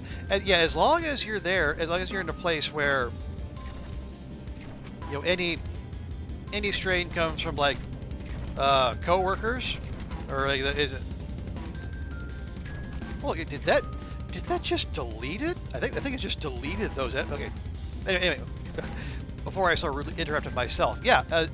As long as you're placed where it's like it's mostly the mental or emotional strain, then yeah, that's probably yeah. That sounds like something you could easily ride out. Ooh, we have frost bolts. Finally, I haven't seen this yet. So all ballistas slow enemies for 5% of the damage they deal. We like that a lot. Slow enemies are enemies that we can hit more times.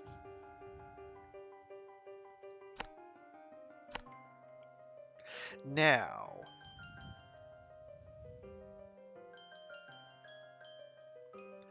since we have the money in the bank, we appear to have the mana, and we have more mana cubes available if we need them. How about I am tempted, so much so that I am actually going to drop another vampire lair. Now, where would we do that? Honestly, we could do it there. How much space would that cover? Could we get even more coverage?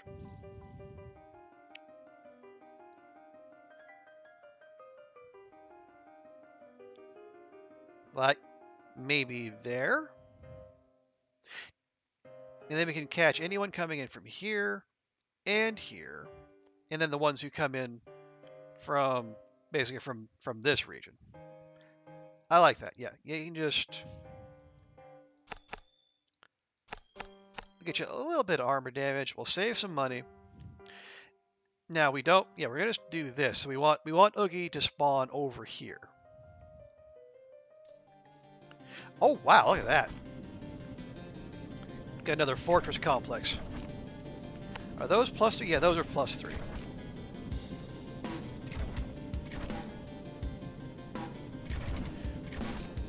Okay, yeah, they're taking a little bit of a chunk out of our mana, but not too terrible.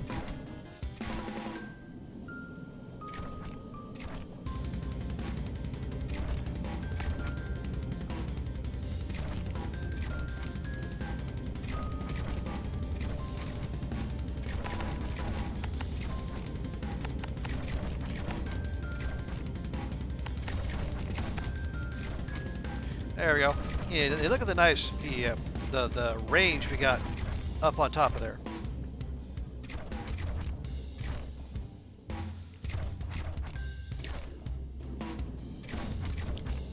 Excellent. Yes, now we can just turn all of our attention to Oogie.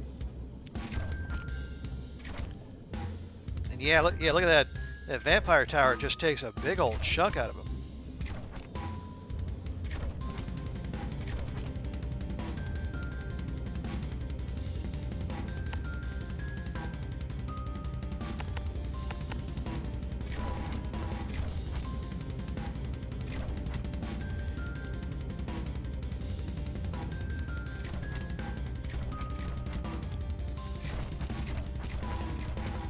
There we go. We got maximum slow.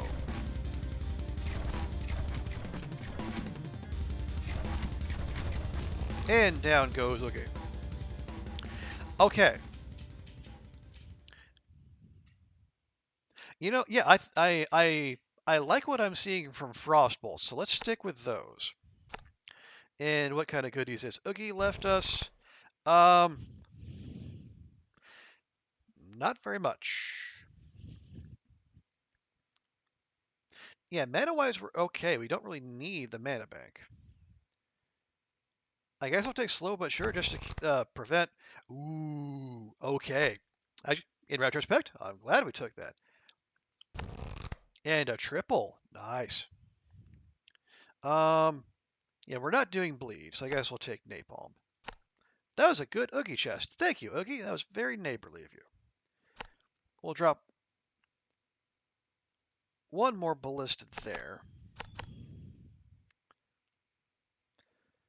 Yeah, so now we're getting shielded enemies, which are annoying, but we've got poison ballistas, and we can slow them down.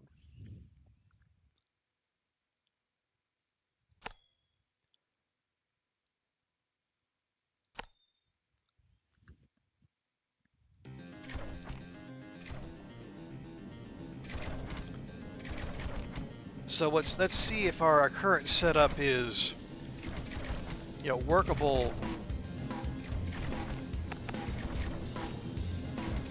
now that the shield enemies are here.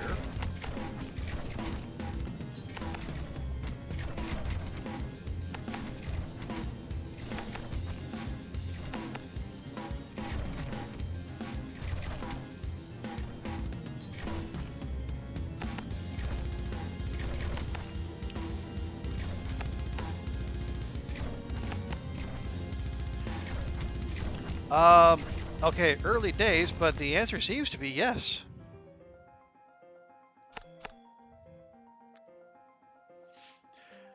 Okay, we can have more burn. We can finally do quality. We can do...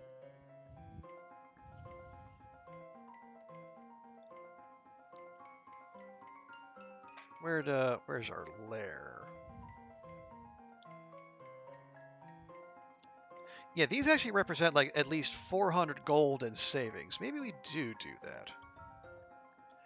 Because we don't need more burn from the flamethrowers. They're doing enough as it is. It's shields right now that are our biggest concern.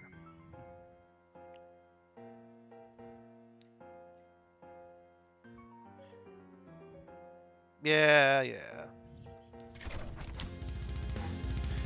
Oh, which mini boss do we have here? We have Yaga Baba. It's weird. It's on because it can't be Baba Yaga because it's not on chicken legs.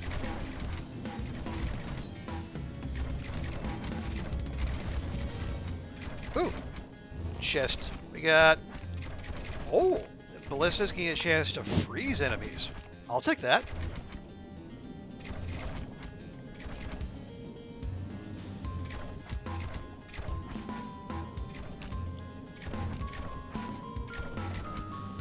Yeah, 3% is not exactly a high chance, but I mean, you hit the enemies enough, and a 3% chance is going to happen eventually.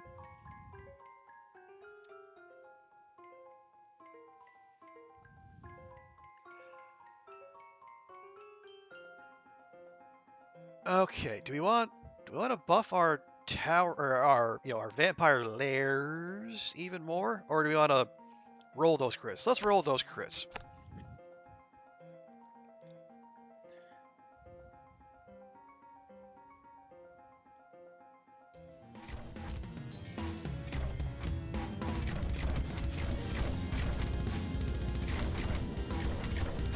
Yeah, we live dangerously here.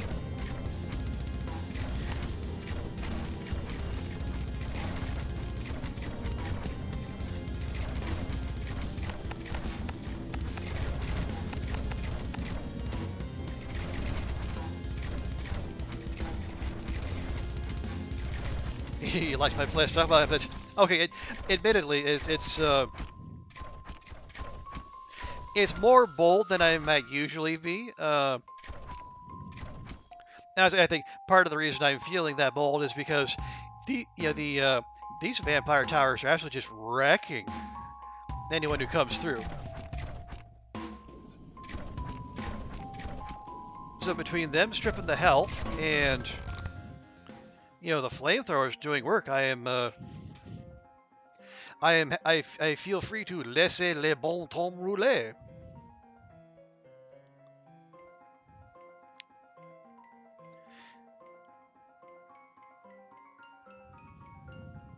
Okay, so decision time here. We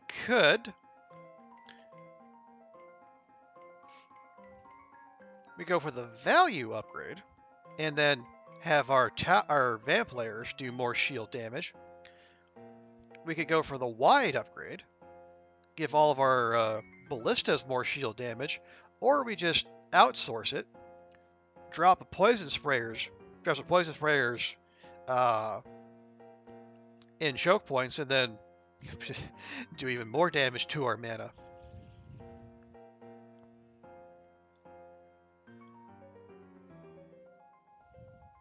Honestly, I don't. Okay, it feels kind of bold to say. I think we don't need the poison sprayer. Well, okay, no, well, okay. Okay, the reason I hesitate on that is like, yes, the towers might do more damage, but they're very slow. Whereas like the sprayers, like the flamethrower, they are they're not always on, but they're consistently on. Okay, I've talked myself into using the poison sprayers.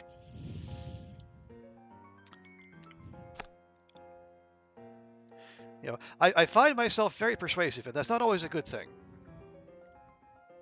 Okay, one of them's gonna go there, and that'll basically catch everyone, because everyone has to go through here. But in the name of coverage, and in the name of there's no such thing as too much overkill, we'll drop one here, maybe, or no, here. There we go. That's what we're looking for. And yeah, you are most shield and most shield, please.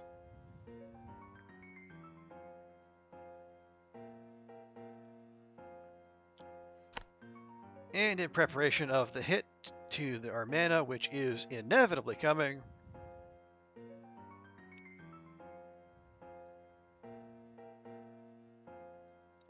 Right. But the nice thing about the mana siphons is they don't go up in cost.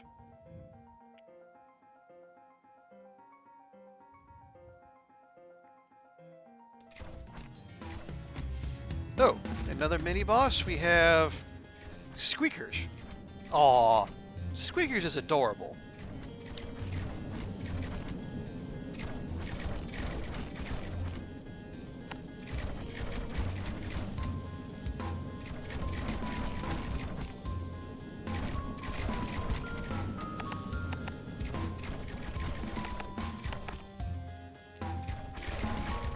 Also, Squeakers moves fast. Holy crap.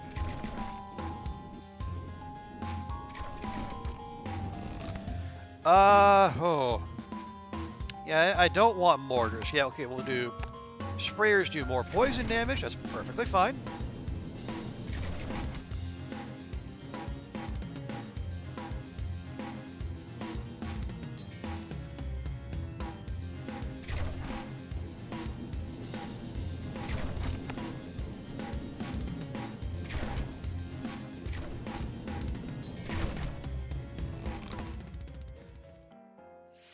Okay, more mana. Mana, we're fine.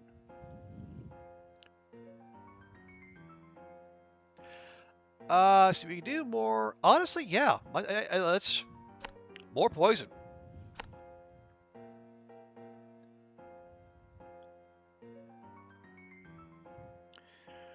We got 2 and 2. I think now the play is let's pepper this neighborhood with more ballistas.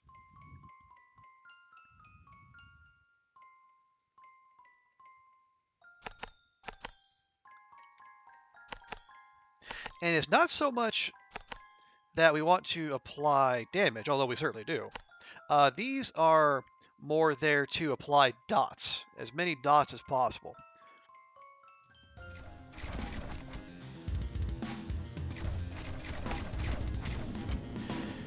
Because we have our ballistas applying both poison and burn.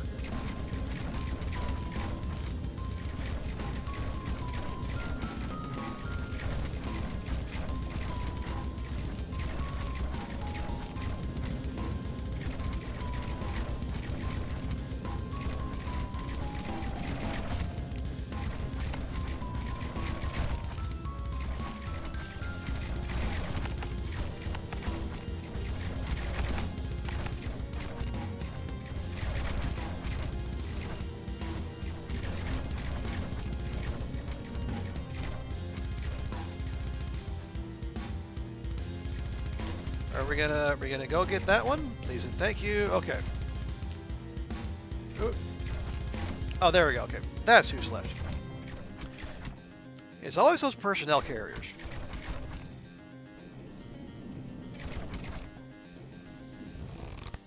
Lovely.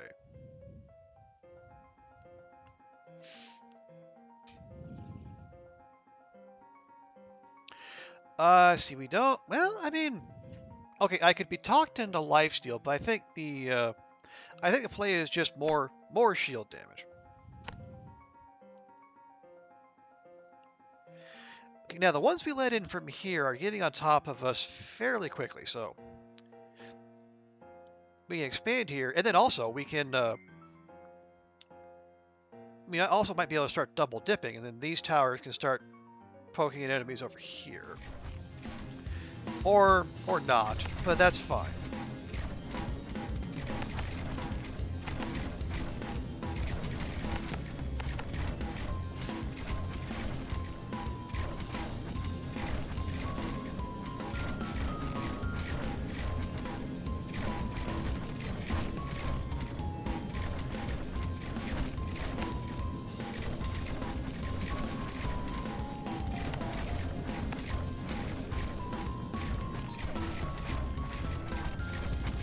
Yeah, whatever these things are, I think they're vampires. They are particularly tanky, so we can't forget our defenses back here.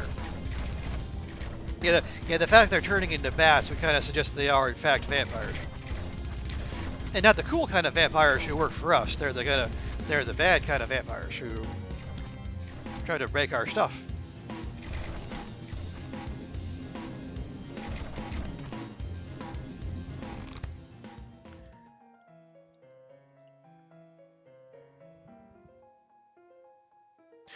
Okay, creeping cough. Poisoning enemies also slows them by 5% of the poison gain. We're doing a whole lot of poison on them.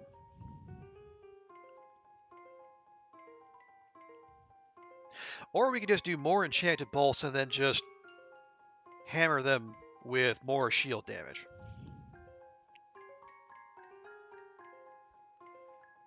Okay, I think we got. Let's see.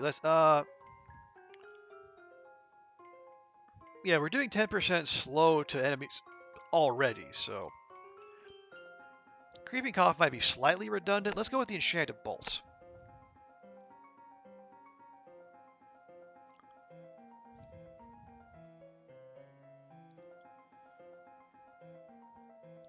Ooh, okay, here we go.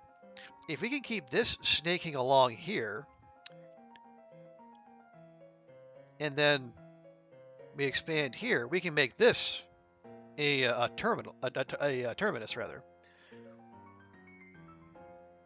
Honestly, that sounds like something that might be worth doing.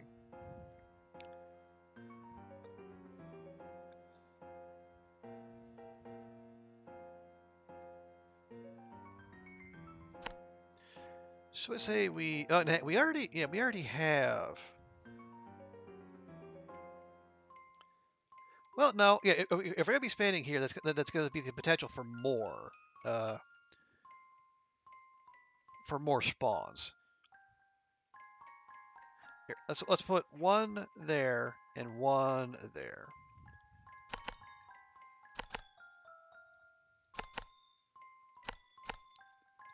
And then we'll do that. Okay, nice. So we have that, and then if we expand that one, then this becomes a dead end, which is what we want, because that means that's one more, or that's one less potential path that can split, and then increase the number of enemies coming after us.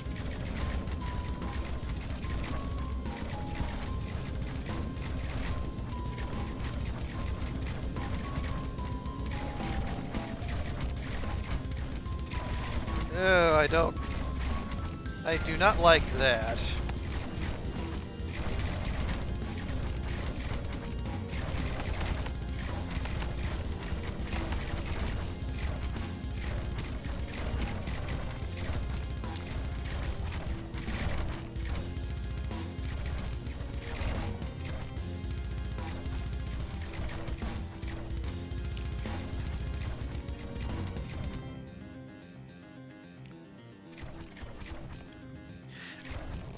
Okay, nice. We still need to do something because the vampires are getting far closer to the tower than I am comfortable with, especially for level 22.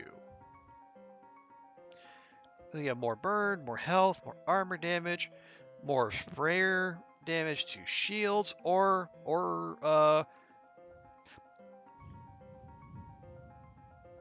you know what? Let's see if we can slow things down even more.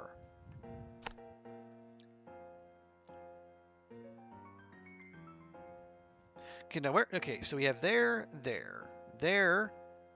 all the way back there, and there. Okay, so so these vampires that are getting up on us are either coming from here or from here. Maybe here, but probably here.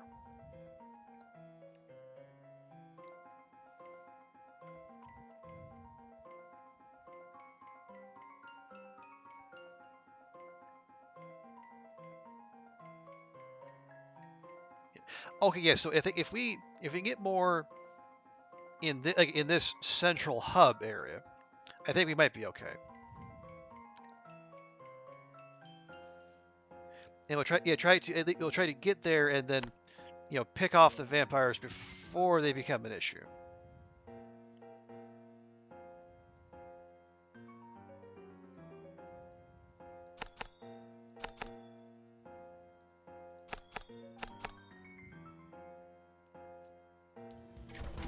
Very nice.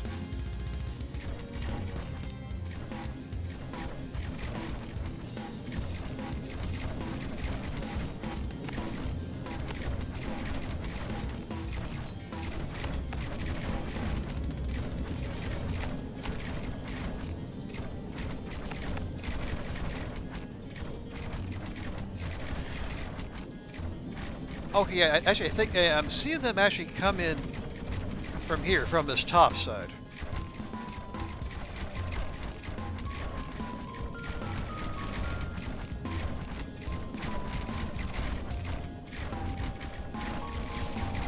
Another mini boss, Jack Pumpkinton. Well, that sounds legally distinct.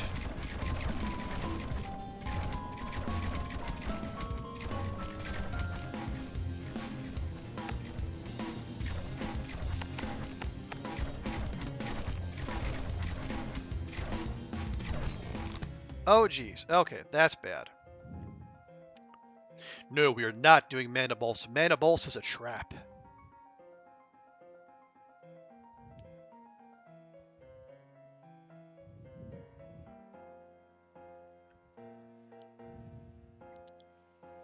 And we might be able to get away with it in other runs, or when we have mana banks down, but we don't, so no. Yeah, we're going to take the extra health damage, and then seeing leakage already is a sign that we're weak where we really shouldn't be.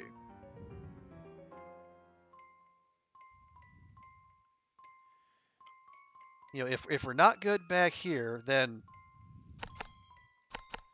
we have big issues. Okay.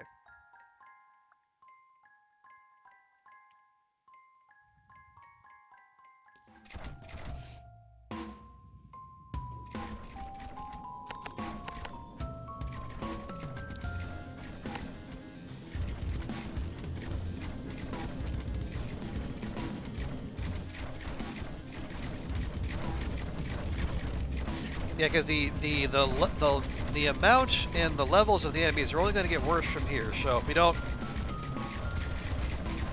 it's much like football / soccer. Tightening things up at the back is always the first priority when you have unwanted leakage.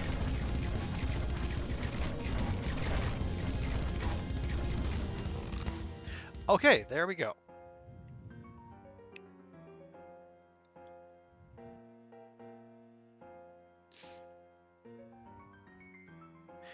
We'll go ahead. We'll go in, yeah, because we know we have a visit from another Oogie coming up, and we know it's going to be well armored, or well shielded rather. Hopefully it's not well armored too. That'd be rough. All right. Now we know we want to make sure not to pick this one, so we make sure next Oogie spawns there. What I'd like to do, let's drop this. Okay, not great. I would have rather it ended there, but now we know this is a terminus. And there is, Oogie von Ugovich. Oh boy. Wait, it has no shields. Gosh darn it. Oh well.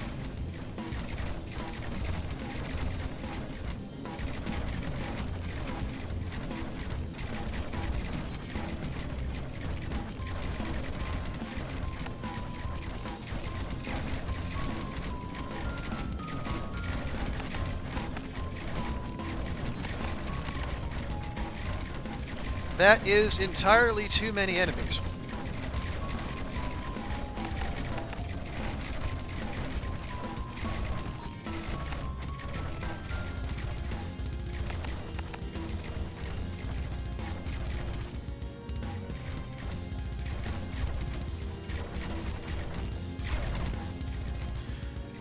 Oh, okay.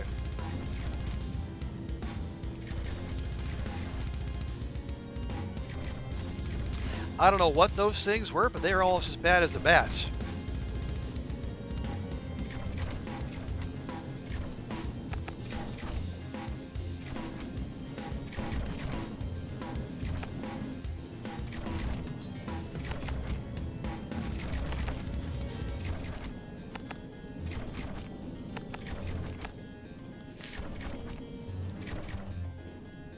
Actually, a little hard to see Oogie amongst all the projectiles and the whatnot. Oh, we have a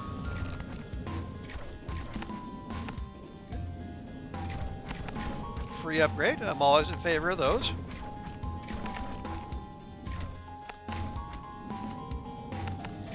Yeah, just spending a little bit on trying to get our armor damage up because I think with a chance we'll be pivoting back to armored enemies.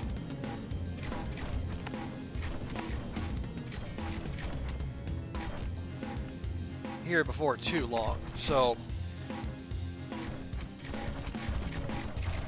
Oh geez, Oogie is just vomiting ads at us left and right.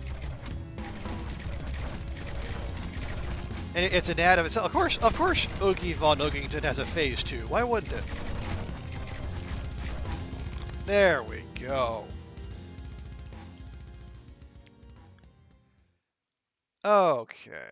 Yeah, jag ahead. So now now we got the set. We have bleed, burn, and poison. And the chest has meh. And it's only a single too. Well, bother. I think we just leave that alone.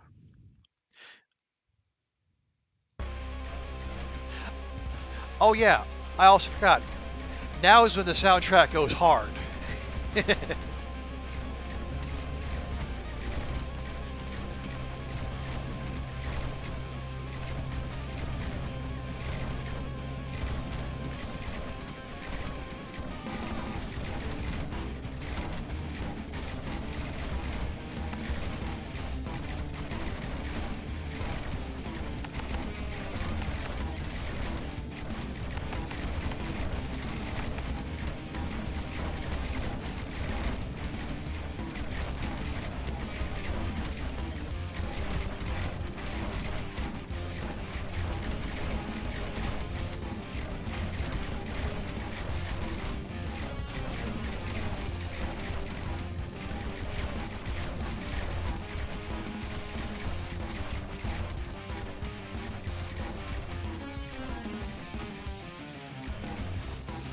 Okay, so there's less leakage back there. That's good, but I am concerned. See, did we get quality over quantity? We did. Okay, good. All ballistas, more crit chance? Absolutely. We love that.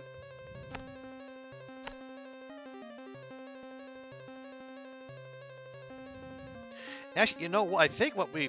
It sounds wild, but I think we actually might need another vampire lair. And not even just need one right back around here, because we have enemies coming through with just way too much health.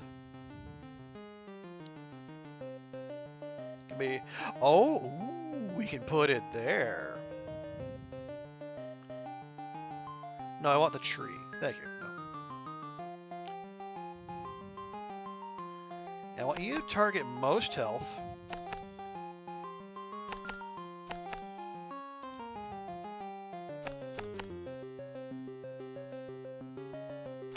Now this will, of course, do a number on our mana again.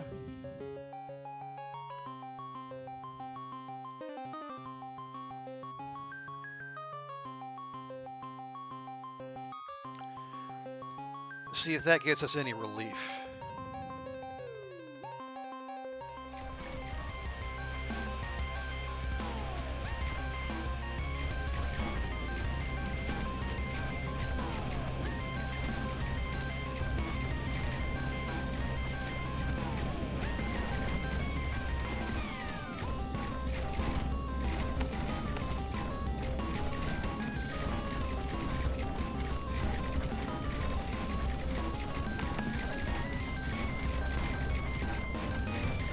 Yeah, I think they're still coming in from this top side of the map. That's what's given us the most enemies leaking through here.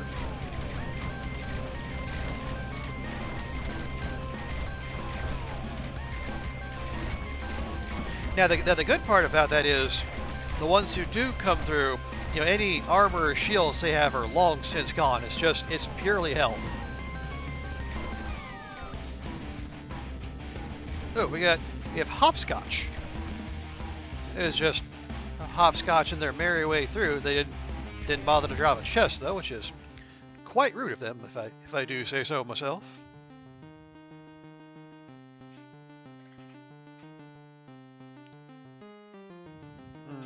Okay.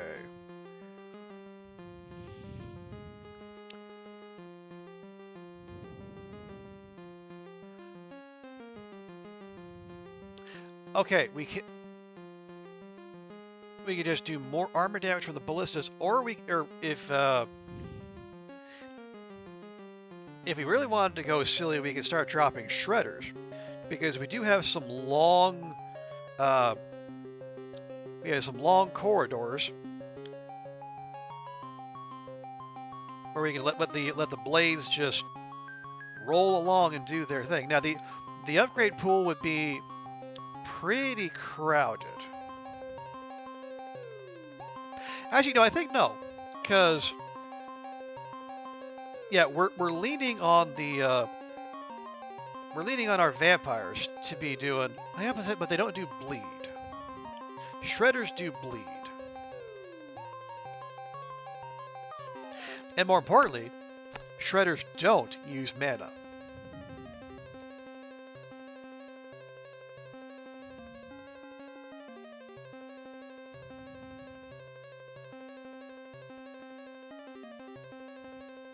So we can say drop one right there.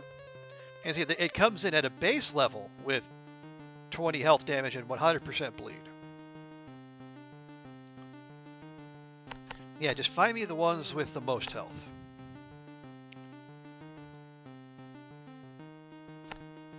Yeah, likewise here. Most health.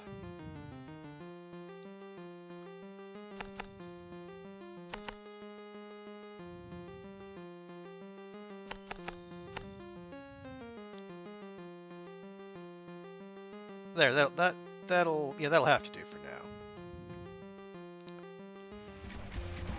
Oh wow, we have a far off suburb now. We got we have more warping enemies now. Oh joy. That's how they're getting so far in.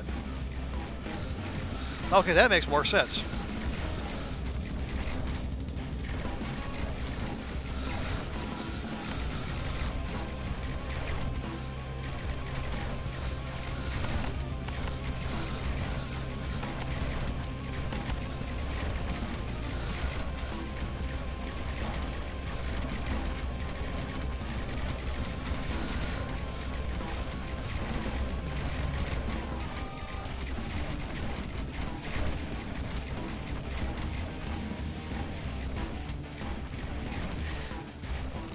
Okay, so we don't necessarily have leakage so much as we just have enemies being absolutely sneaky little bastards.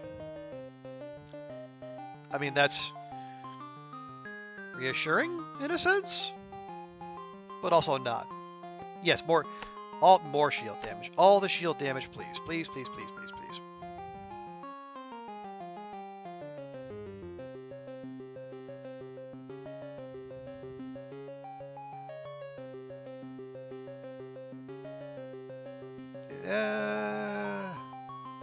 Oh yeah, yes, they are. They are doing crit. Let's see. So we have a shredder set up here, and a shredder here. It might be wise to have a shredder just to set up along this nice long corridor as well, just to spread the love a little bit. Oh yes, and then target the one with the most health, please and thank you.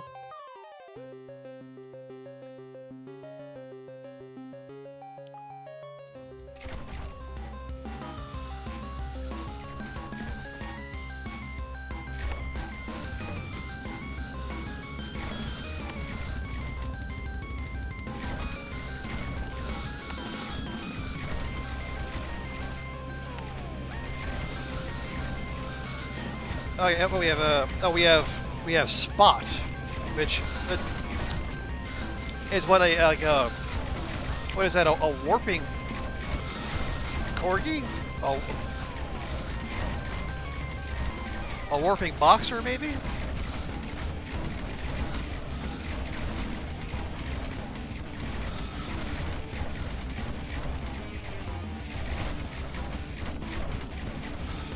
Well, not a problem now. All right, yeah, we'll go ahead and we'll buff our shredders. We love our shredders.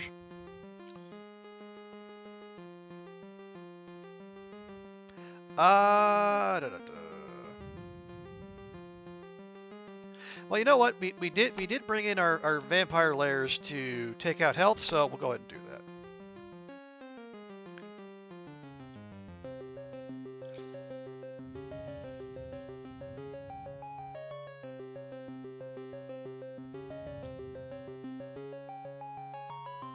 Okay, it might slightly be wishful thinking, but if we can get this to turn over here, take a right turn,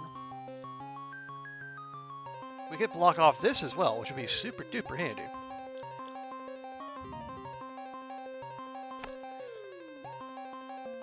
And also speaking of super duper handy, more dots.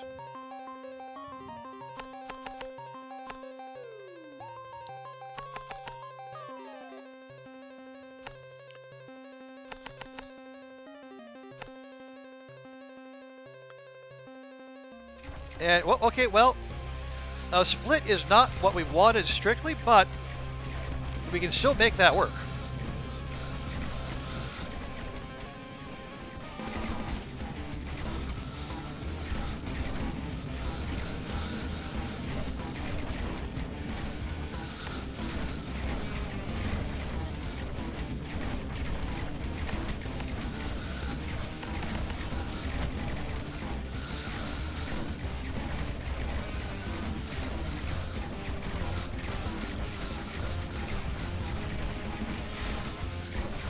Yeah, okay. So we're back to getting clumps of enemies coming through here, but they're all coming through in very rough shape.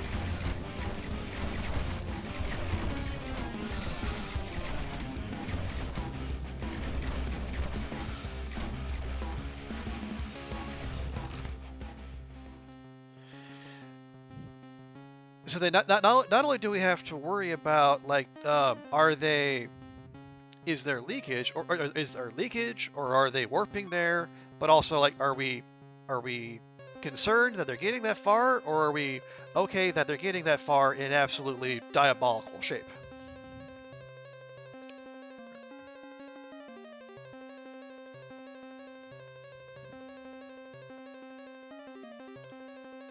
Yeah, more shield damage, always more shield damage.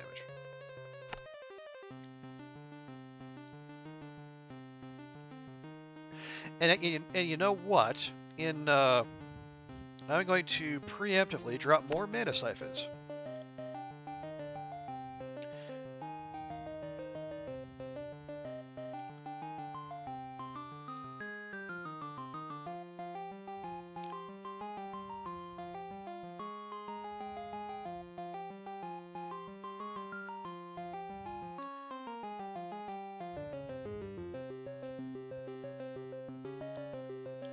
Because I feel like we should be able to, both economically and mana-wise, afford one more flamethrower and one more poison sprayer. The question is where? Because we have that locked off, and we have that locked off.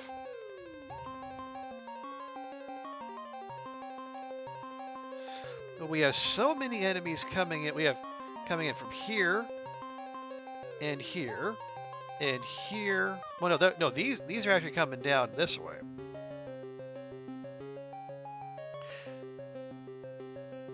I just want to make sure every group of enemies gets dotted up at least once. At least twice would be even better.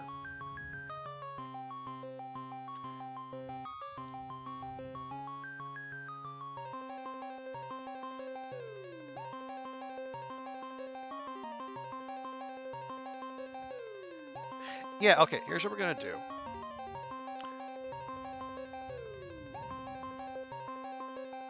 Yeah, we'll stick them here. We're going to miss... We'll miss part of the groups coming, but we'll catch...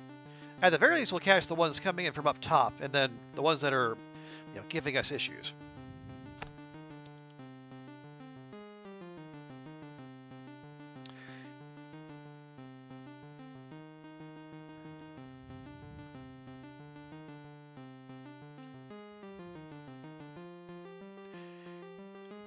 Yeah, okay, so where are we going? Do we want the flamethrower in front, or do we want the poison sprayer? Or does it matter? Because they're gonna hit either one regardless. Okay, flamethrower, poison sprayer. Obviously, you go for most armor.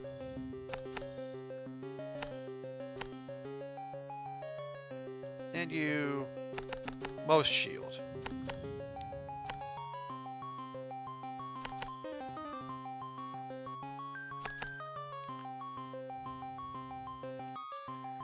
Okay.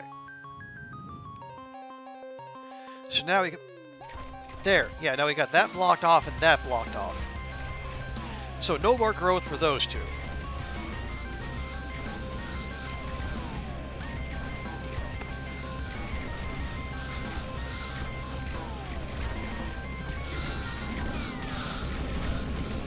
No? Okay, that's...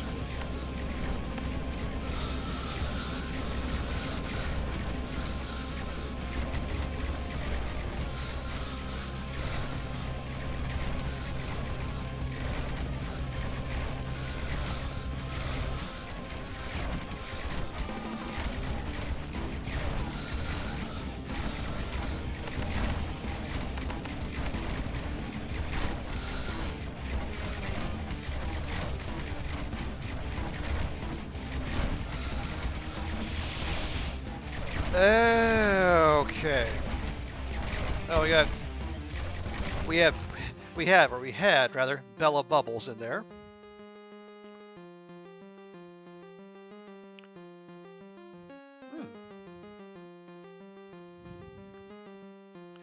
All ballistas gain 15% more crit chance. So they're already like almost 25%. I mean, absolutely. They're getting up close to 40% crit chance, which is fantastic, really.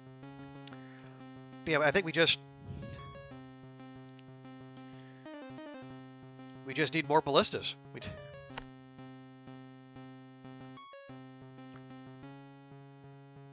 Because we're getting large. Actually, oh, here, yeah, that's what we need to do. We need to have a couple of these ballistas set to near death.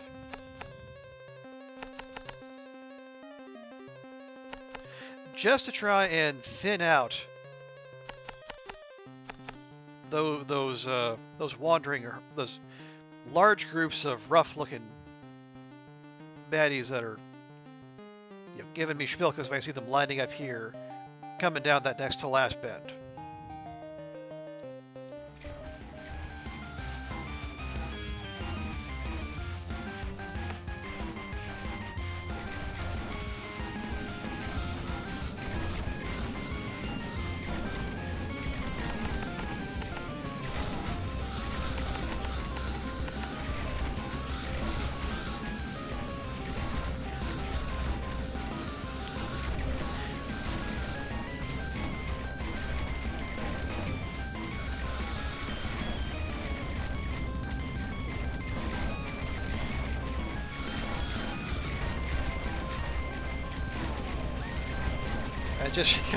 Just this little between the sprayers and the ballistas and the vampire tower, we got a damn kaleidoscope going on here.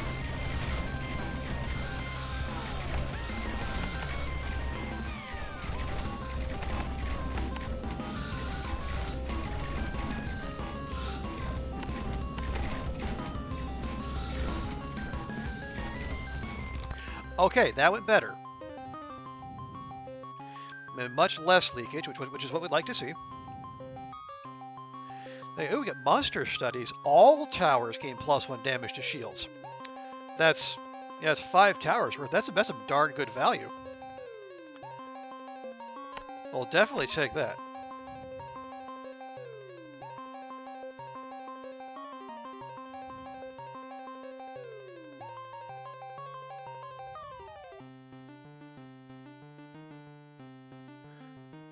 Okay, yeah, we did spend a fair bit of gold there, but we were also upgrading the vampire towers, which are quite expensive.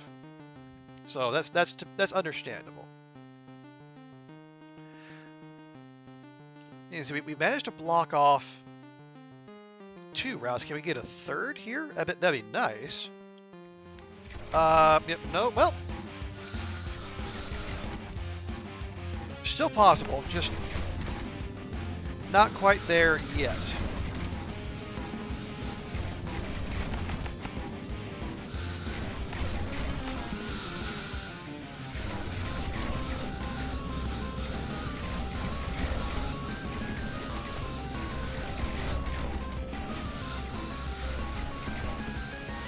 Just having a quick look, see if we got any mini bosses in there. Doesn't look like it.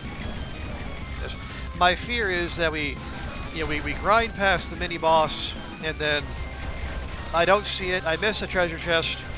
Start the new round and we miss out. Oh nope, never mind.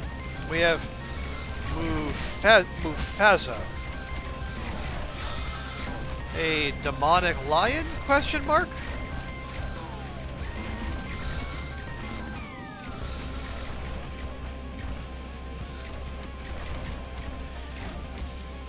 So if that's Mufasa, those must be his pride there.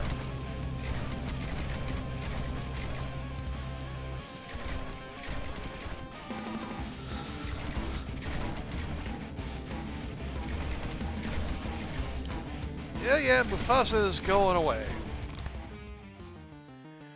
If Scar had the services of ballistas and vampire lairs, maybe he wouldn't have had to rely on those shifty hyenas. Things probably would have worked out a lot better for him.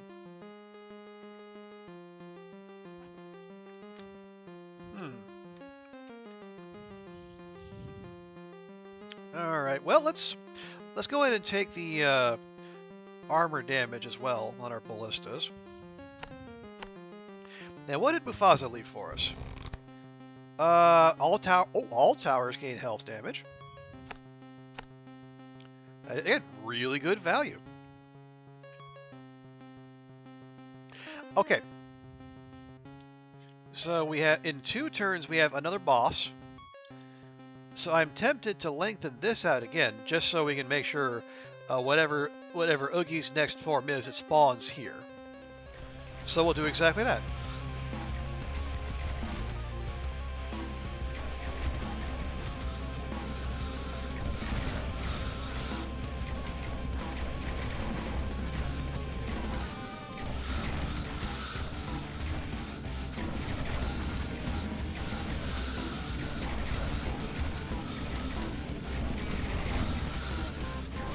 Actually, you know what?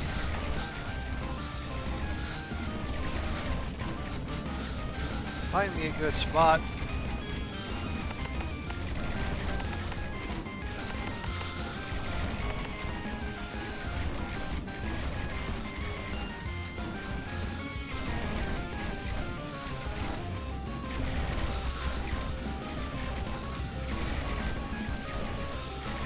Do we need another vampire lair? Probably not. Are we going to get one anyway? Absolutely.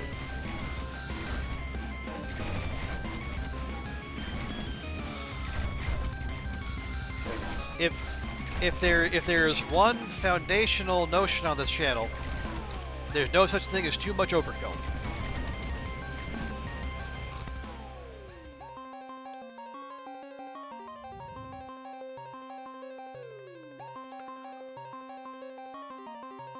Okay, we have more bleed or more burn from our ballistas.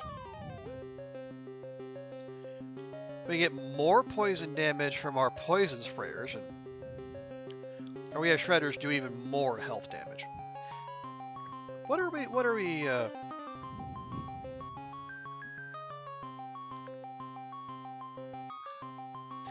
The shredders might be the value play there.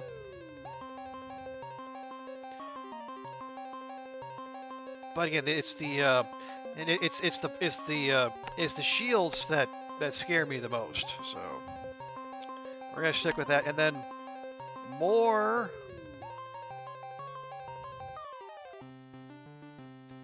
Okay, okay. Those are functioning good. Sometimes it's hard to tell. The elevations aren't always immediately clear with these.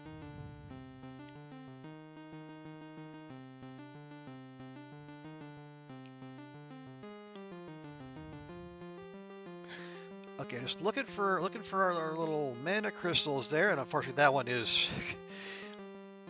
one is just tragically placed.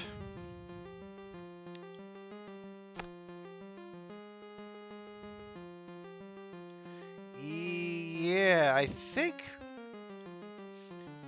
that's as far as we go with mana crystals.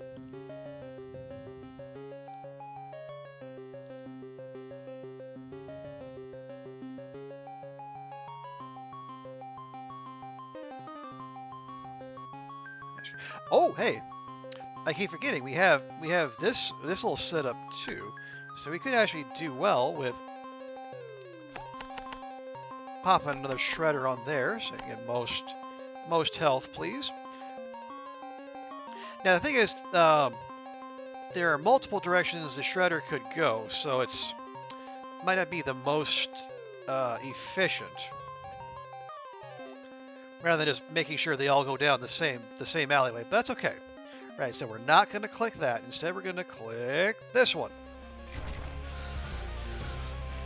Now we have fallen Oogie. Oh no, Oogie, what happened?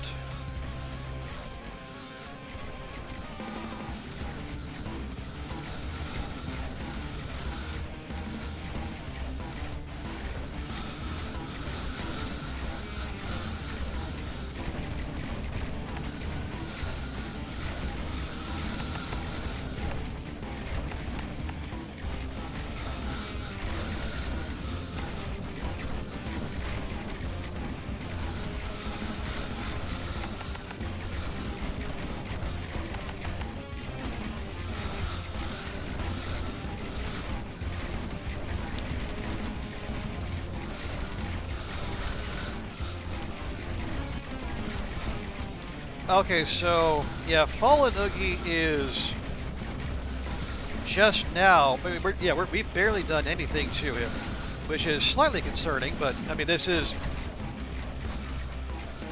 right here is where all the action happens. So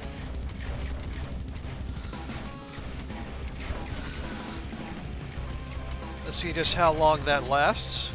All poison sprayers get crit, or all ballistas do more burn.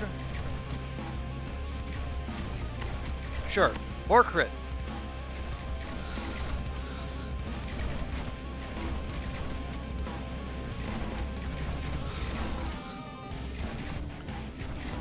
Okay. So we are taking. Oh wow, yeah, we are taking chunks out of Oogie now.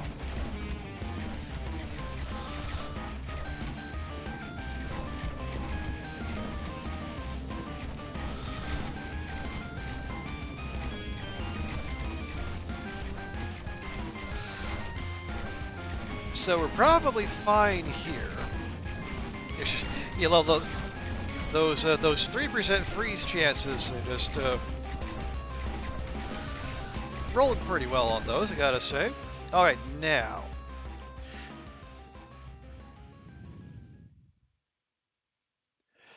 So we can have more shield damage from our vampires, or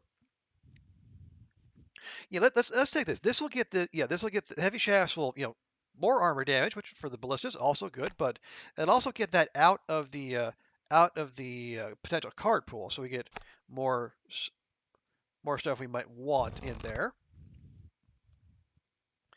Let's see, more flamethrower armor damage or more uh we're not having issues with mana. So let's go. We'll take the extra damage. Now I know it looks like we're doing well, but the thing is, if my memory of when I played before this update happened, um, level 40 is like the kill wall, whereas just there is a sudden ramping up of difficulty. If we make it through that, we're golden. But we are not out of the woods yet, not by any means.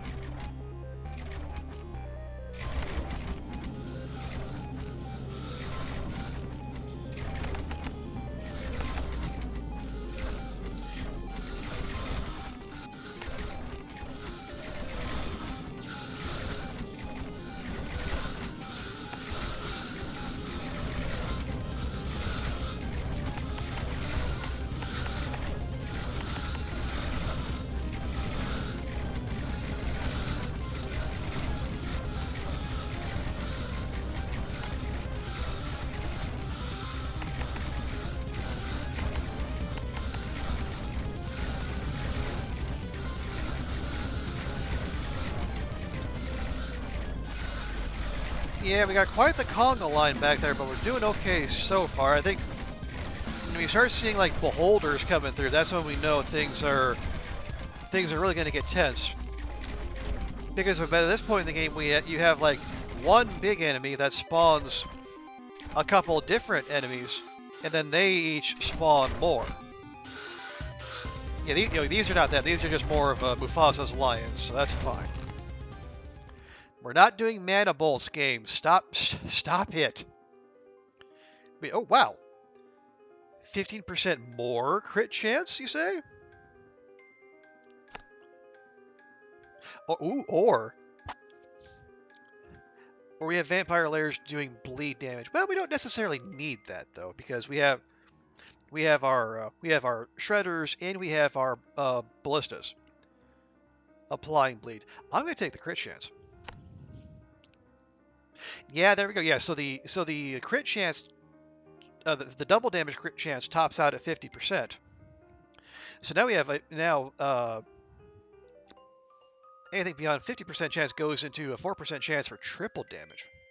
I guess that's what's a double crit or a crit crit. I'm not sure of the terminology.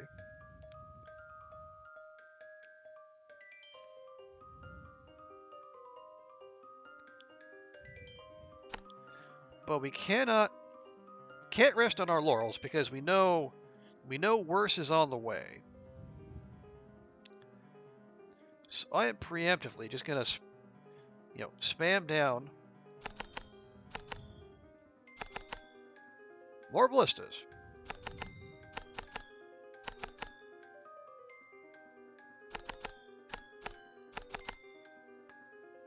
No, you're fine. There's one more. I think there's one more fresh one. There. Oh, there you are. Yeah. We just apply a silly amount of dots in slow, and we let And then we let the sprayers and the vampires do their dark business, and you know, we let Bingus take the wheel. Okay, that turned in not a way I wanted it to, alas.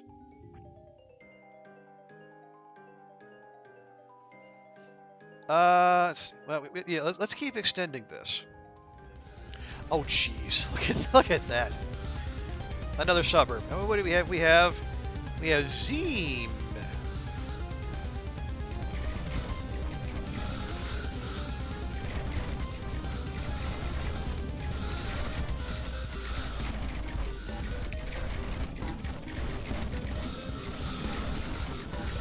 It's going to take Zeem a while to get here, so we'll catch up with them later.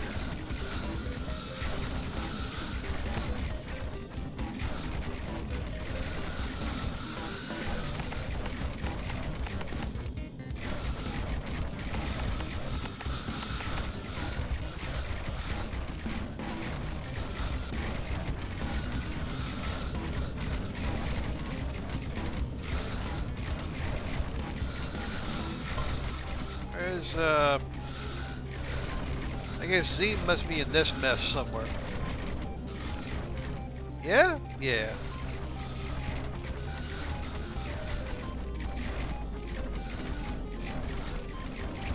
Yep, there it is. They gonna make the turn? It did not make the turn.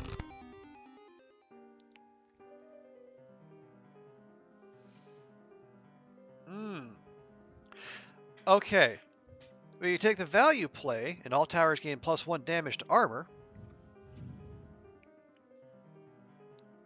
We could. Oh, actually, maybe Pandemic is the play because it's increases maximum poison per. Oh no, I think that's the tick rate of poison. I wonder, is that like? She, yeah. So I'm wondering if the poison ticks away faster. I wonder if that works against the. Or maybe. No, maybe that's the maximum cap of. Is it the cap of the? Is it how fast the poison ticks, or is it the amount of poison we can stack? I don't know. It's also 2 a.m., so my brain might just not be braining correctly.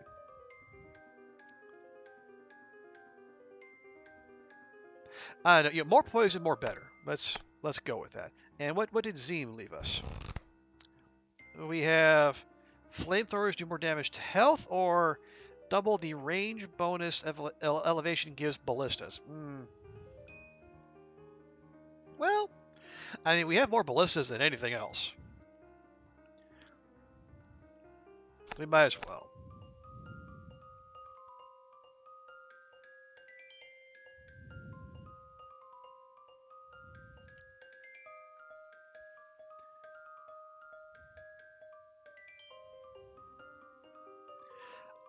Okay, yeah, let's just keep stretching this out.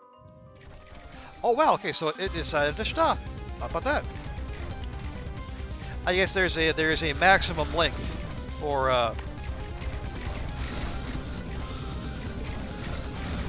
how long a path will go.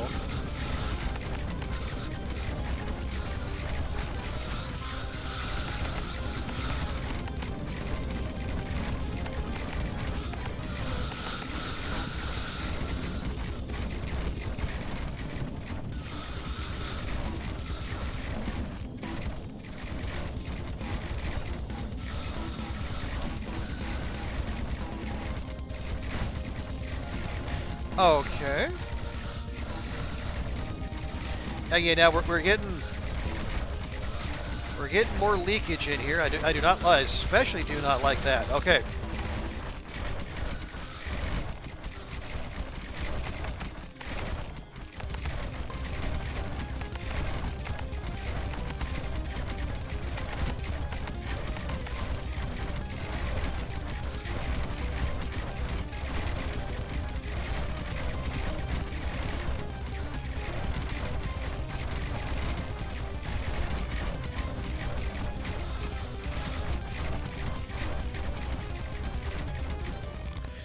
Okay, bad sign.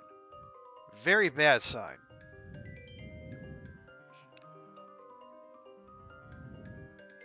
I would prefer to know where, what, we just need more damage everywhere.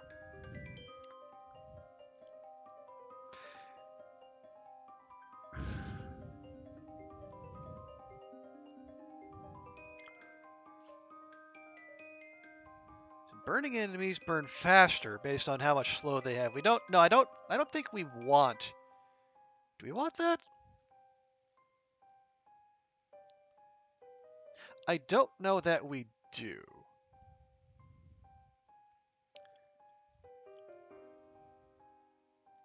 Let's amp up the health damage from our vampires now. Before we move on, we just need more. We need our ballistas are getting very expensive. They're almost as expensive as the new vampire lair.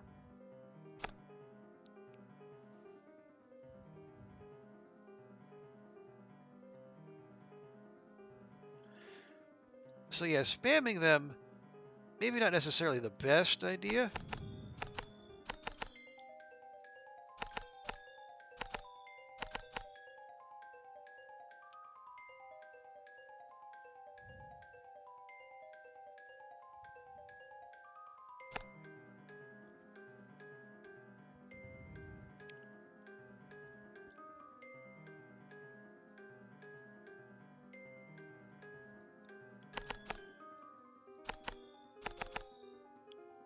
What I really need to do, I probably need to zoom out a bit when we start and see if I can pick out if there's a particular direction that is an issue. Okay, we can't stretch that out anymore.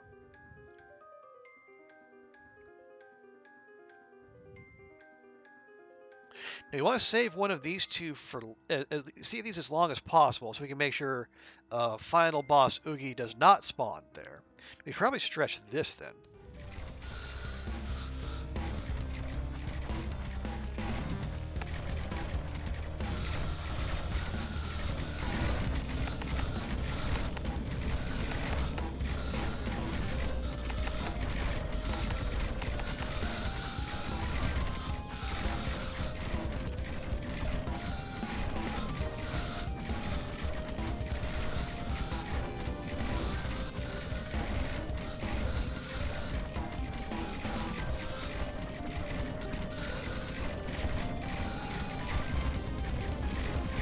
Yeah, that is just an absolutely stupid amount of enemies.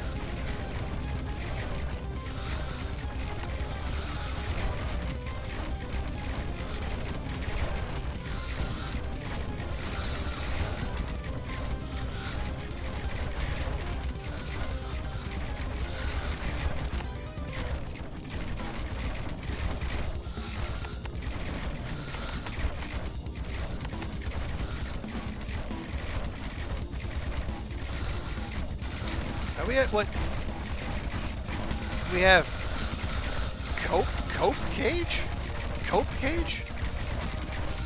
Oh jeez. Oh jeez. Okay.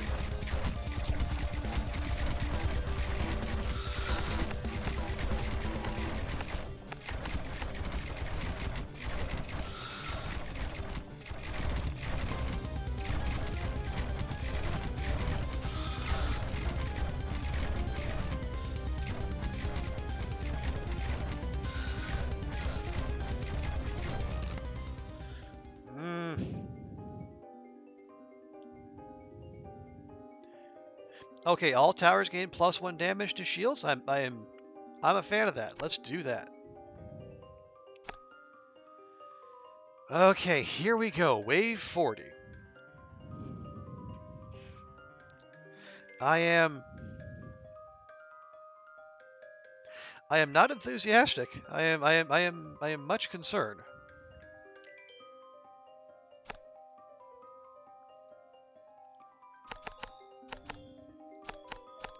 We just need to make this one big damn kill corridor and just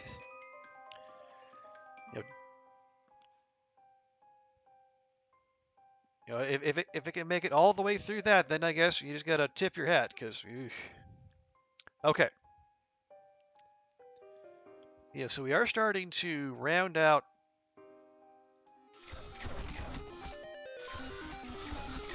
some paths here. Yep.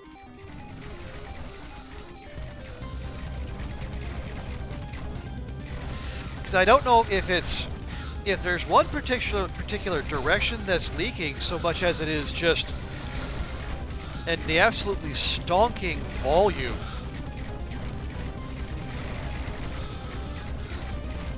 of enemies that are coming through.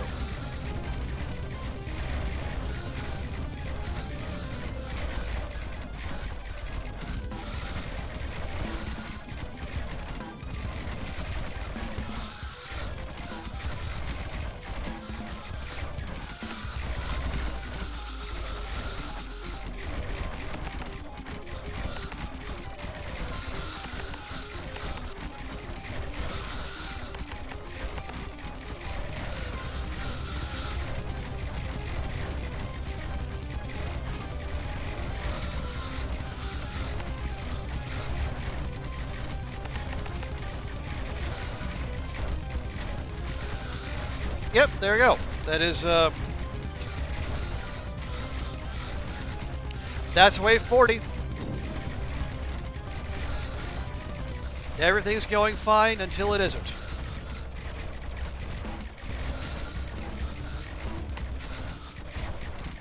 You know, we,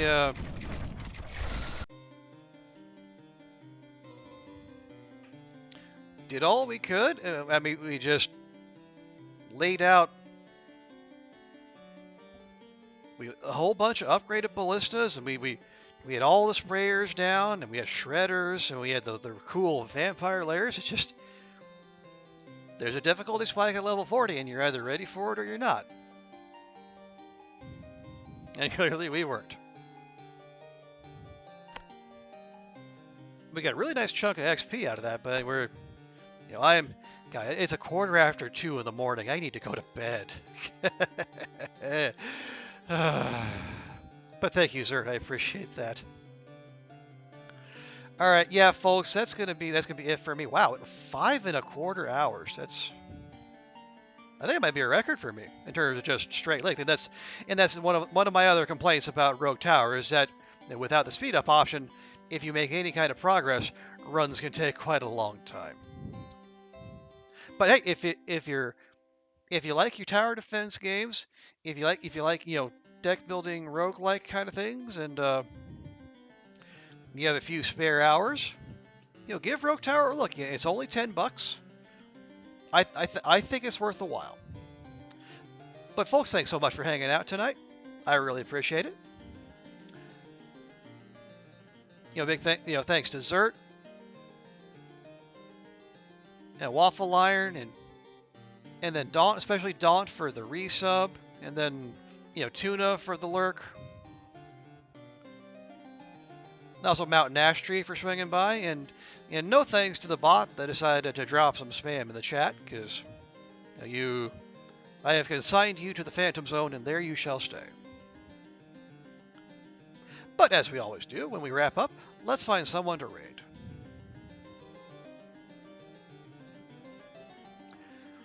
So let's see, who is out there? Oh yeah, Dunn is on, but I think Dunn is doing his will stand still. Let's just see. Make double sure.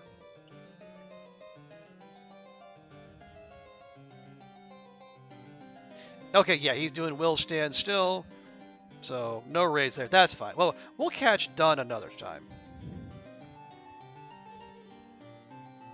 Okay. Oh, hey, there we go. Yeah, Toronte's playing Forspoken. That's the new hotness. Let's go hang out with Toronte. She's cool. So yeah, folks, if you can stick around for the raid, I would greatly appreciate it. Toronte is another awesome variety streamer, and she's part of the Halian community, which I like to hang out in as well.